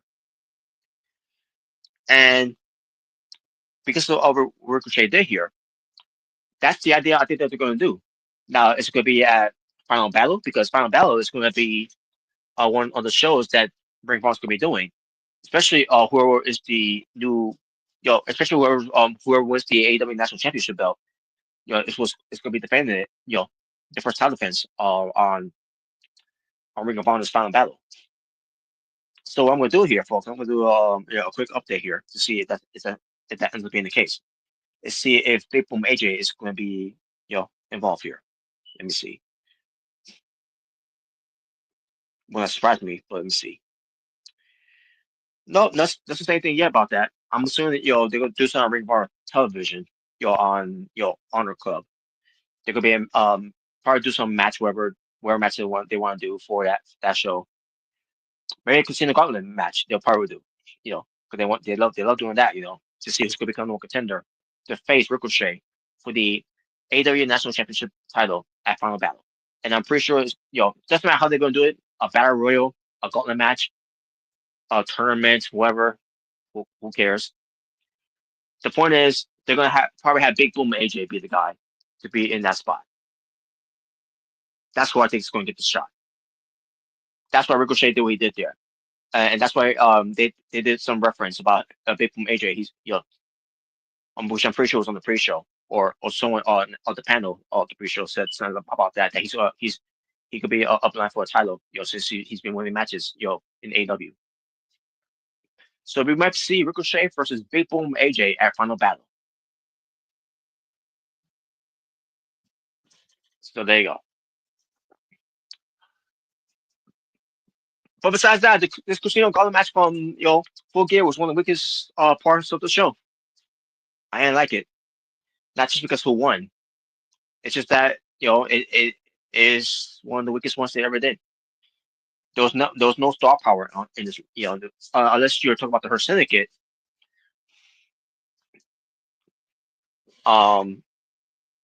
There is no star power in this match at all. There was no return of Jay White. There was no return of Keith Lee. Yeah, I want to take Chris Jericho returning here. But we all know Jericho ain't coming back.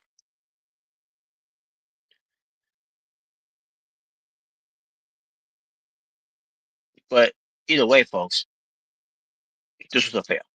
This match was a fail, and that's what I'm gonna say from there. Moving on, we got Kyle O'Reilly versus Jon Moxley with Maria Shafir at ringside. 20 minutes and 30 seconds in the no holds barred match. You gotta hear this part when I get to Excalibur.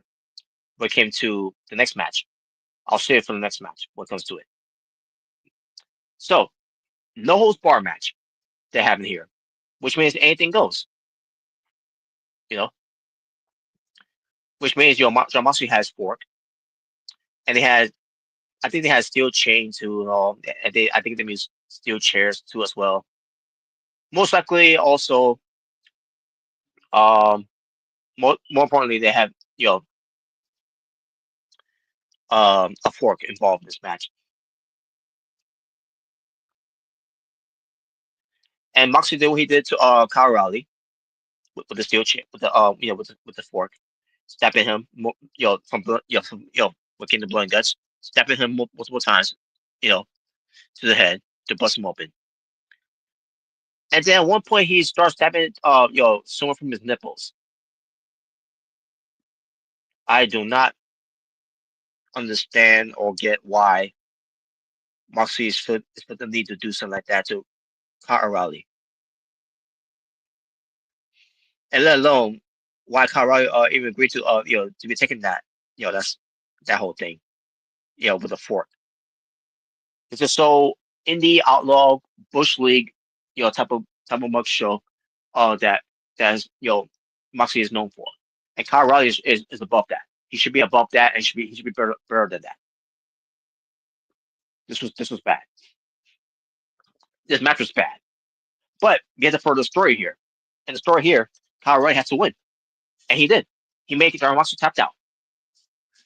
So Moxley also gives him a nod of the head, gives him a good nod, I should say, and then leaves. All of a sudden, Kyle O'Reilly get chopped down by doctors. Moxley sees this, and I guess he was offended by this. He went after Kyle O'Reilly and starts beating him down, whatever, or submission him, or I can't remember how he did it. So much, and then we had, I believe, Orange Cassidy came out, and I think you had Roger Strong coming out, and yeah, and then also had the rest of the Death Riders there. Death Riders had a look on Moxley's face, after basically like they're ashamed of him that he lost. I don't know. Was there a story further on Dynamite? I don't know because I haven't seen it yet. But once I'm done with the stream, then we'll get to it. I'll get to it when I get a chance to watch it. So, that being said, moving on. So yeah. And actually, want to bring this up. Kyle O'Reilly is hurt. He's indeed hurt. He's gonna be out, which is why he's not part of the Continental Classic. Because if he was part of it, he would have definitely been part of it. Was he gonna win the Continental Classic? No. And I'll tell you why. Even though they're giving this push to Kyle O'Reilly, that he's getting these wins over on Jon Moxley. That he's even sharing a ring with Jon Moxley, and having this type of matches with Jon Moxley is one thing. Where he got a win all by DQ, and they had a double count out, to protect both guys, and then Kyle O'Reilly won for the team by blood and guts by having Moxley tap out, and then we get to this show in full gear, where basically they give us the same type of battle between these two from blood and guts, but this time there's no cage and there's no two rings, and then they all blade up in here and there. Then Moxley taps out again to Kyle O'Reilly. So this, I would say this is going to do so much for Kyle O'Reilly, moving forward. But the story is not really about Kyle O'Reilly. The story is not about elevating Kyle O'Reilly. It's not really about pushing Kyle O'Reilly to the main event scene.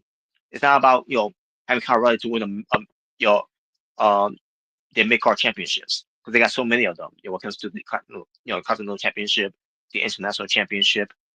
I don't count the Unified Championship, or should I say Unified. Terrible name for a belt.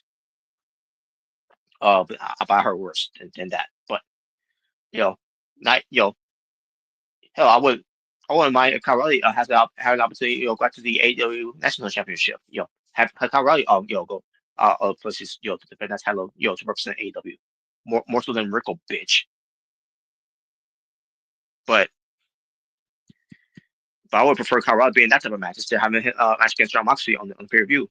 That's really not going to have him go anywhere. Yeah, so the point is, I'm trying to make here is that the story is not to further Kyle O'Reilly of to be a main event player, because I don't think they see him in that view. Even though I do.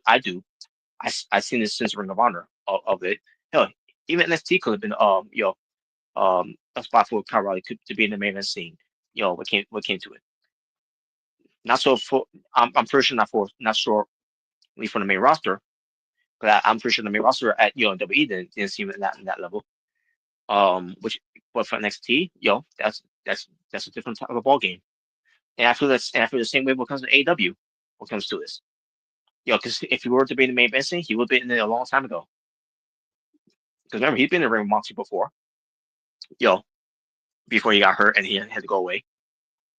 And that was when Adam Cole was still around. In the ring. Still wrestling. And I mean, Bobby Fish was still around, I should say, because Bobby Fish was still around at that time. But it's not about pushing Kyle O'Reilly. I don't think that's just what it was supposed to be about. It was all about furthering the storyline with Jon Moxley having his teammates of the Death Riders losing all faith in Jon Moxley because he's been losing constantly. He lost the AEW World Title from Hangman from All In, failed to run back for the Death Riders. Going he failed to beat Darby Allin at Wrestle Dream. Yeah, Wrestle Dream. He failed Blood and Guts, by submitting and having his team lose that way. and even before that, he got himself disqualified because he didn't want to lose to Kyle O'Reilly because he was afraid to tap out, which he ends up tapping out, in Blood and Guts and at Full Gear by Kyle O'Reilly. They're losing faith in Jon Moxley. That's the story. Now, how long they're gonna push this?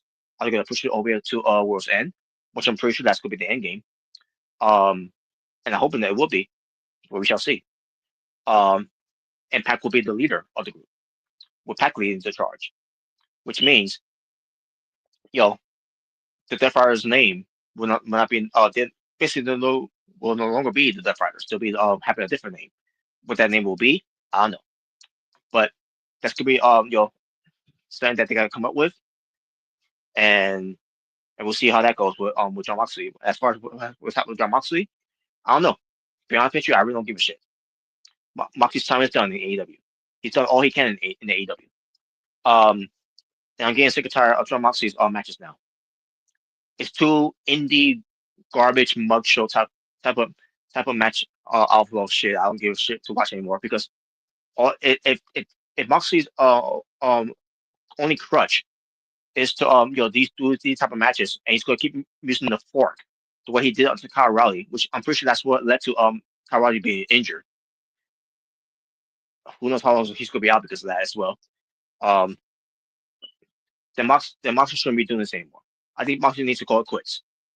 Moxley has if Moxley ain't gonna go back to the WWE, the work be wore down, and he's gonna continue doing this shit in AEW.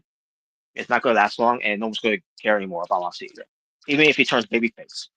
If the idea of him to turn babyface at Aldis, just like with Eddie Kingston, I don't know how this is gonna work out. I don't know how, and I don't know how you're gonna either do a story here where AEW is gonna have the rosters give Moxley a second chance for for so-called being a rebel and also being you know someone that you can't trust Moxley anymore because of whatever it is that he was trying to do, try to take over AEW, which it was a very complicated and a very confusing story they were trying to tell us there. Where they just made us forget all about all that happening anyways because the rosters don't seem to care about Death Hearts sharing the same room with each other in catering. If everyone remembers that segment, they months ago. But that's what I'm gonna say from there. But yeah, but that was your no holds bar match between Kyle O'Reilly and Jon Moxley. Then we get to another match, which is similar to that no disqualification match for the AEW TNT Championship, where if Mark Briscoe lost, he would have been forced to join the Don Callis family. So it's Mark Briscoe versus Kyle O'Reilly defending his AEW TNT Championship with his advocate, Don Callis. 25 minutes, it lasted way too long. First of all, they should have shut down 5 minutes of the match. And if you were giving me a 20-minute match, I would be okay with that. But this went too long because false finishes and all that. But I was going to get back at this. Remember, we just saw a match between Kyle O'Reilly and Jon Moxley, the whole spar match, where they're bleeding buckets of blood and using weapons. Then we get to another match that also involves, weapons involved. But this one, they were overboard. But this one, they use ladders, they use thumbtacks, I think they use steel chains, they use a bar. I think I saw a bar right to a chair, if I'm not mistaken, or a bar right baseball bat. I can't remember. But the point is, we saw a lot more weapons in this match than we did from the last match, and even they bled buckets of blood. That was worse than O'Reilly and Moxley. No. Um, but then you had Excalibur on commentary, telling us the difference between a no holds barred match and a no disqualification match. He's basically he said more so from the no holds bar match, where in no holds bar match, you're the rules of the no holds bar match is that you can use a closed fist in wrestling. Even though we have gone away from closed fist, what comes to it for the last 2 decades. It only means something, during the old school, the oldie days of wrestling, from black and white to when they start having colors in the 60s, 70s, into the 80s, into the 90s, and some way to the 2000s. Some ways, can look into it. Even especially if we had studio had these old school referees during those times that still believe in the rules of closed fists. It's not allowed. Um, but if I'm hearing that from Excalibur saying, the difference between a nose bar match, when it comes to that type of match, it could be closed fist and all that, and it's legal. But this excuse the fact that when it comes to that type of match, that they don't say anything about when it comes to using weapons in the match as well. You know, furniture.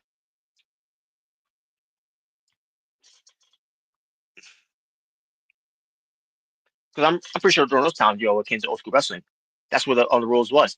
Nose bar means you can use closed fists.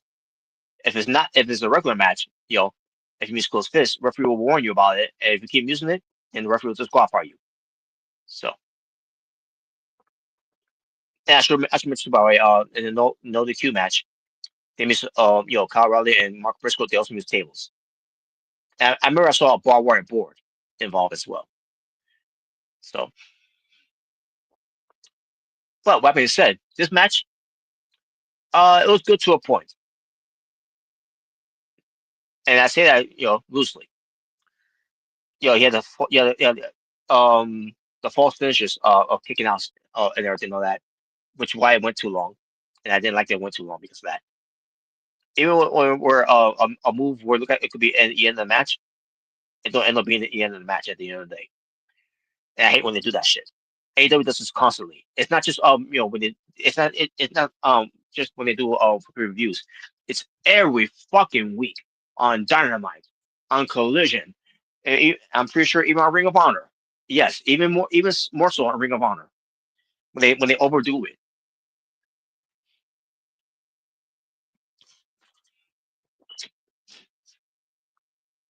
So in the end, Mark Briscoe won, as we all thought he would. He won and new TNT champion, his first ever championship gold in AEW. And no, I don't count Ring of Honor. When it comes to WWE, when it comes to AEW, I should say, only on the rest of Ring of Honor. I don't count that. And the reason I don't count that is because Ring of Honor should be its own thing. Even though we all know it really isn't. But when it comes to AEW itself, the name itself of AEW, for the championship belt, this is the first. We went from Mark Briscoe, where Time Warner Management, had nothing to do with the Briscoes coming into to AEW television.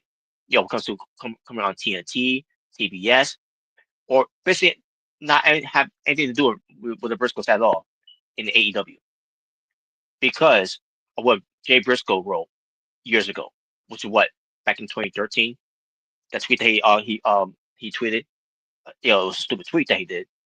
But I wasn't going. But no way in any shape or form I was going to hold that against him.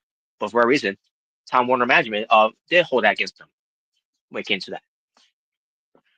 Even though Jay Briscoe apologized numerous of times, like how many times you can apologize to to those type of managements where management don't give a shit about your apology, and they still won't allow you to be on their networks, because it's so bad that what he said, and being homophobic of it, tell him not to be on TNT or TBS.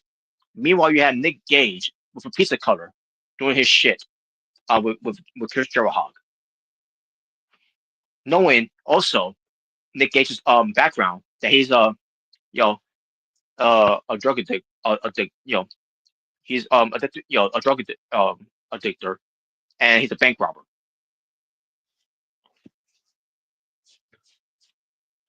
And for a guy who went to prison twice, by the way, Nick Gage went to prison twice. Time Warner Management didn't mind bringing him in, and doing stuff with him on TV. But the Briscoes, namely Jay Briscoe. Jay Briscoe says something homophobic, and you know, and that's a bad thing. So much that they're not allowed to be on TV. That they're not allowed to do anything for AEW. But it took from that point, and then to a point where Jay Briscoe unfortunately died, passing away, for Time Warner management to turn around, and now they decided to bring in a Briscoe and Mark Briscoe, even though they could have been brought him in, you know, and they worked inside with Jay Briscoe, because Mark Briscoe didn't make that tweet. It was Jay Briscoe, but guilty by association, because they're brothers.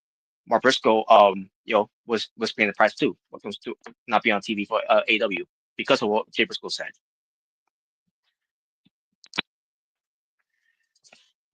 But the deal was bringing in the Briscoes would help the tag team divisions for AEW, and would help AEW period. When you have someone like a Jay Briscoe, and who could have been a legit main event player for AEW, like he was for Ring of Honor during the times of Sinclair.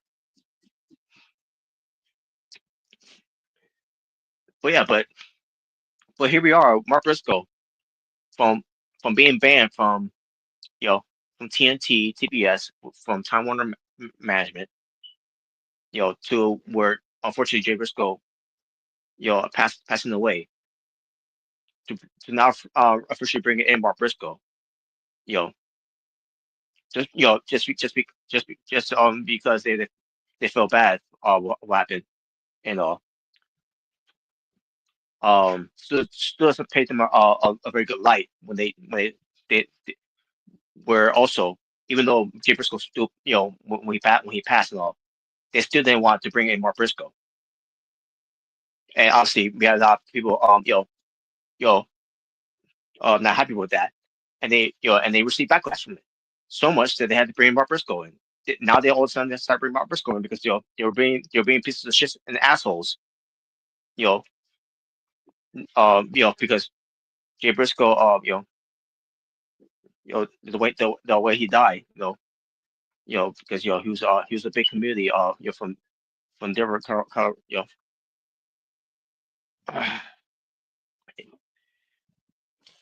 Delaware, I should say.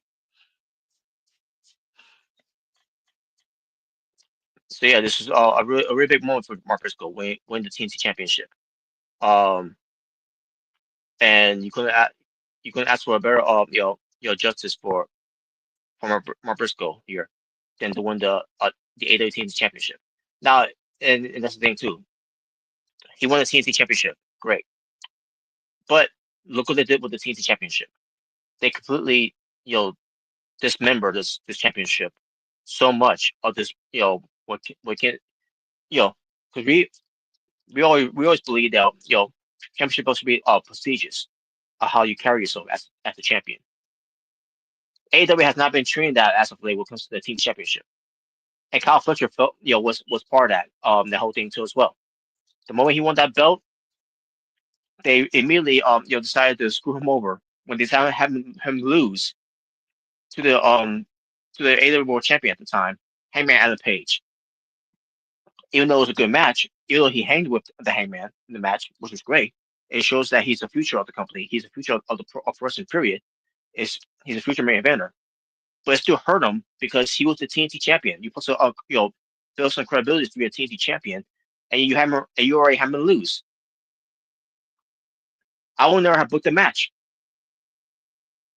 I will not have booked Kyle Fletcher against Hangman Adam Page, knowing that he's the TNT champion, and you're gonna have him go into the match against Hangman Adam Page and have him lose.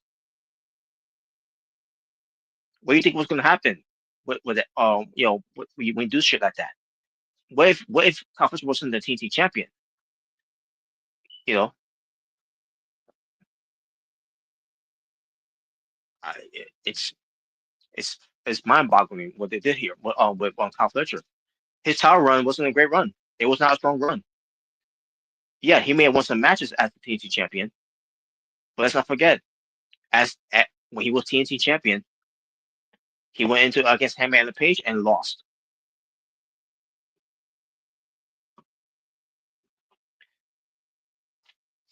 He was in a lose-lose situation here. Kyle Fletcher was. So the only way you could help Kyle Fletcher in this situation because he's going to be part of the Continental Classic. Have him win it. There could be other ways you can do Konosuke Tezuka and Kazuchika Okada. It doesn't have to be at World's End. You could do something where you could build whatever animosity animosity of their feud, their program, going into maybe Revolution, I guess. For the next pay-per-view for AEW. If Dynasty is not next, either way, I can't remember if Dynasty is either before or after Revolution. But either way, the point is, Kyle Fletcher needs to win this Continental Classic. He needs to reset, and this is his reset. Have him win the Continental Classic. Again, there's other ways you could do Okada versus Konosuke. Do something with that one. When it comes to however we want to do it in 2026.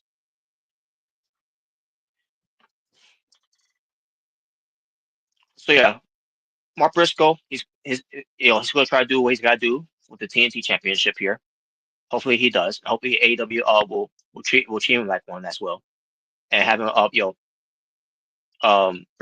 bring whatever type of prestige back into the life of the TNT Championship that they failed to do.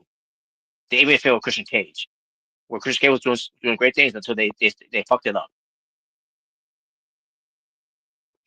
If we all remember where they fucked it up with when it came to that.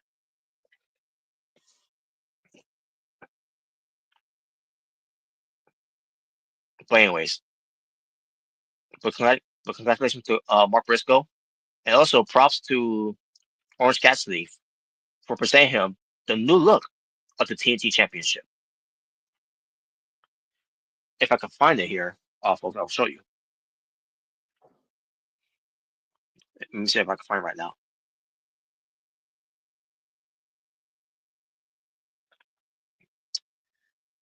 Mark Briscoe.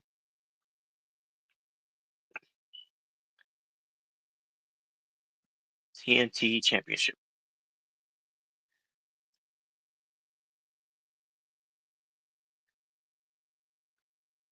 Let me see if I can try to find an actual picture of it.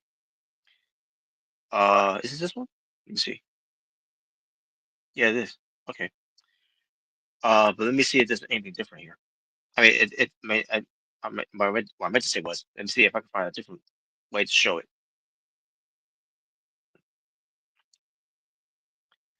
I think I found it.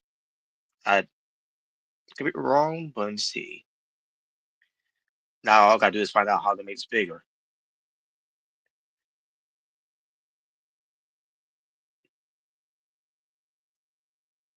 All right, folks. I'm actually gonna remove myself the stage for a bit because I gotta do something to show you guys how it looks. So give me one moment.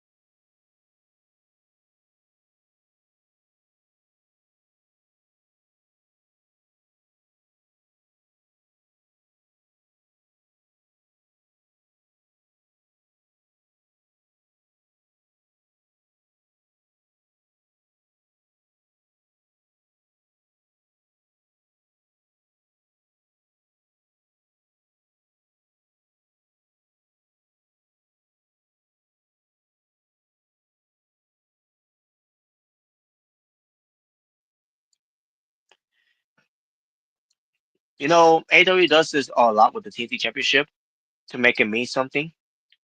Because we've seen it so many times before with Miro, Scorpio Sky. Hell, even with recently with Jack Perry. and they all fell flat, unfortunately. I mean, they were great designs. Don't get me wrong, they were great designs either way, but still, they have failed miserably to make it mean something with these designs of the TNT championships. What comes to the color scheme of the straps and the golds and the diamonds, whatever. You know, but either way, folks, still good looking though. I'm sure you guys.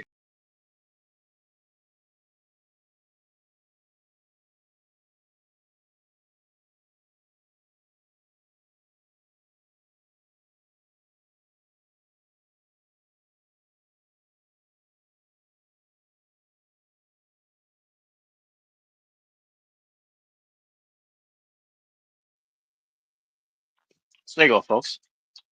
Let me just do something here. There we go.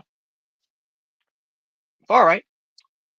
So yeah, congratulations to Mark Briscoe and props to Orange Cassidy for presenting him that belt. So yeah, it's a good looking belt too, by the way. So it definitely it goes well with Mark Briscoe too. So reminds me of how Jay Briscoe took my his championship belt for Ring of Honor. When he won the Ring of Honor World title. Kind of similar to that too. So all right, then we get to the $1 million trios match, where the winner will receive $1 million cash prize. 9 minutes and 10 seconds with Josh Alexander and the Cucamonga kids. They defeated Kenny Omega and the Jurassic Express. And didn't really watch much of it of what I saw. Not a bad match. I didn't give a shit either way. But the heels won. They won money, and they was going to spend it. And I'm like, wait a minute. The whole point of of the winning the money is that they don't have to spend too much of it. But Excalibur, I mean not Excalibur. Don Callis, well, you know, one of the Cucamonga kids here to spend so much money. To spend money, I should say. And then also we got the Don Callis family. Rocky Ramiro, El Clan, Hachachachachia, known as Archer. Mark Davis was there, by the way. He was there. Josh Alexander, because obviously he was still part of. He was in the match. With the with the Cucamonga kids. Basically, Don Fowles was taking the Cucamonga kids with him because they could go spend the money. They've been on Kenny Omega. All of a sudden, the Cucamonga kids turns around and sees what's going on, and they're like, "What's this all about?" And he's like, "Oh, who cares? Let's go spend the money. Let them take care of the business of their business against Kenny Omega. And all of a sudden, the Cucamonga kids just decide to drop the bag of money and go save Kenny Omega, and they did. And it was ridiculous too, by the way, because you have the Don Fowles family who are twice the size of these Cucamonga kids, and they're getting beaten up by them because they're doing super kicks and punches.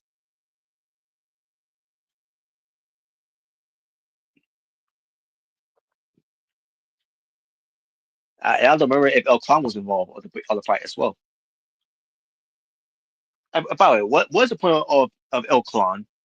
There's no hologram. He's out hurt, recovering. He ain't gonna be back anytime soon. Even when we go into 2026, he ain't gonna be back anytime soon. But what's the point of him? What does he do? All he does is shows up, let everyone know, yeah, this is El Clan, part of the Don Fowles family. But other than that, he's not wrestling. Not that I know of, because I don't watch Collision or Ring of Honor for that matter. But we don't see him wrestle. He doesn't really do much anything. He doesn't say anything. This isn't really add any value to the Don Fowles family. So what's the point of him being part of the Don Fowles family? is he supposed to be the backup in case the whole thing with Andrade happened?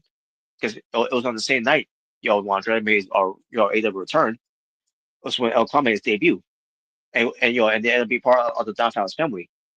Was he supposed to be the backup for Andrade in case anything went sour, which it ended up happening. It ended up sour because Andrade cannot be used, because he breached his contract with WWE. I don't know,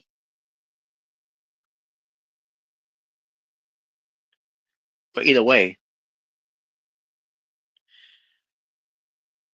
but they retreated, the Downtown's family, and the Jurassic Express got in the ring, and they shook hands with the Kungmaga kids. The Kungmaga kids wanted to shake hands to Kenny Omega. Kenny Omega didn't know what's going on, and then then he realized he realized what happened after that. And then he basically pushed them away of the handshake, only for him to hug them. And yes, it is the Elite Express, forming a team here to eventually have their own blood guts in the next 6 months, right? So yes, the Kukuman kids are back to being baby faces. They chose friendship over money. I guess in a way, this is a shock to CM Punk, because remember CM Punk, he's not here to make friends, he's here to make money.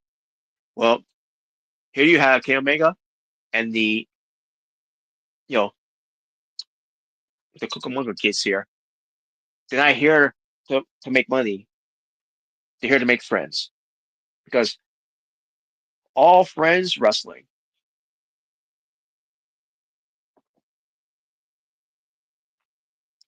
Hope it was worth it.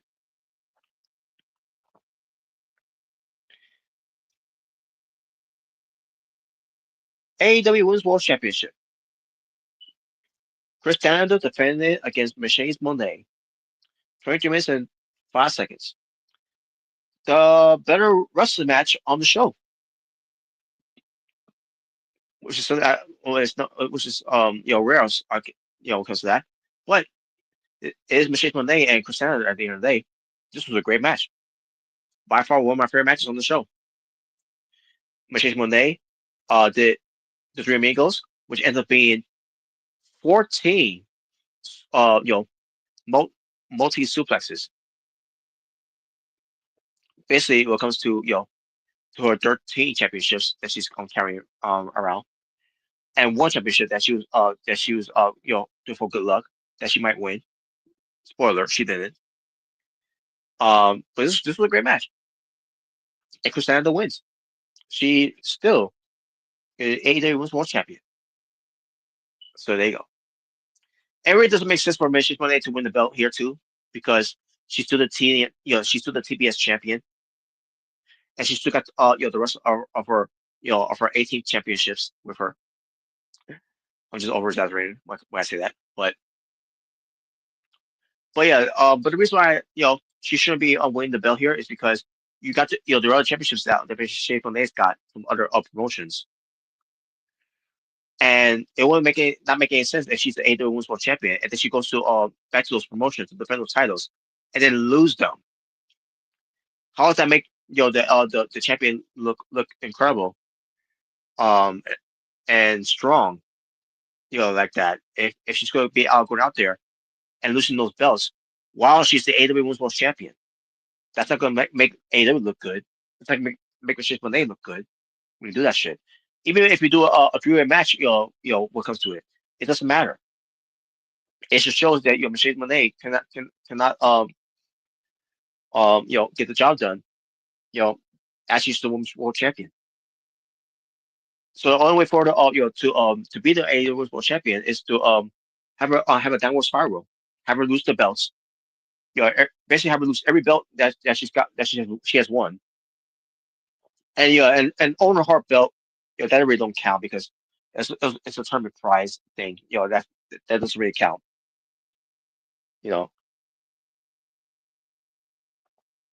She just it's just used for prop. That's basically what she's doing that for that one. She's used as a prop. But point is, Mercedes Monet cannot be the AEW World Champion when she's got all those belts with her. Because if you're gonna have her be AEW World Champion, then she cannot lose those belts. You're in the terrible hot position here with Mercedes Monet, with her being being champions from other promotions, but she can't lose them. As she if you were to have her win the AEW World Championship, again she's got to lose. And another thing too, she's got to lose her TBS belt first. That's the first belt she needs to lose first. By the way, she needs to lose that belt, and then once you go to, have her go into a promotion, she's got to lose the rest of those belts too. And then you build up a story where she's going to from redemption to eventually become the AEW Women's World Champion. And the way to do it, I will have her go in to the Own Heart tournament when she got the belt. Have her go into this to the finals of with with the belt and lose. That'll be the last belt that she should lose.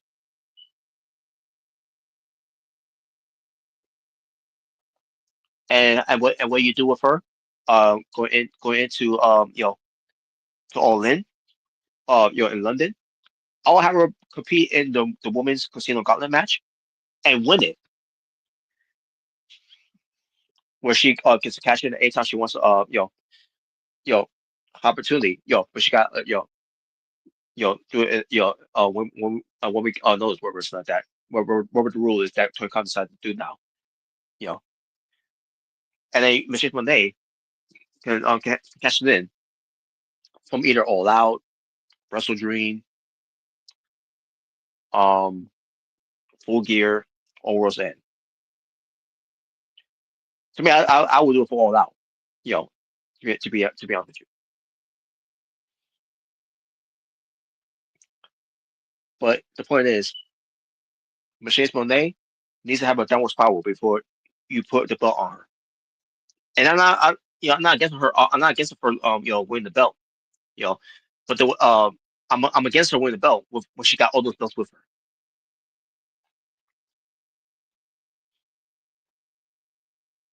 So that's how I would do it.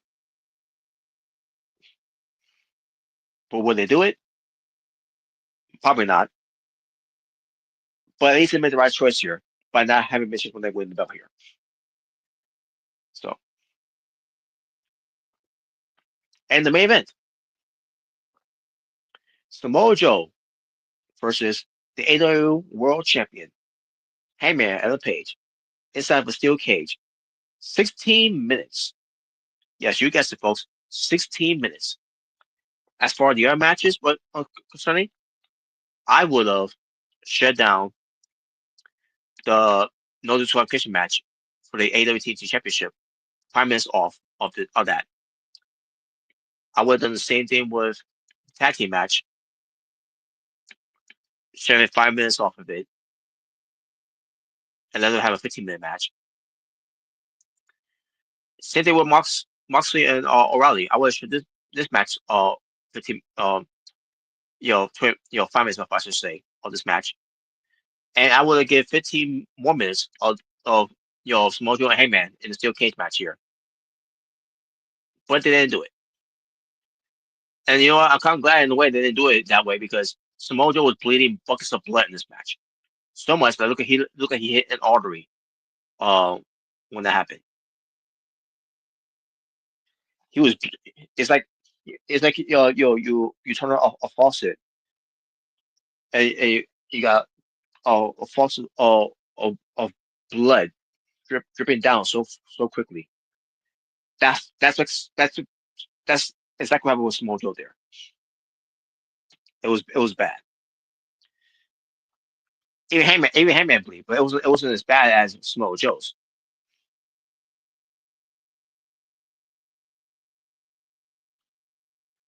But in the end, it gets to the finisher. And after the match itself was okay for what it was. You know, wasn't anything great, but I thought it was okay. Uh, And the reason I say is because we just went through blood and guts already. With where they're fighting in the cage, and it was all bloody. And then we get to this match where where that's the same thing, but still. Uh, but we just saw a cage match that has something to do with blood, and here we are in this match where it involves blood, and and that's why I was I thought it was okay because we just seen this already, with blood and guts, and now we're getting it at Full Gear with different guys in the match. You know, One difference is there's no roof of the cage, and there's only one ring.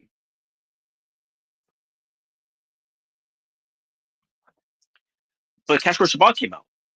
The whole idea for a steel cage match to happen is to keep the outside way, which by the way that was a fail. I'm surprised we didn't get the rest of which by the way Small Joe came out with an entourage of of ops. Basically it was the ops dojo members, I guess that was supposed to be. But then they come out. Instead we had Casper Shabbat coming out, and he tried getting in, and Heyman knocks him off. Then Powerhouse House shows up, and then he rips off the chain off the hinges of the door. You know, like he's Mark Henry, because Mark Henry did that too, by the way. If everyone remembers, Batista in the steel cage match, from SmackDown from years ago. What I'm talking about.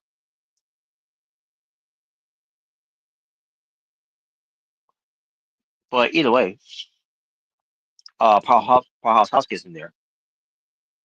You know, and Cash Rush. Oh yeah, I should mention too, by the way. Cash Rush Sabata. He Now remember. Heyman was trying to stop. I think Heyman did stop him in the way, but they were trying to get in. But then Kiss come out, and he beats up. He falls off with Cash Rush Sabata to the back, and then Powerhouse came out. And then then we did right there into the cage with by the way the AEW Championship belt, by the way. And Heyman took care of Hobbs. At one point we were a referee bump, and Paul Turner was a referee, by the way. Hangman, he couldn't do the buckshot lariat, but because the door was open, he found the buckshot lariat to Samoa Joe, but there was some referee. And then something else happened. I can't remember what else happened. But then also we get Hook coming out. He goes to referee Paul Turner to wake him up, try to wake him up, and he's barely waking up. Also, Hook got the belt. He all of a sudden hits Hangman with the belt. So Hook turns heel. And I guess the commentators were trying to sell it like, it was a ruse. It was all ruse. That Hook was part of the ops all along. If that was the idea that AEW came up with, now I don't know if that was the natural idea that they thought of, when they first did this, with Hook returning back in All In, and then we are seeing weeks later, or months later maybe, and they came out with a new thing, which again doesn't fit them. It's more was we'll cancel all this. So was this all a ruse from the very beginning? And Paul's Hobbs decided to play into this whole ruse.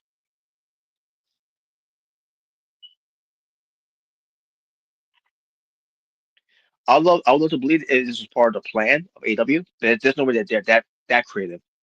When it comes to everything else that we've been seeing as of late, that's been creatively bad.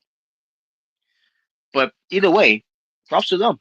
If this was a ruse, that they came up with, props to them. I thought they pulled off very well. So they got us. You know. So yeah, Hook is back with the. I mean, then again, this might be a ruse. So he probably didn't. He probably never left. In the first place, it was just all part of the plan to convince people like us that this was you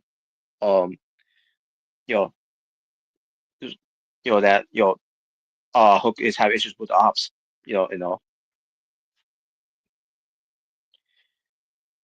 But yeah, I thought Adelante again, Adelante out there, they did a great job with that. And then Samoa Joe, you know, he got the win and new AEW World Champion. And I was popping when that happened. Not against Heyman and Page. No, don't I want anyone getting this wrong. I enjoy Heyman and Page. I'm always going to love Heyman and Page. One of the only elites, in AEW that I actually tolerate over the Kumaga Kids and Kenny Omega. And I don't hate Kenny Omega that much, but at the same time, it was not professional how he handled the whole thing with Gail Kim, when she's giving an opinion about Riho.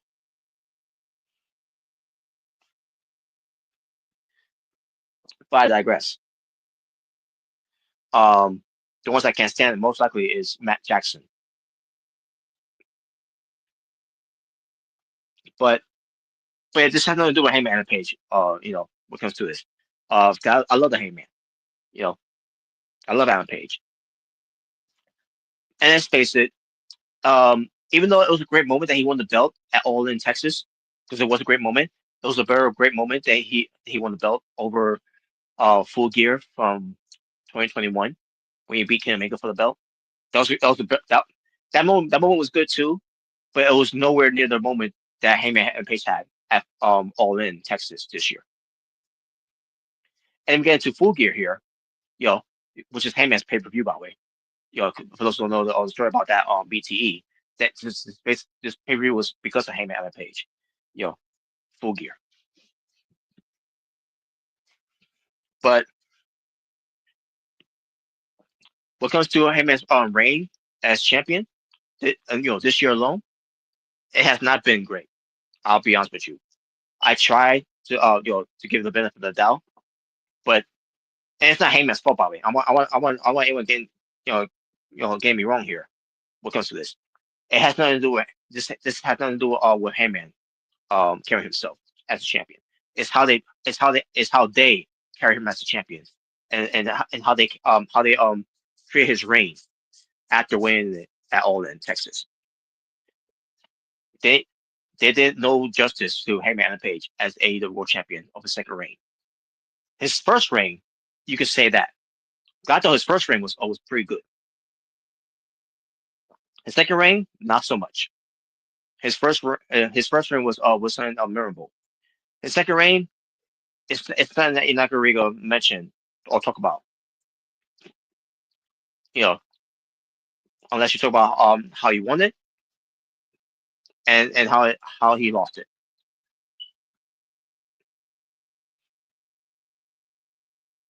So yeah.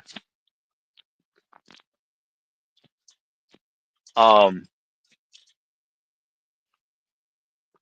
and I don't think they believe that Hangman Page is is the guy to be the top guy or the face of the company for AEW, even though he should be for the things I'm saying about Hangman, that he can be on the level if they actually give him the opportunity, give him that chance. And I feel like they dropped the ball. I think they dropped the ball with him. So after that, losing the belt to Mojo, I want to see him be champion. Um, unless they're really to really to go all the way with Hangman, of having a strong reign as champion. And good for Samoa Joe. He's a AEW World Champion. This could be his final run before he hangs it up, because he's gonna be wrestling. He's not gonna be wrestling anymore after this. Once his contract is done with AEW, that's it. He's done. He's retiring. There'll be no re-sign with him to WWE. You know, this is it for Samoa Joe. His final run, that's gotta mean something here. And after the match was over, the Hangman's getting beaten up by the Ops, and then the Ops dojo came out. and they all be and they all were having their turn about Hangman, and then the lights went out, and then the lights appear, or should I say the spotlight of it appear on Prince Nana on you know on stage, and you know what that means? It was the return of Swerve Strickland, and he's got new music. Of what I heard, it's someone from the Wu-Tang Clan. I'm assuming. I could be wrong. I could swear, someone said it was from the Wu-Tang, someone from the Wu-Tang Clan, singing his new theme. Um, so Swerve's back, and Swerve is looking so swole, yo, you know, it was before he removed his jacket, and he's looking swole.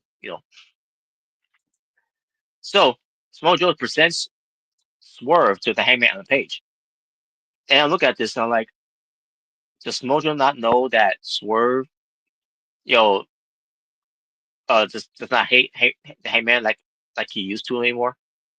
You know, I mean, it was clear as day at All In. You know, that Swerve and Hangman, they buried the hatchet in a way. I don't know how fully they buried the hatchet, but either way, folks, does Samoa Joe not know that Swerve and Hangman doesn't have that beef anymore? They had closure in a way. So Samoa Joe, laying the ops, laying basically telling the ops let Swerve through so he could he pick up the bones, right? Swerve's walking only to take out all the ops dojo. Basically because you had Hook leaving, Powerhouse Hobbs leaving, Takara Shibata leaving, Samoa Joe leaving. Basically the ops basically had the ops leaving, while the ops dojo was getting their asses handed. And after seeing that, Swerve taking care of the ops, dojo, and like saying myself, and because I didn't know that was the ops dojo was even a thing when it comes to Samoa Joe, until we got to this review for Full Gear. But Swerve taking care of the ops dojo, and I'm watching this happening. And like, if this is what the ops dojo is, and they're getting their ass kicked by one dude and Swerve Strickland, not against Swerve Strickland, but at the same time, you got the ops dojo that being trained by Samoa Joe, under the learning tree, there goes that word, Samoa Joe, and then you got Tetsuya Shibata involved in it, and Powerhouse Hobbs involved, and Hook involved, especially of who his dad is, and they, and you see Hook is getting more of a strong reputation of taking care of himself, in a way, more so than these guys from the dojo. Then I think they should close up the ops dojo and just where they need just worry about the ones that are there right now in Hook, Powerhouse House, Tetsuya Shibata, and Samoa Joe. Because Swerve took care of them like they were a bunch of geeks. They were not the ops dojo. They were the ops geeks.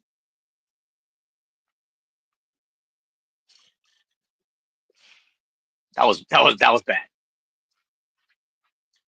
And then Hangman took care of one of them with the I think with the buckshot lariat. And then he had a closing image of Swerve Strickland and Hangman standing side by side, and they did not even look at each other. And then you got the ops looking up from the far distance on the stage, and then the show went up there. Now I don't know what was the follow up on Dynamite of it. I'm hoping there's the follow up of it on Dynamite, but we shall see when I get a chance to watch it.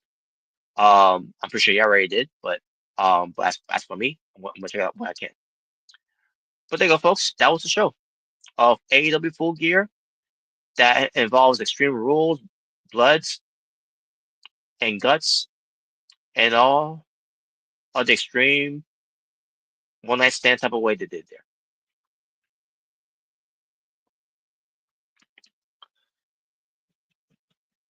So there you go, folks. And with that being said, let me see if there's anything else for me to talk about here before I move on. What's anything else here? Let me see. I think that's pretty much it there. Yeah, that's pretty much it. Yeah, well, I didn't cover this. I didn't cover this one thing. I didn't cover. I mean, it was a brief mention, but at the same time, I forgot about this one part that I didn't get to mention. Oh, whatever. I'll do it another time. Um, hey, maybe hey, we could blend that in. For oh yeah, for Omega's channel.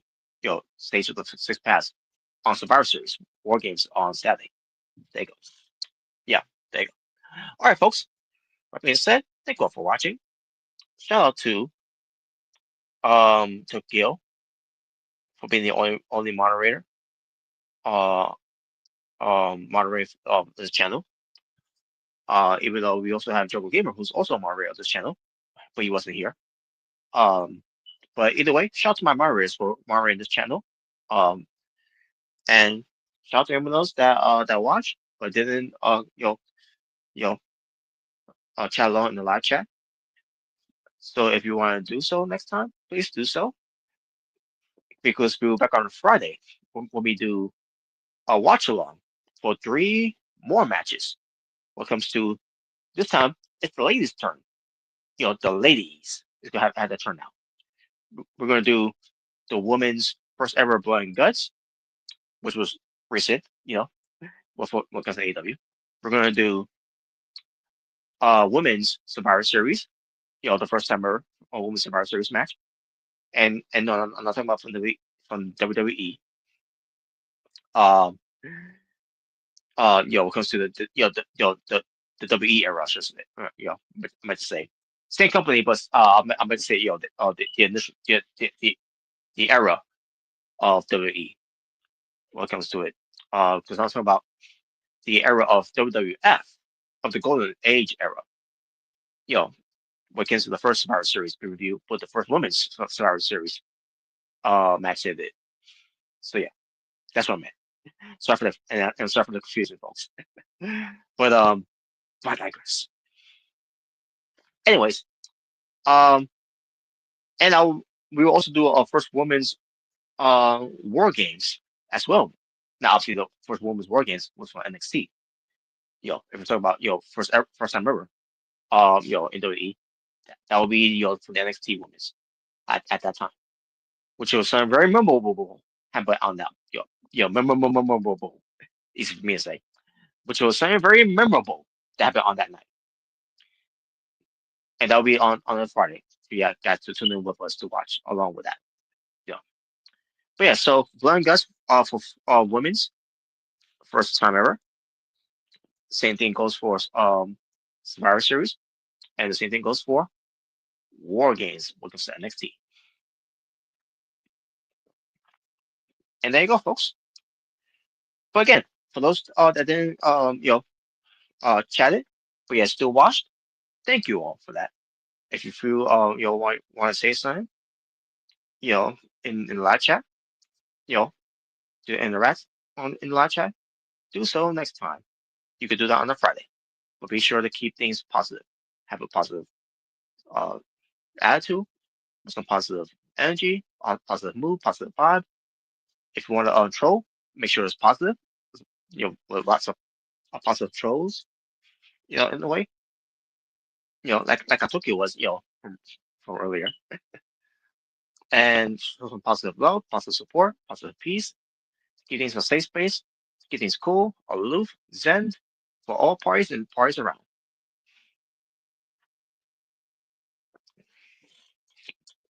So, folks, shout out to the True Jaybird. Shout out to Jordan Williams. Shout out to Omega Red for being part of the stream.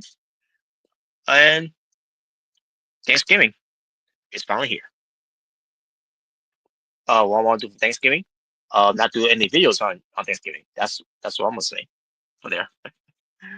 Spend time with your families, and friends. Anyone that you consider family, that's your Thanksgiving. And you can watch movies on Thanksgiving. You can watch, um, you know, TV shows on Thanksgiving. You watch football. Because NFL or college, whatever type of football that you're into on Thanksgiving. You know, have some Thanksgiving feast. Thanksgiving drinks. Thanksgiving party. All activities you could do for Thanksgiving that has nothing to do with being online. Because to doing videos. But folks, there you go. For Jordan Williams, Drew Jaber, Omega Red, is the natural born thriller saying peace. On the streets, you be well, stay safe, take care of yourself, death on the world. For I am out here, talk for now at the visual and attitude with a goodbye and good night to make you feel the burn. So, folks, you all enjoy your Thanksgivings. You all have a happy Thanksgivings. This was the Thanksgiving Eve edition, which now is also a Thanksgiving even day edition in a special way for Being the Asylum 266. Next time we do an episode of Being the Asylum, it will be episode 267, the after days, aftermaths of Thanksgiving 2025. Until then, take care of yourselves and each other. God bless. Peace. Take care. But more importantly, to you, Tokyo, you have a happy Thanksgiving with your families and friends. And you take care too as well. Stay well. Be safe on Thanksgiving. Enjoy Thanksgiving. And that goes to the rest of you all. All you enjoy Thanksgiving. Take care. And I'll see you on Friday.